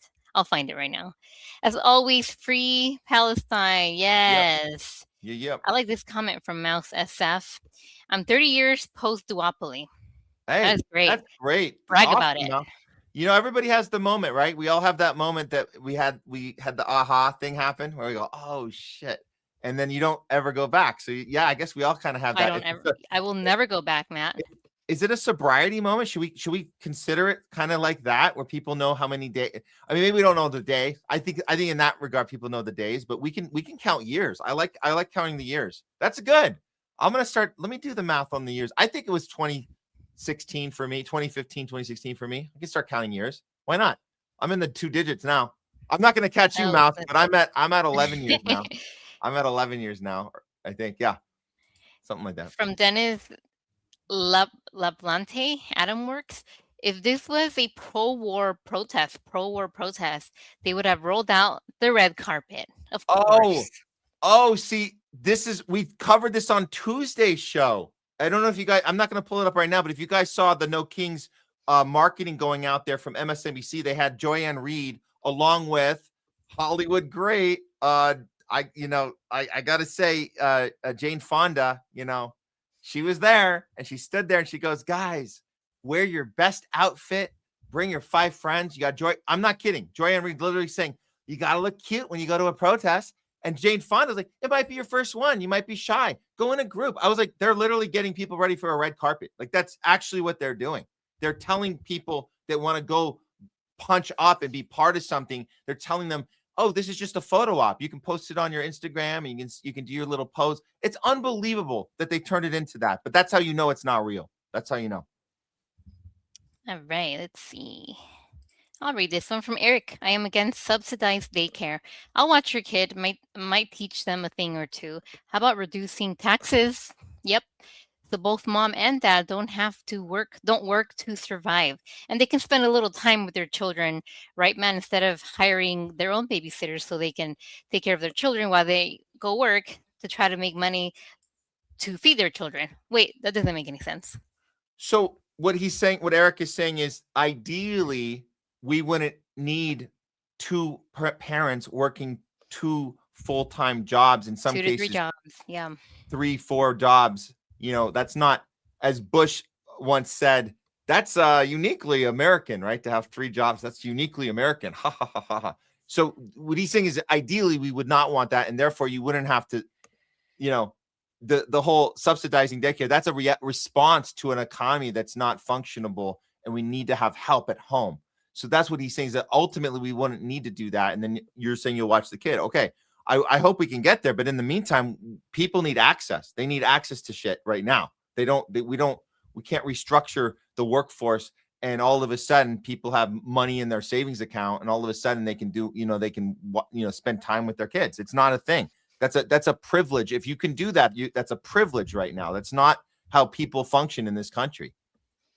From Brian McGinnis. Oh, very cool. Thanks so much, Matt. It was a blast being on your show. Did you get that I appreciate that, Brian. Did you get that he gave a little shout out to Jake too in the interview? Said he was a fan of Jake. I didn't know that. That was cool. I may have. Yeah. We had a back-to-back. We did back-to-back interviews with Brian McGinnis and JAKEGTV. And Brian also said, "Hey, I'm a fan of Jake." So that was cool that they're I didn't even consider that they were in the Next same one from Wits, and I've heard of this happening or being talked about. Hopefully Iran will help wipe out the Zio-Nazi tech companies that plan to control every aspect of our lives. Thank you. They are. They're already targeting Palantir. They are. And Ellison's Oracle company. They're targeting them right now. Their infrastructure in the region. That's pretty cool. We're like, yeah, get them. Get Alex Karp. Yeah. Let me read this one from Chris. Maybe we have to do a show just trying to get to the bottom of the immigration issue, because not everyone, this is key, not everyone being taken is illegal. The immigration issue is too oversimplified. I feel like for a lot of people, Matt, it's just black and white. Well, listen. Illegal immigrants, black and white. It's wrong. So this is an interesting thing. Let me just take a second with this. Yeah. So we only had Jake on for so long, and that was his starting point. He said, I started with, I don't want illegal people coming in the country. I recognize that we've had open borders. Okay, that's a starting point. He jumped ahead and said, I recognize that ICE is using Israeli technology to target Americans. So he got from one point to the other, and we didn't really take time in that middle.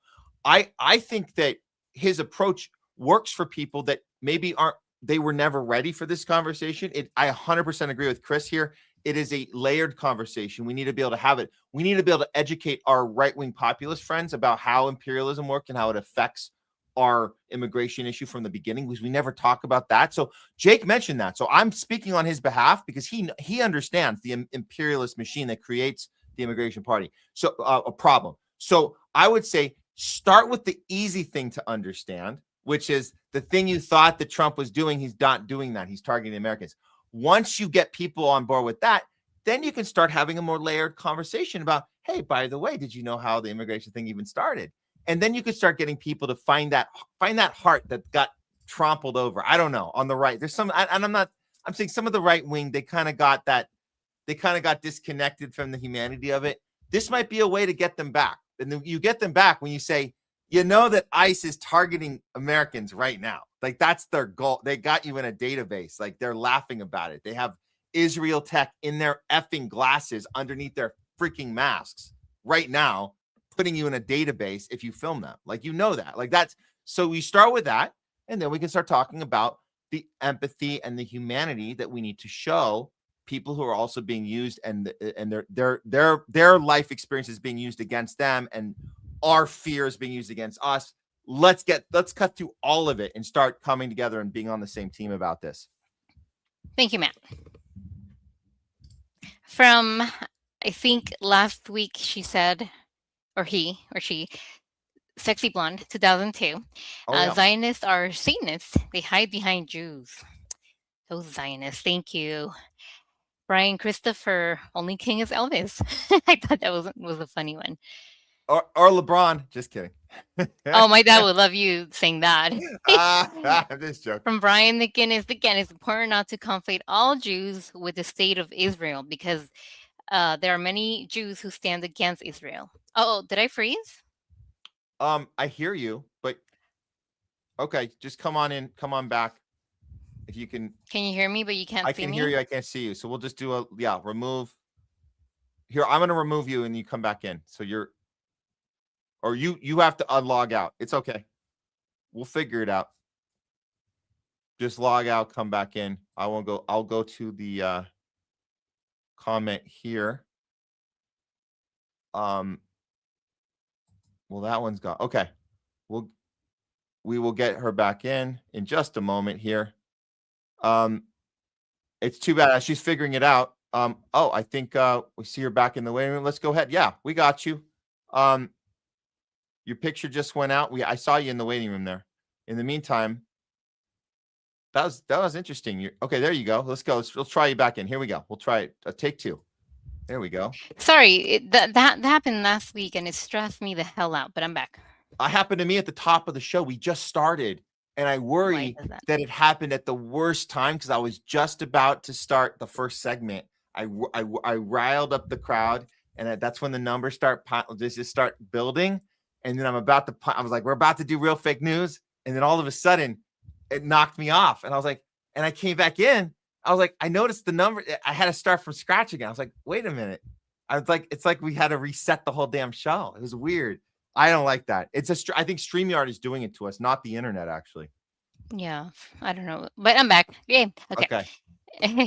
Let's see. I'll read this comment from Wujen. None of my friends are Zionists, but all my enemies are. Ooh. We found out that we had friends that were Zionists the whole time, and we didn't know. And that was a really hard thing. I didn't know. That was really hard for me too. Yeah. We have friends in Hollywood here. I was like, dude, didn't we like have discussions about things that we agreed on in the past? And like, wait, this whole time you wanted to murder people? Yeah, but Matt, those babies are going to grow up to be terrorists. They're going to grow up to kill them. Dude, so we have to kill them before they may or may not kill us. I don't know. I had an actor that I had in my cast for that. We did the PSA. It's the superhero project Crash, and he was one of the voices of one of the characters. And we're like doing this good cause thing, right? We don't want kids to die when they like use their phones and text and drive.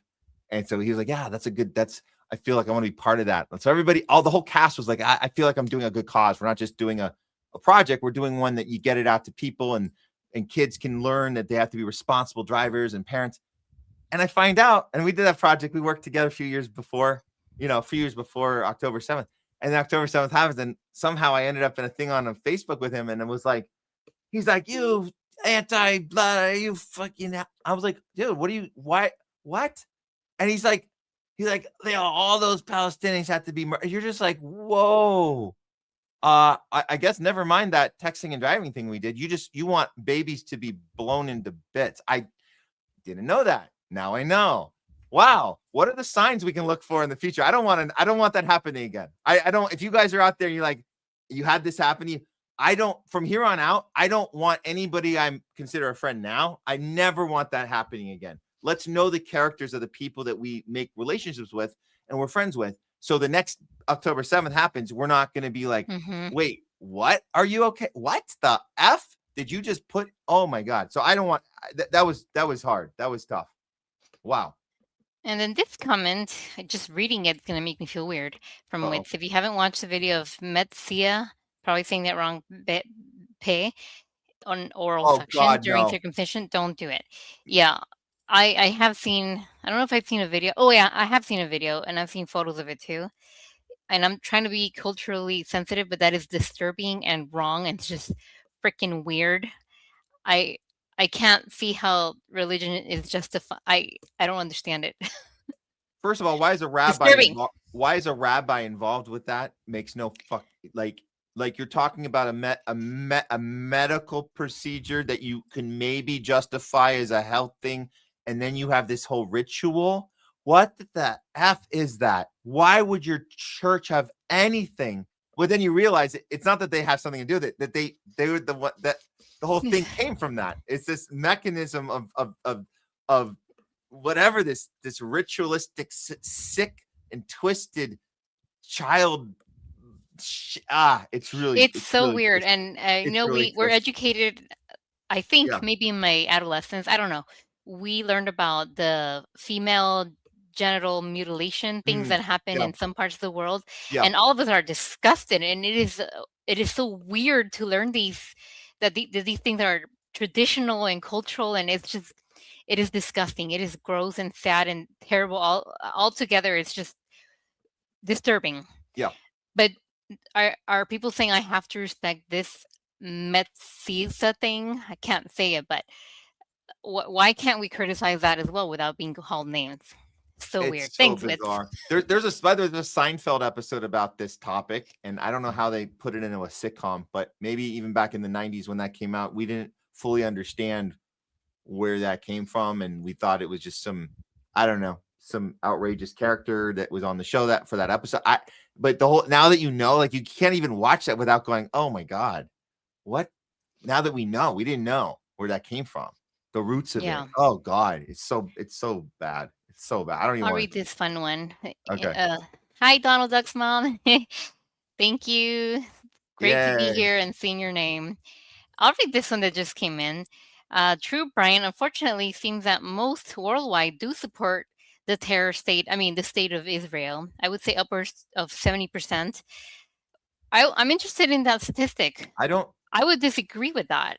Yeah, I disagree with that number. Perhaps. Where'd you get that, lunatic?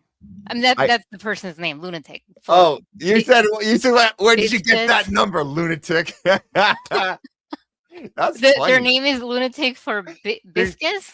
Yeah. What the hell were you thinking, lunatic? No, it's funny. It's good. No, I'm sure there's a reference point. I'm thinking I would believe that maybe before October 7th, but I think once you saw the mechanism of the lying and the manipulating, and the people know about the Hannibal directive now, right? They know, right? It's not. And now you got the Epstein files. A lot of people don't, Matt. They don't. And honestly, before all this stuff was happening, and in my adolescence, my young adulthood, I didn't really think of Israel. I didn't understand it. I didn't know there was. I mean, I knew from my history books that there was a conflict, and there's been a conflict for a long time. But I was kind of neutral about in Israel, the chosen people and Jewish people. I didn't really. I don't know. I didn't support it. You grew up with Disney movies. I remember. I know you grew up with Disney movies, and I grew up with DreamWorks, Prince of Egypt, and I still didn't think about DreamWorks. That's DreamWorks. Yeah, Prince of Egypt. Are you kidding me? You want to talk about how you knew or didn't know, or what you knew or didn't think you knew? It comes from that early programming. Programming. I was groomed to think, oh, those Egyptians doing that to the Hebrew people. What the hell is let my people go? What the F is that? Who is that? That's God and his chosen But who's he talking to? Other human beings that he create? What the? I don't understand. I just don't get it. Wait, so did that God only create? That's what I'm Hebrew people. Yeah. Okay. And why does he have to go? Why does he have to be so angry, arriving in this horrible, disgusting place of Egypt, and just he was really angry, right? The God character. How dare you? Whatever you are, Goyim. How dare you? Let my people. And if you don't, what does he do? What in a children's cartoon? What does he do? Children or firstborns and families. Suffocates babies in their cribs. Newborns are suffocated to death. Their air are taken out, and you see it. It's drawn in the two-dimensional drawings, right? A little air and little babies. That's so interesting. Why do you think that would be in our lexicon of childhood experiences? Maybe it would come in handy when we see babies starving to death in our adulthood. Now we're seeing babies starve to death. We're going, oh, yeah, I guess that's a thing that God wants sometimes if he needs to make it happen. All right. Wow. I'm going to move on, or we're going to sit here for 2 more hours. From wit to extend with Iran, their only hope. Mary Poppins. When will people realize that Israel is just a proxy for the UK-US imperial project? Yep, thank you. From Long Meadow, JAKEGTV is great. I agree with you. We all do. Yeah, I thought this one was funny and great and weird all at the same time. From Herb Green, Shmuley is a toy dealer. I think you told me that, Matt. Well, he is. He sells kosher dildos with his daughter. They do. It's a father-daughter. Probably has no carcinogens in those things. Yeah. Do you know I don't have it on, but there's a shot. There's him and his daughter celebrating the new verdict that came out of Israel, where they voted to allow the courts to execute Palestinians that are they call them prisoners. We know they're called hostages. So they're celebrating the vote to execute him. And they're all going around with little nooses, and they're celebrating with nooses in their hand. Weird. And so Shmuley and her daughter are going, yay, nooses. So dildo in one hand, a kosher dildo in one hand, and a noose in another. And they're, yeah, kill, kill, kill, F, F, F, father, daughter. Yeah, yeah. All right, sorry. I was just posting a few ones. What do you say about this one? Or did you talk about already? Breaking, Hegseth has asked the U.S. Army Chief of Staff to stand down. Probably not a good sign. Jay mentioned there were others being asked to step down besides Pam Bondi today. We have to look into it, but I think that was one of the ones Jay mentioned. Yeah, that's not a good sign. No. From Brian Christopher again. Thank you. What is that mask you're wearing? Michael Jackson saved kids from Epstein Island. Yes, he did. And they pinned the whole world against our beloved Michael Jackson. If you're anywhere out there, Michael, the whole world owes you an apology. We are sorry. I am sorry. Absolutely. And Neverland, the entire time, Neverland wasn't the place where the kids were in trouble.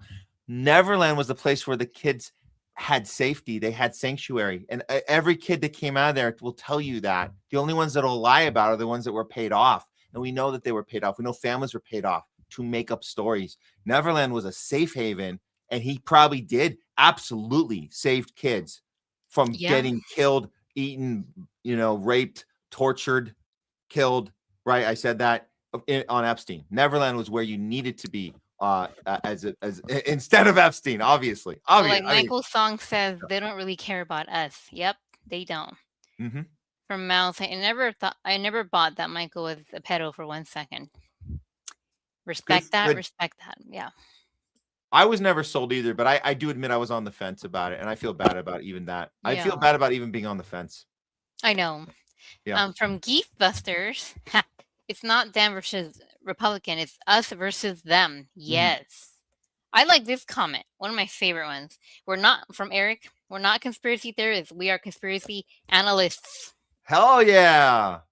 Wait, can we remember that? Can we remember that? Conspiracy analysts. Hell yeah. And the first one we should apply that to is 9/11, because there's not one person alive that doesn't think 9/11 was a conspiracy, because you can't plan 9/11 without conspiring to plan 9/11. So we analyze it. What are the possible ways it was conspired to happen?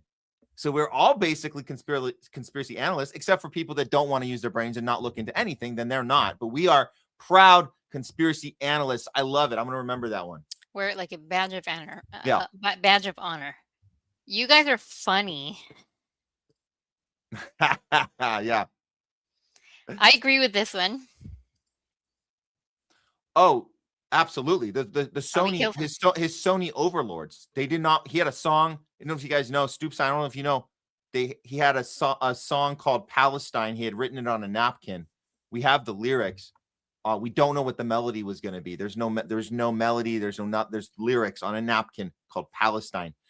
That's just one example, but we knew he had a battle with the Sony execs, and we know who the Sony execs were. So we'll just leave it at that. But he fought as hard as he could. Couldn't win the battle though, unfortunately. From Citizen, Erica can forgive his husband killer, but she cannot forgive the comedian making fun of her. Yeah, that was strange. That's weird. She forgave the person without knowing who they were right away. But she's very, very upset about what's his name? Drewski? Yeah. The comedian. Oh. She is super livid. Oh my she gosh. is livid. She's lost her mind a little bit. She's got that look. You know that. Hey, do your Erica Kirk look. I want to see it. Wait, where's the camera? Yeah, right at the camera. You can't see it because of my glasses. Yeah, you're too cute. But Drewski did a very good job. If that's Erica Kirk, he's impersonating. Yeah. If that's her, I don't know. He never said that. Hi, Shadow Walker, Possum King. Trump wants to switch to a war economy in 2027 with massive increase in military spending and cuts to healthcare to fund it, per Bloomberg. Thanks a lot, leaders of the United States, for cutting down healthcare. Thank you. Thank you, Possum King, for that. Thank you. This comment's funny from Hugo. Trump is going, "You are fired." I can hear that in my head. Yeah. firing people left and right. Let's see. Mary says, from my experience, nearly all the sketchy medical and agricultural tech comes out of Israel.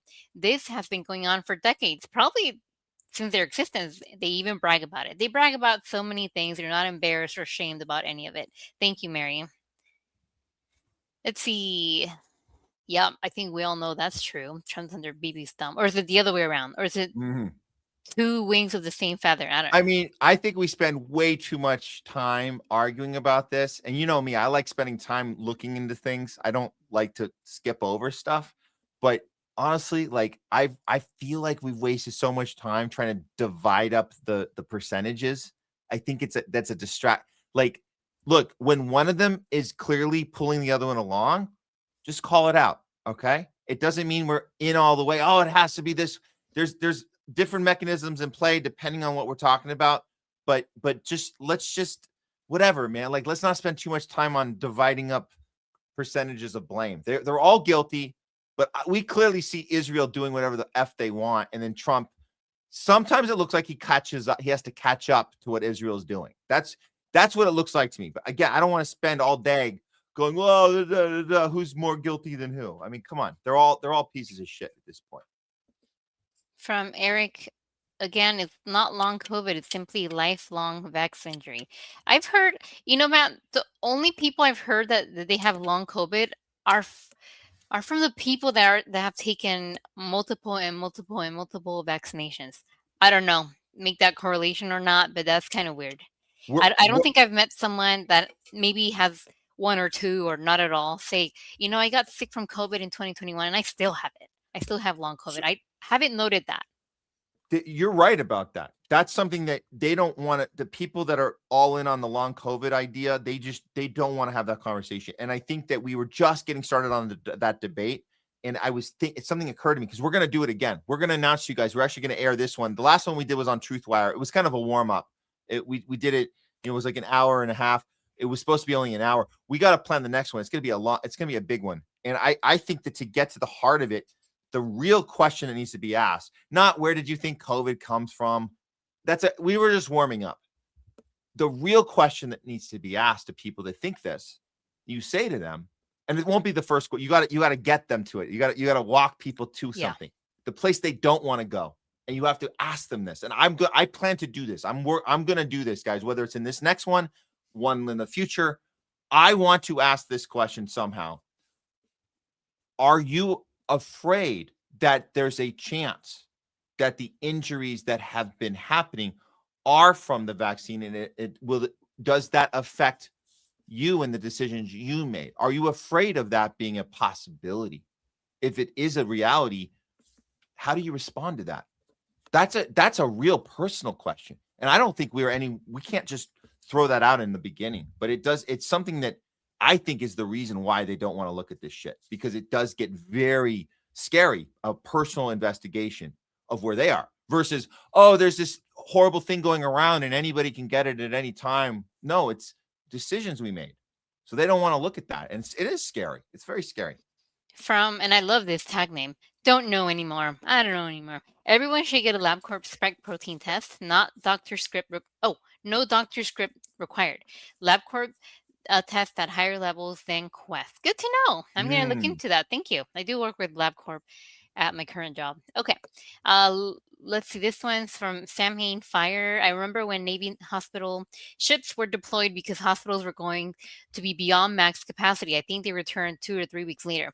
And when the whole pandemic chaos was happening, I was a discharge planner and a nurse case manager for hospitalized patients. And yeah, we did have a ship, I think, docked at Long Beach, and it was ready. And a lot of people had to meet criteria to get in that boat. But I don't think we sent a lot of people there. I think we sent in total 10, 20, I don't know, very few people. So I agree with you, Sam Hain, that the ships did return a few weeks later. From which I didn't have any of the experimental jabs and never tested. I did wear a mask. 2 out of 3 ain't bad. I agree with you. No jabs. You were never tested, but you wore a mask. And I know it's inconvenient. It's uncomfortable, but hey, 2 out of 3 ain't bad. Good job. I know you love those, Matt.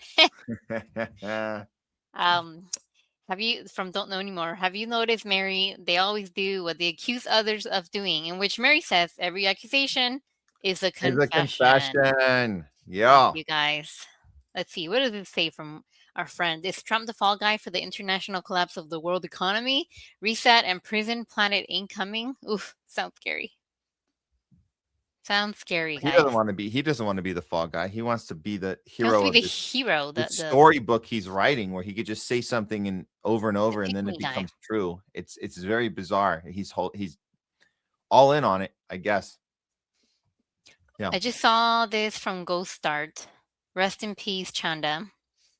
I think Craig was very close to her, or was it Jay Scott? No, it was Craig, right? So I'm just seeing this now. May you rest in peace, Chanda. Oh my goodness. So we're very sad to hear that too. We did hear the news before we went live, and we weren't sure if it was public yet. So I guess Ghost Start is saying it is public now, and yeah, that's a hard sorry news. to hear that. I'm sad about it. And yeah, we wanted to be, we wanted to do our part and not make any official announcement, just because we just didn't know if it was public yet. But I guess it's been announced. So yeah, it's been announced on Rumble and probably other mainstream or social media, whatever. So she fought hard. She did. Yeah. And had a lot of support, the best we could. I mean, obviously the GoFundMes were a big deal. She did, she needed that. I mean, our death care system was not helping, so you needed these GoFundMes and shit, man. It's a horrible system we have here, where you got to like go on the internet and you got to ask people for help. It's horrible. You have to go put your shit out there and go, I'm dying, I'm struggling, I need help. I mean, what kind of Matt, we have to send money to the military. Yeah. That's more important. More bombs, missiles. More bombs to hurt people in hospitals in other sides of the world. And journalists and medical workers. Yeah. Well, we're very, very sorry to Chanda's family and followers and friends and everyone in between. Very sad news. Yeah, we'll think sad. about her and everyone affected. From Fuflan 531. Oh, hi, Fuflan. You should have Kathy O'Brien on to read down the list of prezzies she was trafficked to. It was all of them for several decades. Kathy O'Brien. Let's make a note of that one. I want to hear these stories. I want to hear firsthand accounts, because these are people that wouldn't be listened to 10 years ago. We were all like, Pizzagate, like, oh, you guys are all QAnon. But like now, I think people are gonna pay attention. They're like, wait, we saw some horrible shit in those files. What did they do to you? What did they do? Like, how the hell did you even survive that? That's insane. I want to have that. Yeah, let's figure this one out. Kathy O'Brien. Let's get go on. Okay. Rest in power. Oh, she put this twice. Thank you. It's great to be here. So that's about the 50 comments that I picked. Thank you guys for the engagement, for tuning in. It's great to be here again, and I hope you guys have a great rest of your day and weekend. You're going to say something. Before you go, tell them about the fasting, because we did a little bit of how long was yours? You did it. Well, I was going for 24 hours. And once I reached, I just needed a body reset, a gut reset. I took probiotics, and I just needed a reset. And I needed my body to concentrate on other things other than what's in my gut, So I went for 24 hours, but I was motivated by you and your friend. So I was like, I'm going to do 48 hours. So I went from 24 hours, and I felt fine the first 24 hours. And then I reached 48 hours without eating, and I was still okay. But yeah, I never even had a day without food. This time I had 2 whole days. It was great. I felt great. I want to do that again. Yeah. And how did you feel when you finished? How did you feel? Accomplished. I was excited. I was happy. I was proud of myself. I felt accomplished, and I felt like, okay, I need to. I went 2 days without eating. I need to feed my body better things and be very intentional and very aware of what I put in me. So it felt great, and you share. I mean, yeah, we did because I think you said you were motivated by me. I started the first day, and then you got kind of involved in this somewhere in the end of the first to the second, and I ended up doing the 3 days, and yeah, it felt pretty good. I hadn't done that before. I don't think I even hit a 24-hour mark before, so it was a big deal to get. I had previously done 22, 23 hours, never hit 24. You hit 24 and you go, all right, one down, let's do another. You get to 48 and you're like, let's do one more. And it was an accomplishment. And I feel like it was easier than I thought it would be. And you do have the extra time and extra attention, and your body is healing. It's getting stronger during the time. And I think it's something I want to try again. And the liquids are important, and all the different. Oh, we little things. hydrated a Yeah. lot. We Yeah. put our kidneys to work. Our kidneys were filtering and Yeah. filtering. Oh, yeah. Yeah. The hydration was super important. Yeah. We'll discuss it. We'll have the guy. I'll tell you guys when we come back from and we're gonna do a little break. We didn't tell you. We didn't announce to you guys that we are gonna take a week off here. So this is the last broadcast for a week.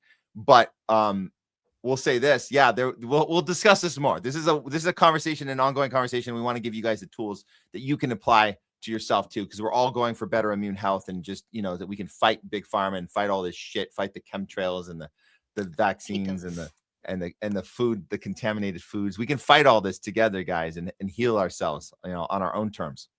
So I'm gonna go buy kosher food. There's a new one we just learned about, right? Yep. Oh, it wasn't for their religion the whole time. I thought it was a religious. Oh, they had a little safe space. Yeah, food no that wasn't pesticides being on that food. a little area you can go and you Little can less trust. carcinogens. Mhm. Interesting. A whole new meaning to the word kosher, huh? It's like Oh yeah. uncontaminated. I think that's that's the translation.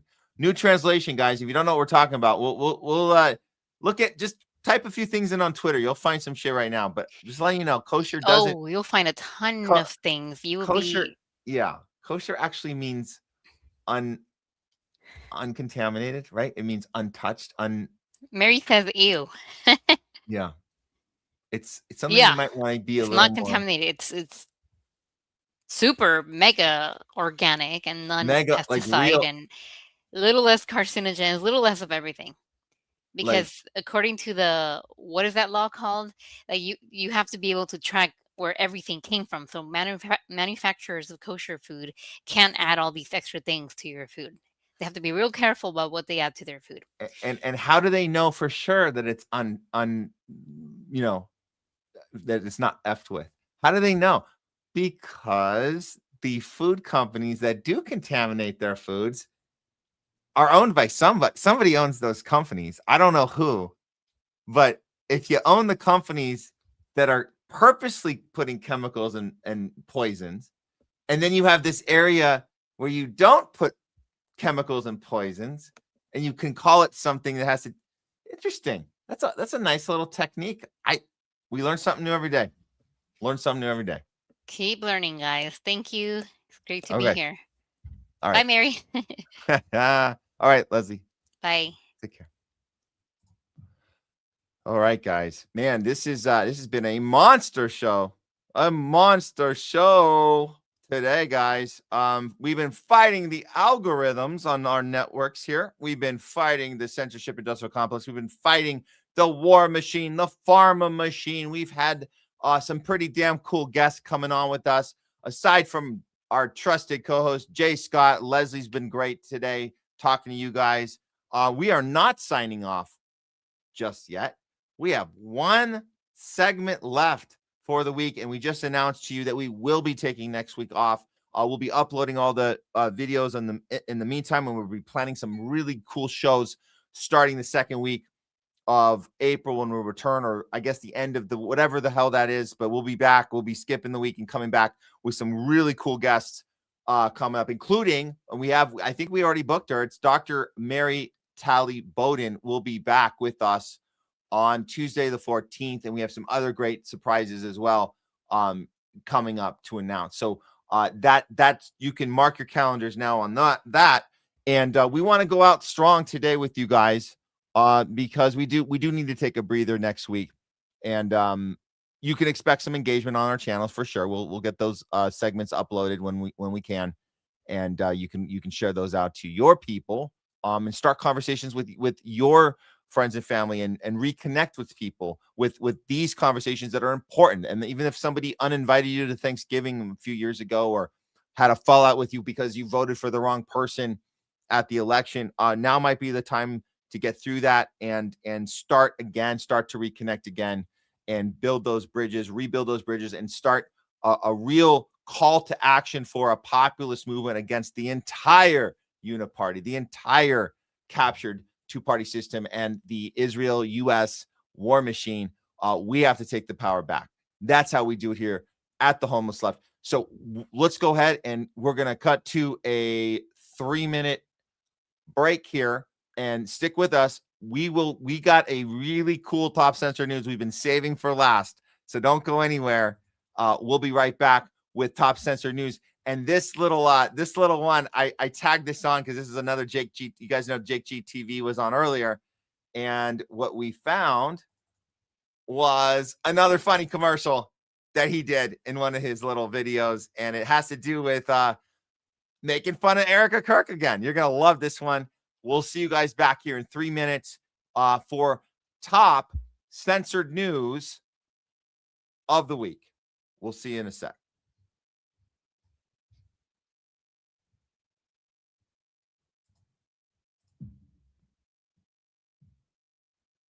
Mourning pants. Perfect for a grieving widow. Because everyone grieves differently. The Grieving Widow Collective.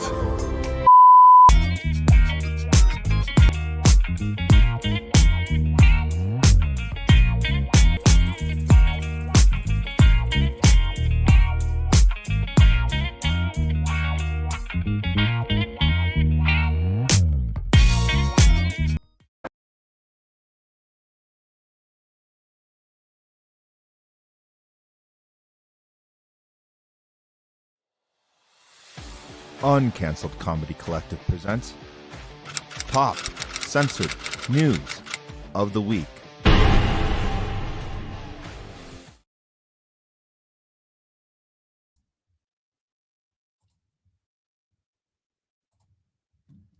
It's Top Censored News of the Week. We're bringing you the stories the mainstream media just refuses to cover. If they do cover them, they always do it in a very dishonest or sloppy way, and it's always on purpose. Coming in at number 3, Western media outlets blame Iranian terror groups for recent bombings in Jewish areas in Europe, which show clear signs of Mossad false flag ops. Let's see what kind of scare porn we've been getting in the last couple of weeks here, particularly in these European outlets. We have an Iranian sleeper cell is bringing terror to Europe. Ooh. And there you have a look at that ambulance blaze outside a London synagogue, believed to be the work of Tehran's newest terrorist proxy. Ooh, that's scary. Very, very scary. Manufacturing consent for war against Iran, of course. Boom, hybrid threat signals assessing possible Iranian involvement in recent attacks in Europe. Ooh, that looks also scary. Those Iranian terrorists, they want to kill us all. Kill, kill, kill. Death to America and Europe. Death to America and Europe.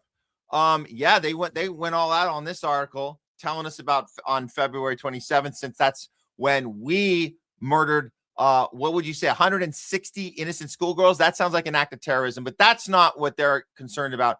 They're concerned about an ambulance being bombed. No deaths, by the way, just an ambulance being bombed. It happened outside of in front of a synagogue in Belgium. What caused the blast is the blast caused no casualties, as I said, limited damage. The prime minister described it as an attack on our values and our society. I would think it's more of an attack on an ambulance, but apparently it's on our values and society. Well, that's going to get us concerned about getting revenge on those people since they killed approximately 0 people in this attack. Okay. March 23rd, there were 4 cars belonging to volunteer Jewish ambulance services. They were set on fire. Oh my God. So they are targeting Jewish areas, but no deaths, of course. So they were saying it's a possible link to this previously non-exist. How convenient. It used to be a group that didn't exist. Now it exists. In other words, there's no paper trail. So they're coming up with it being a name of the Islamic movement of the Companions of the Righteous. Oh, that's an interesting, fun name. Again, no paper trail on this group because, like they're telling us in the article, it never existed until now. So that's cool. So we got this Islamic movement of the Companions of the Righteous. All right. Well, looks like they're affiliated with what? The Axis of Resistance. Oh, that doesn't sound good. Except the Axis of Resistance is coming after the Epstein class, right? That's what. So, but okay, we're supposed to be scared. Okay, there was another incident on March 13th, a Jewish school on March 14th, and a commercial center on March 16th. So they're just listing these things that happened, but again, no deaths at any of these. But they're saying this is an attack. Again, the Belgian prime minister said it's an attack on our values, who we are as a people. There's also in France and the Netherlands, both on March 23rd. So another double attack. They're saying it likely constitutes disinformation. So they're still not even sure about the actual events they're reporting on in this article. So they're just listing as many things as they possibly can. But they don't know what's going on here. A group they've never heard of, but they know for sure that the terrorists, their intent was, and the last line there, evidenced by the deliberate targeting of Jewish sites, of course. So it must be filled with hate and rage against Jewish people. And there's obviously going to be more threats coming from there. Well, I'm pretty sick of going through this and trying to find out what the actual threat is and what is it that they're what the hell is actually going on here. Well, luckily we have Wyatt Reed over at the Gray Zone, friend of the show, who threw a little something together to show us how really to look at this information, right? Because we got to use our critical thinking skills. So take it away, Wyatt Reed, Gray Zone. Go for it. You may have been surprised to find out about a brand new terror cell that's apparently carried out about a half dozen bombings across Europe, mainly targeting Jewish-linked sites in Belgium and the Netherlands. It's being called Ashab al-Yamin, and it took Israeli intelligence firm less than 6 hours to determine that, surprise, Iran did it. But it turns out there are some pretty glaring questions remaining. Questions like, why hasn't anyone been killed or injured in any of the explosions? Why are they targeting Belgium and the Netherlands instead of countries like France that are actually directly involved in the war? And why have so many suspects been released on bail? Why do they keep referring to Israel in their messages instead of saying occupied Palestine or Zionist regime or any of the other ways Islamic resistance groups usually avoid that term? In other words, why do they seem to communicate like Israelis? Now, mainstream media and these Israeli-led groups feeding them information claim that Ashab al-Yamin has all the hallmarks of an Iranian proxy group, but in reality it has all the hallmarks of an Israeli false flag. This is something that Israel's intelligence has done since it was created in 1948. In the early 1950s, a series of explosions targeting Jews in Iraq were mostly minor, with only one causing fatalities, but they convinced around 95% of the Jewish population, over 100,000 people, to move to Israel. Decades later, Yaakov Karkuli, a member of the Zionist underground there, admitted that Israeli intelligence was responsible, and he said the objective was, quote, to terrorize and not to kill, so local Jews would feel forced to leave. A whistleblower at MI5, Annie Machon, said something similar happened in 1994 when Israel's embassy in London was hit with a car bomb and around 20 people were injured, mostly not seriously. Machon later said that a senior British intelligence agent in charge of that case determined that Mossad had bombed their own embassy in order to pressure officials in London for more protection and to frame Palestinian organizers who weren't even anywhere near the scene. I don't know how Wyatt is so calm doing this. This shit makes me so effing angry because the paper trail is so freaking obvious that every time we see one of these things being planned, we go, okay, where's the Mossad at? Every freaking time, because they have such a long history of doing this. And like Wyatt is saying here, he's talking about the intent is there. It's always right now. It happens. The intent happens to be manufacturing consent for the Iran war, but the fact that they've been doing these all these years, there's other reasons. So they get people to relocate. They get them afraid to be in. They don't feel safe in their country. You get more people to come to Israel and feel safe there, even though it's never about feeling safe in Israel. That's the worst place you can go. Listen to Seth Rogen tells you the last place I want to go is Israel at this point. Are you effing kidding me?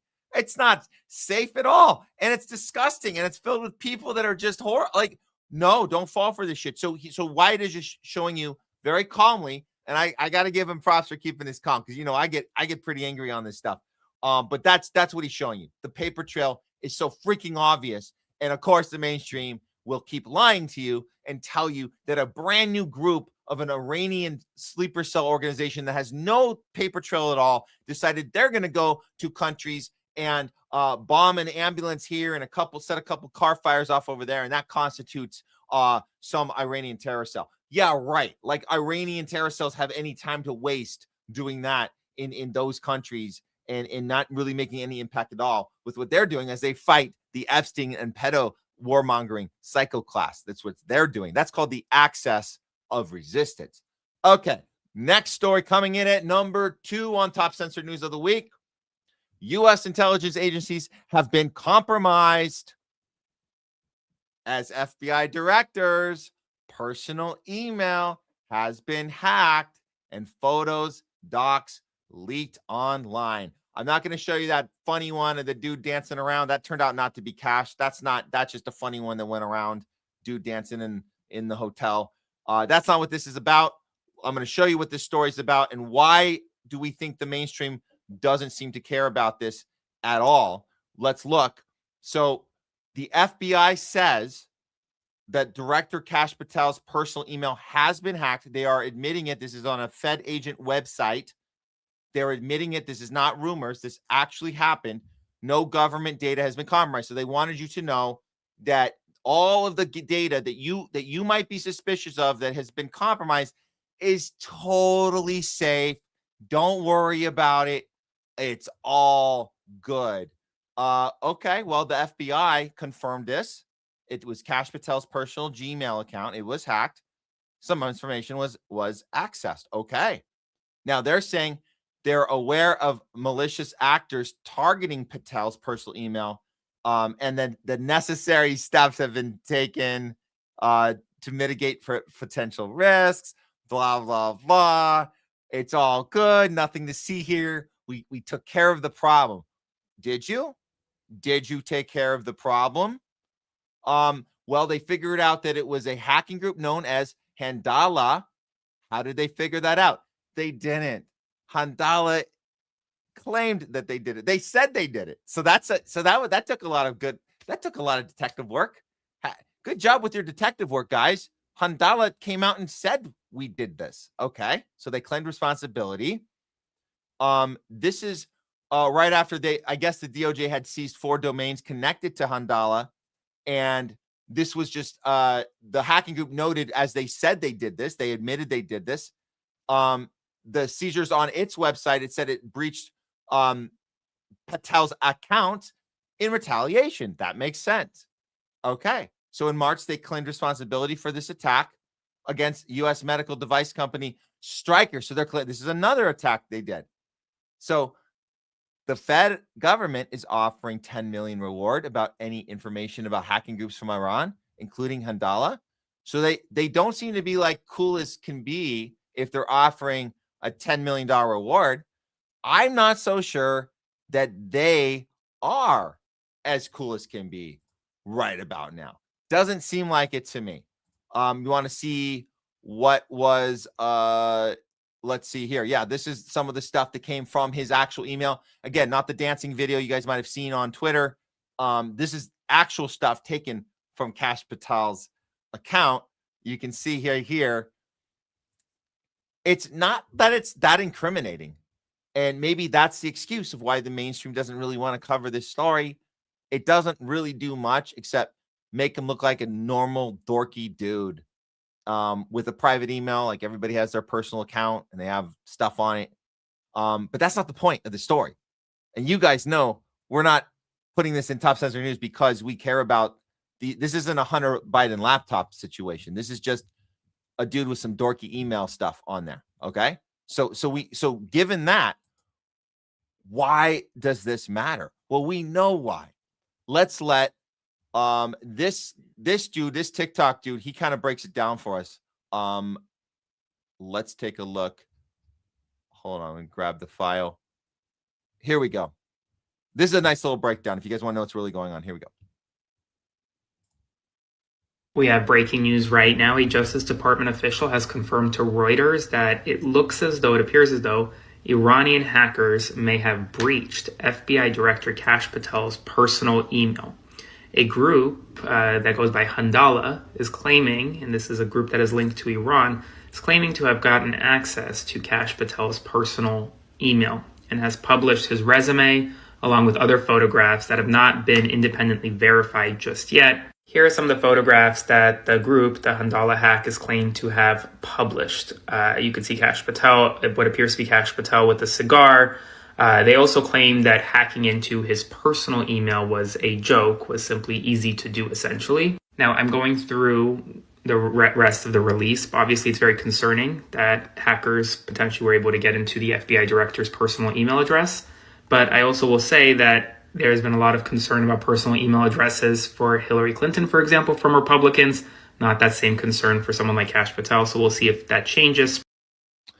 Well, I mean, to be fair here, the concerns of the hacking of Hillary Clinton's emails much different, because that comes from an actual source of I guess you would say the WikiLeaks Julian Assange, who I think the concern is that real important shit was getting out about incriminating our own government on their behavior in the Iraq war, not to mention the deviousness of the DNC and the way they behaved with Bernie. And of course, and when you look further into those hacks, you see Pizzagate stuff. So there's a lot there that came from WikiLeaks, and then Julian Assange again paid the price, being locked up for 5 years and being said that you're not allowed to conduct journalism. So that was the difference. Is that was journalism versus what this is. This is what we consider a foreign enemy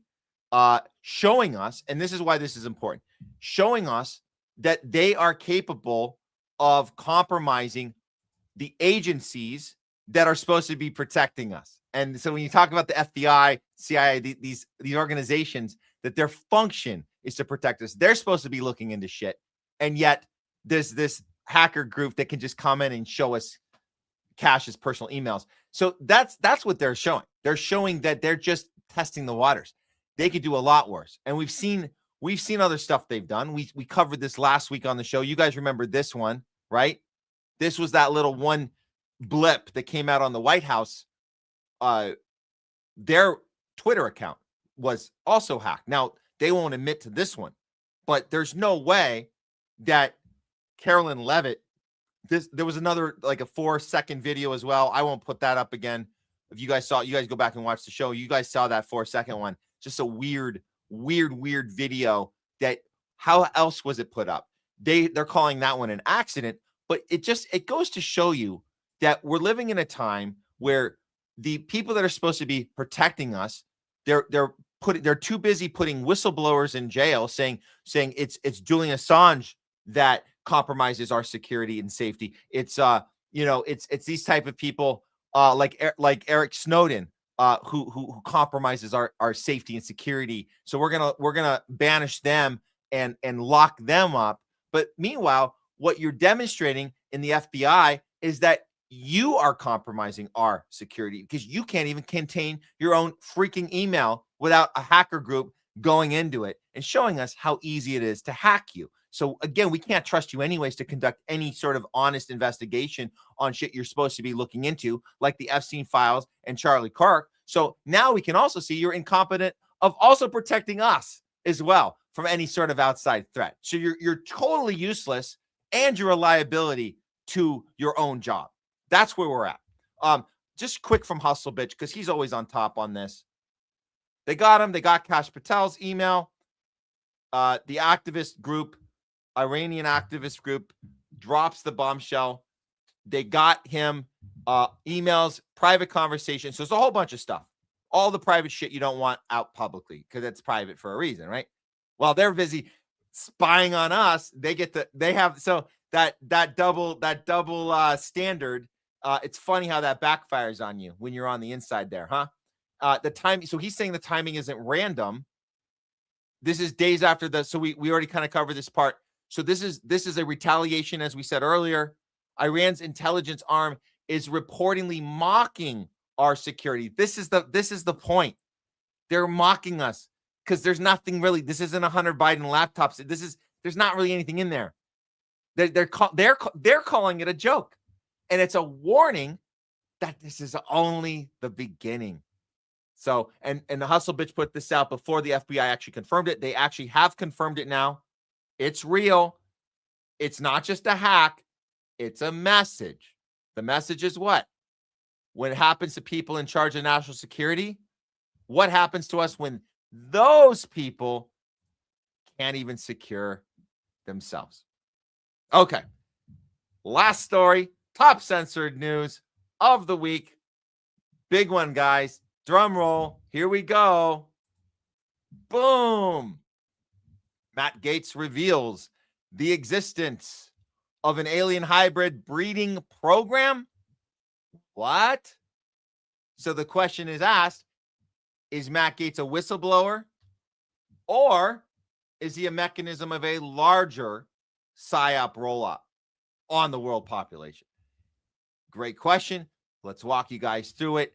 Lot to unpack here. So let's start with the story being twisted, obviously, because he did come out and do this. We're going to show you the clip, but first let's look at the twisting.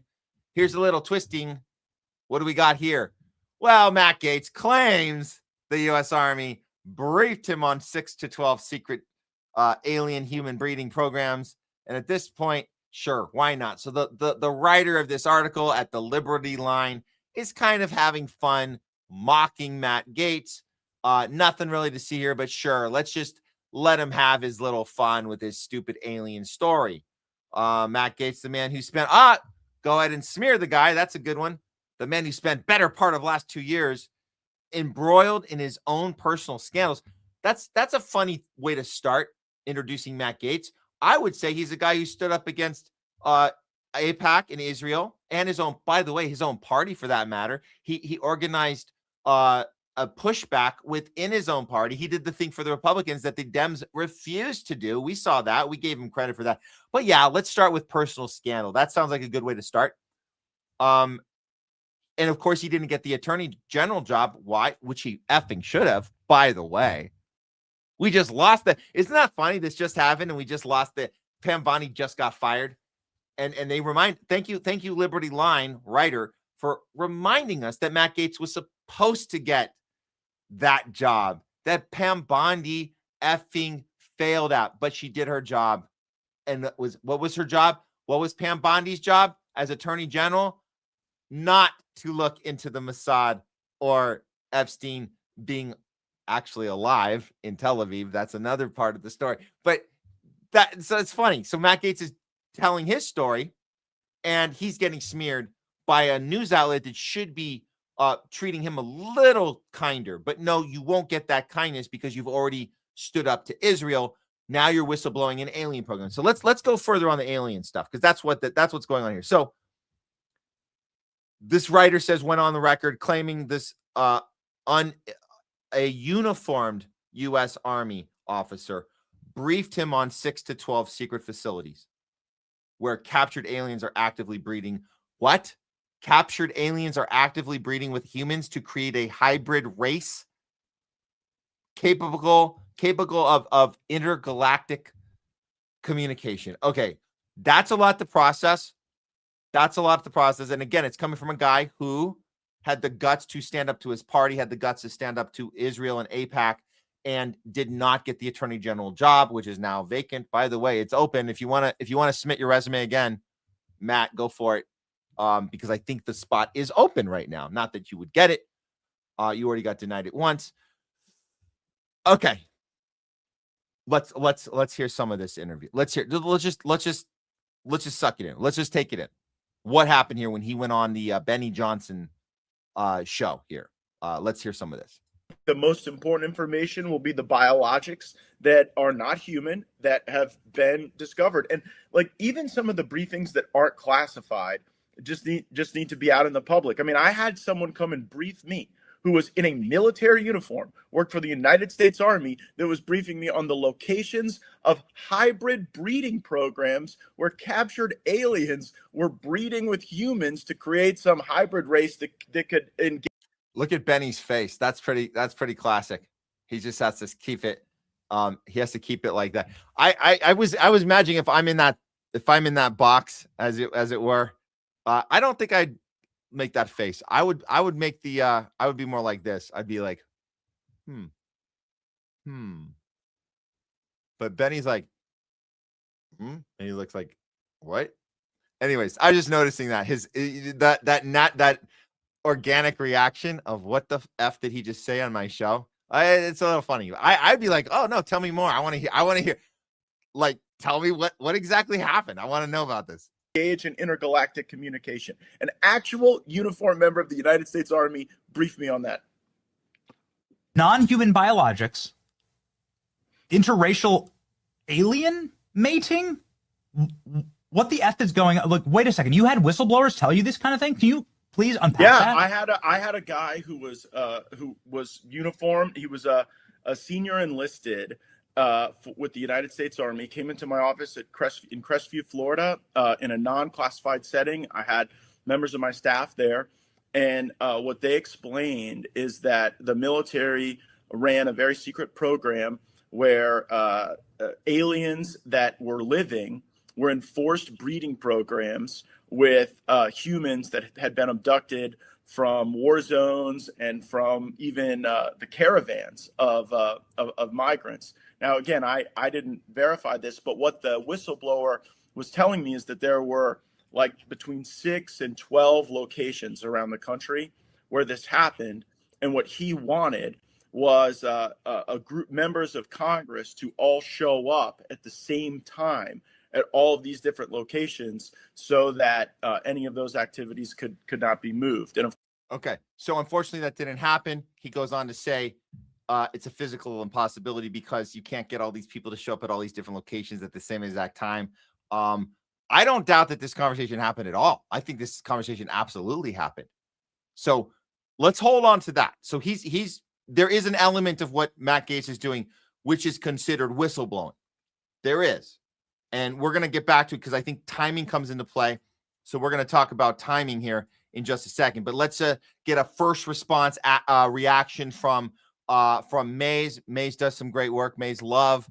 Matt Gaetz spills the beans on an alien hybrid program that he was briefed on by a whistleblower, then making Matt Gaetz a whistleblower by going on Benny's show and continuing whistleblowing through this conversation.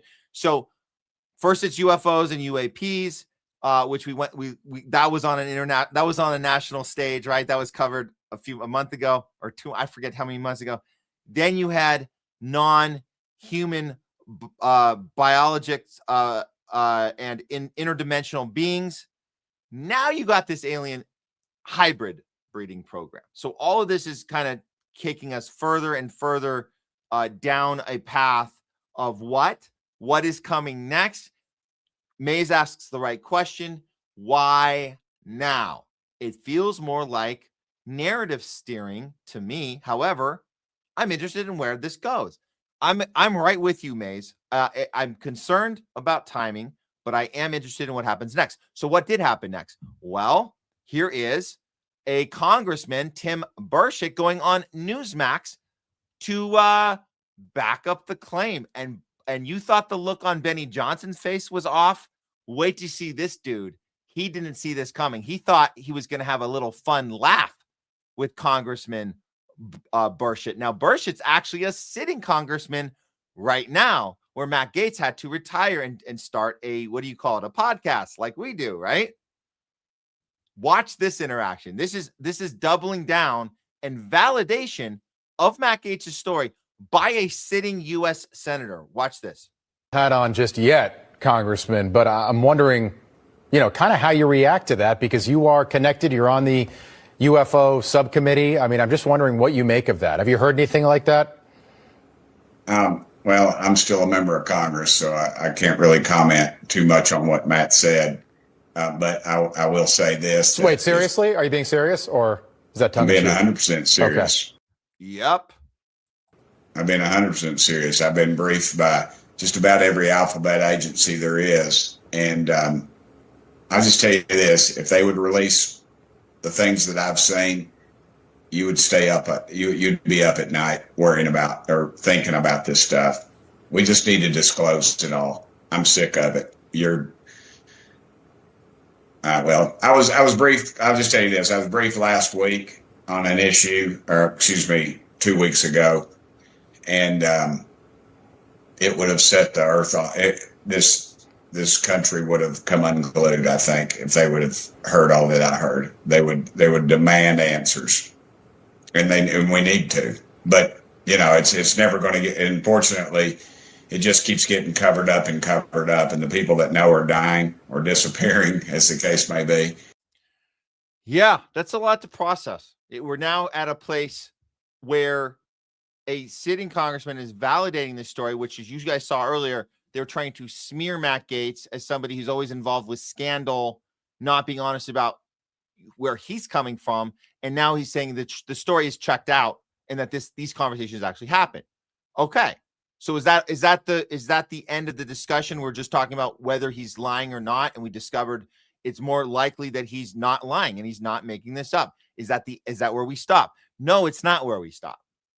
May said, "Look, I'm skeptical, but I want to see what happens next." Well, here's what happened next. We already have an effing response from the White House. This is from Shannon Joy. Check this out.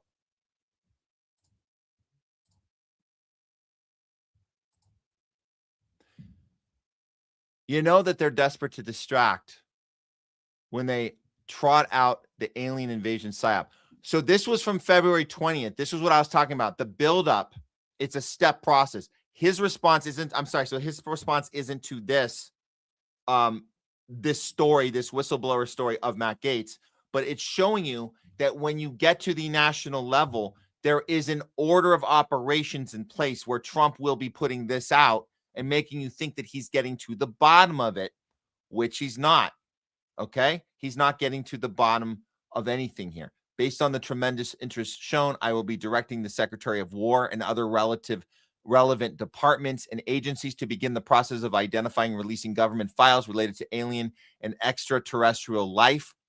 Really? You're going to do all this on where? February 20th? Wasn't that like 8 days before you murdered those schoolgirls? So I'm sure the Secretary of War is working on it right now. But again, I think there is a timing issue involved of when and how they're able to distract us with revealing this information about our relationship with extraterrestrial beings. And they do it in a very coordinated, organized way. So where is this leading to next? Well, we can't predict the future, but what we can do is give one more chance just to top this off. I think this is the most important thing you guys can watch today. And this will conclude the top censored news of the week. I'm going to present to you right now probably the most thoughtful breakdown you're going to see of how this operation, how this global PSYOP could possibly be working on us in real time, and we don't even know it. This is let me grab the clip. What we're going to see here is I gotta do it right here. Okay. This is from November. Okay. This is from November. So this is, again, not a reaction to Matt Gaetz, but Chase Hughes is a human behavior expert, and he's going to tell us how our perception of the UFO topic has been managed on our behalf without us knowing this entire time. And this might give you an idea of what to expect next and why. Not again, Matt Gaetz is telling us something that actually happened, but there's a method to how it's being rolled out. Here we go. What are some of the psyops you see going on today? Let's bring up the alien UFO UAP shit. Is that a psyop? Do you think that's a psyop? The way that our perception of the UFO UAP thing is being managed is absolutely a psyop. So they are creating the perception. Yes. Correct? Yes. Creating the perception, and then they're gonna give us the next thing. We see people going out on podcasts and stuff that have talking points from the government. Mm-hmm. And if you have someone that has talking points from the government, that's a spokesperson, not a whistleblower. Oh no. Did he just say a spokesperson, not a whistleblower? Does that mean Matt Gaetz is being a spokesperson right now? Very well likely that he is. And not to mention having a congressman back him up who's a sitting congressman right now saying, oh yeah, his story checks out. This isn't the definition of whistleblowing. Is when you go against the government, against the establishment that wants to silence you, and yet they're being allowed to, or better yet, they are being instructed to put this stuff out at a particular time in a particular way. I've seen so many people come out and say, like, I'm allowed to say this and I'm not allowed to say that. And that's not what a whistleblower does. And I get it that there was a huge example made out of Snowden. But I think that the way if our perception is being managed, then we are in a psyop. Guaranteed, we're in a psyop. If our perception is being managed, then we are in a psyop. Guaranteed.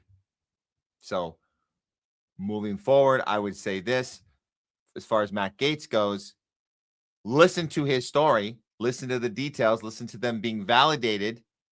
Try to understand that there is a relationship there between what we have been allowed to know and what we are allowed to know now. Just like with the Epstein files, there's a certain amount that we're allowed to be seen now. There's half of them, 3 million we have been able to see. 3 million of them we have not been allowed to see. So the timing is always important. But don't get stuck in the two camps of, is he telling the truth or not? That's the argument they want us to be having with each other. They want us to be having the wrong conversation. That's the wrong conversation. It's not whether he's lying or not. It's the real question is, why is he allowed to tell us these specific bullet points and talking points at exactly this time? That's what we need to remember. Keep asking those questions. Keep being curious. We got to do that here in this space because they don't do it for us on the normal, regular, crazy ass news channels, which are really propagandist machines. And they spew us daily lie after lie, protecting the powerful while they punch down at us and get us arguing about the wrong shit. And that's why we got to bring you top censored news of the week. Okay. I think that should do it for the show.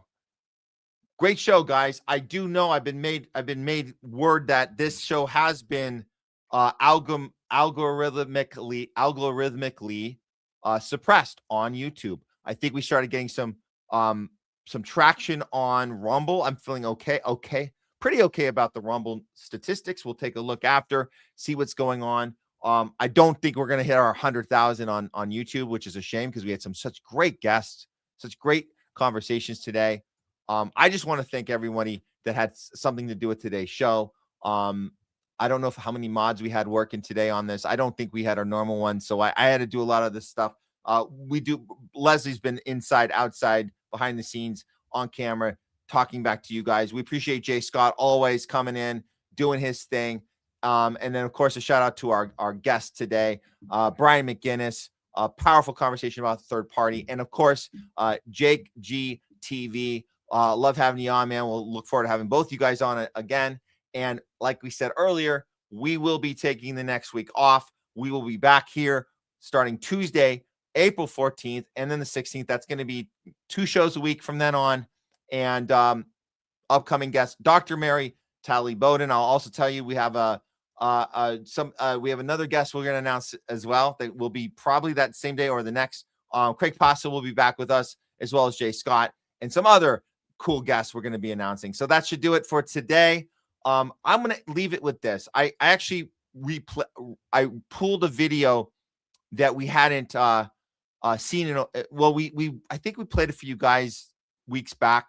It's so much more relevant now. It might have gone over people's heads last time. You might, or it might be your second time seeing it. If it's a second time seeing it, it might be more powerful than even the first time you saw it. So we're going to replay it for you guys. It's a pretty badass video by Dissident Media rap song. Might have a copyright problem, so we might have to edit it out in post. But live, you will be able to see it live right now. Enjoy. It's telling you exactly what we're dealing with as far as this administration. And it fits beautifully with the title of today's show, which is There Is No Endgame. Everything that was promised to go into this term of Trump, everything the opposite is happening. It's one big bizarro land, and it's good to see people finally waking up. And they're doing it sooner than later, which is good to see. And we're not waiting 5, 10, 15, 20 years to come out and go, oops, we might have gotten that wrong. They're saying it now, and we appreciate that here on The Homeless Left. Guys, I'm Matt Weinglass. This has been the Non-Tribal Approach to News show. We will see you guys back the week after next for more non-tribal approach to news, but also a non-tribal approach to life. So when you go out in the world, remember, always go out with courage, with conviction, and above all else, principle. Power to the people, and free Palestine. We're out. I never wrote you up and calling. Yeah, I voted for you last time. Cause I thought that you were honest. No, not honest, but maybe less a liar than your bullshit critics. It honestly pains me to have to put your bitch ass on the bitch list. Hello, President of Peace, who said he just wanted to see all of the dying, stop the spying, stop and drain the swamp bigly. You said the deep state would be shaking. We didn't know that would mean shaking your hand for all you've done and spanking BB's enemies. But done, it seems like things are different than you swore that they would be. It's been a decade since you ran on We Should Lock a Pillory, and now she's implicated with Bill and your pedo friend Epstein. And now suddenly you're silent when she skips a court hearing. Man, just be honest, are you bitches all on the same fucking team? Because it's a matter of fact, you are hired for exactly that, to lock up the criminals running the country. Yeah, we had your back the whole damn time. You were at least pretending that you were a victim of all the fake media. Dinosaur hypocrites, feminists raging, the leftist hysteria. Russiagate, piss tape, stolen elections, and debits, and Stormy Daniels' very expensive tits. Yes, they were wrong. Yes, you were right in a lot that you said we believed at the time. But now that you got all the power to tower above all the leeches, you cower to please your donors and demons and marks of the beast. Cause you think they can save you, but now you're on your knees.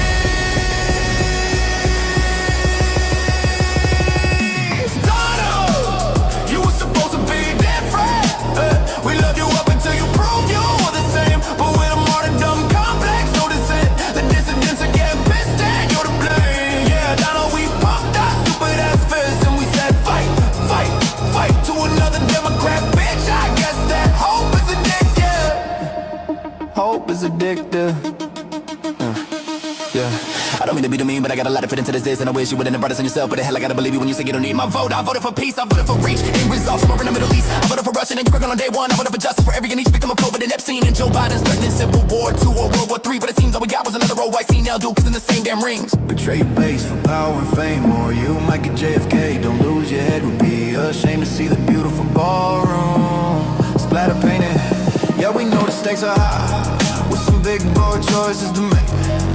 And honestly, man, thanks for us. For real, we're proud of you, that's great. But since then, you've been crashing out and cashing in. It's tough to take. You at all serious now? I suppose for me, it all comes down to your friend Epstein. Are you still talking about Jeffrey Epstein? Like, how am I supposed to pretend Elon didn't already call your bitch ass out on this? Like, fuck yes, we're still talking about your fucking pedo pizza ring. Every fucking politician in our fucking country seem to be all implicated in, like we're just all supposed to think it's normal for our government to sometimes diddle little kids. And bro, no, don't pretend you know what Bohemian Grove is. The faggiest pace, Nixon to ever been. You pretend you're one of us, but you one with them above the law like Joe Biden. You said you lock it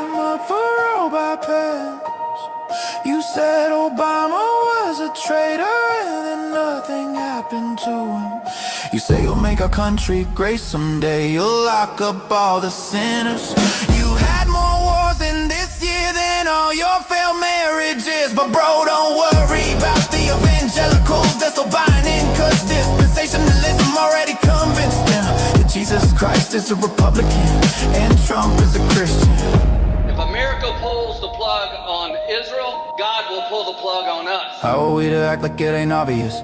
Why suddenly it seems you're best friends with Lindsey Graham, Jeb Bush, Mike Pence, and Hillary, and all your haters done you feeling okay. And also your base doesn't seem to like when you flip on them, then flip them off, then send their sons to die for foreign aid. I gotta hand it to you, man, you played the perfect patsy puppet to convince me after everything there might be someone coming. But you're just another bitch boy, bastard, sayamada, complex, retarded, complicit, Zionistic, neocon with tiny hands and even smaller fists, insisting that we take him serious as he flips and fits while stealing Venezuelan presidents and planning for Iran and Greenland next. It's all for BB's benefit while Americans wait patiently for America to be great again. It's nice of you to finally put someone over yourself. We wish it could be we the people, but it's clearly Israel. I hope you get a medic before you let it get so pathetic that you just hand it to the Dems. But fuck it, if you can't find a way to not just bend over and take it down. I honestly don't give a fuck who wins when you're the fucking same. Afraid you'll be impeached a third time, bitch. You finally deserve it. I wish it wasn't so, but I haven't even mentioned how you turn on Thomas Massey, Rand Paul, and then Marjorie Taylor Greene. It seems that anyone who still agrees with the message of your own campaign are now the army. In fact, this is Everybody just stop dying. even you should hate you now. Do what you're told and burn the whole world down. Even you should hate you now. Do what you're told and burn the whole world down. You back in 2016 will be your enemy. You back in 2023 will be your enemy too. Do that down we voted for, we hate your fucking guts. So pardon me for carving this golden calf up. I never bow to New York Democrat on Epstein's account with the words of an infant and a tantrum to child who grooves like an idiot and murders all the innocent. So what's a motherfucker even do with the truth now? Guess I'll let it out till the outlaws that too. Any minute now.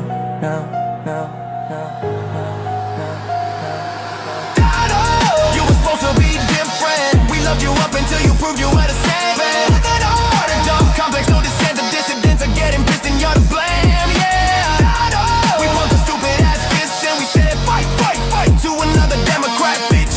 I guess that hope is addictive and I hope no, never fall for this again. Hope you'll never fall for this again. Hope you know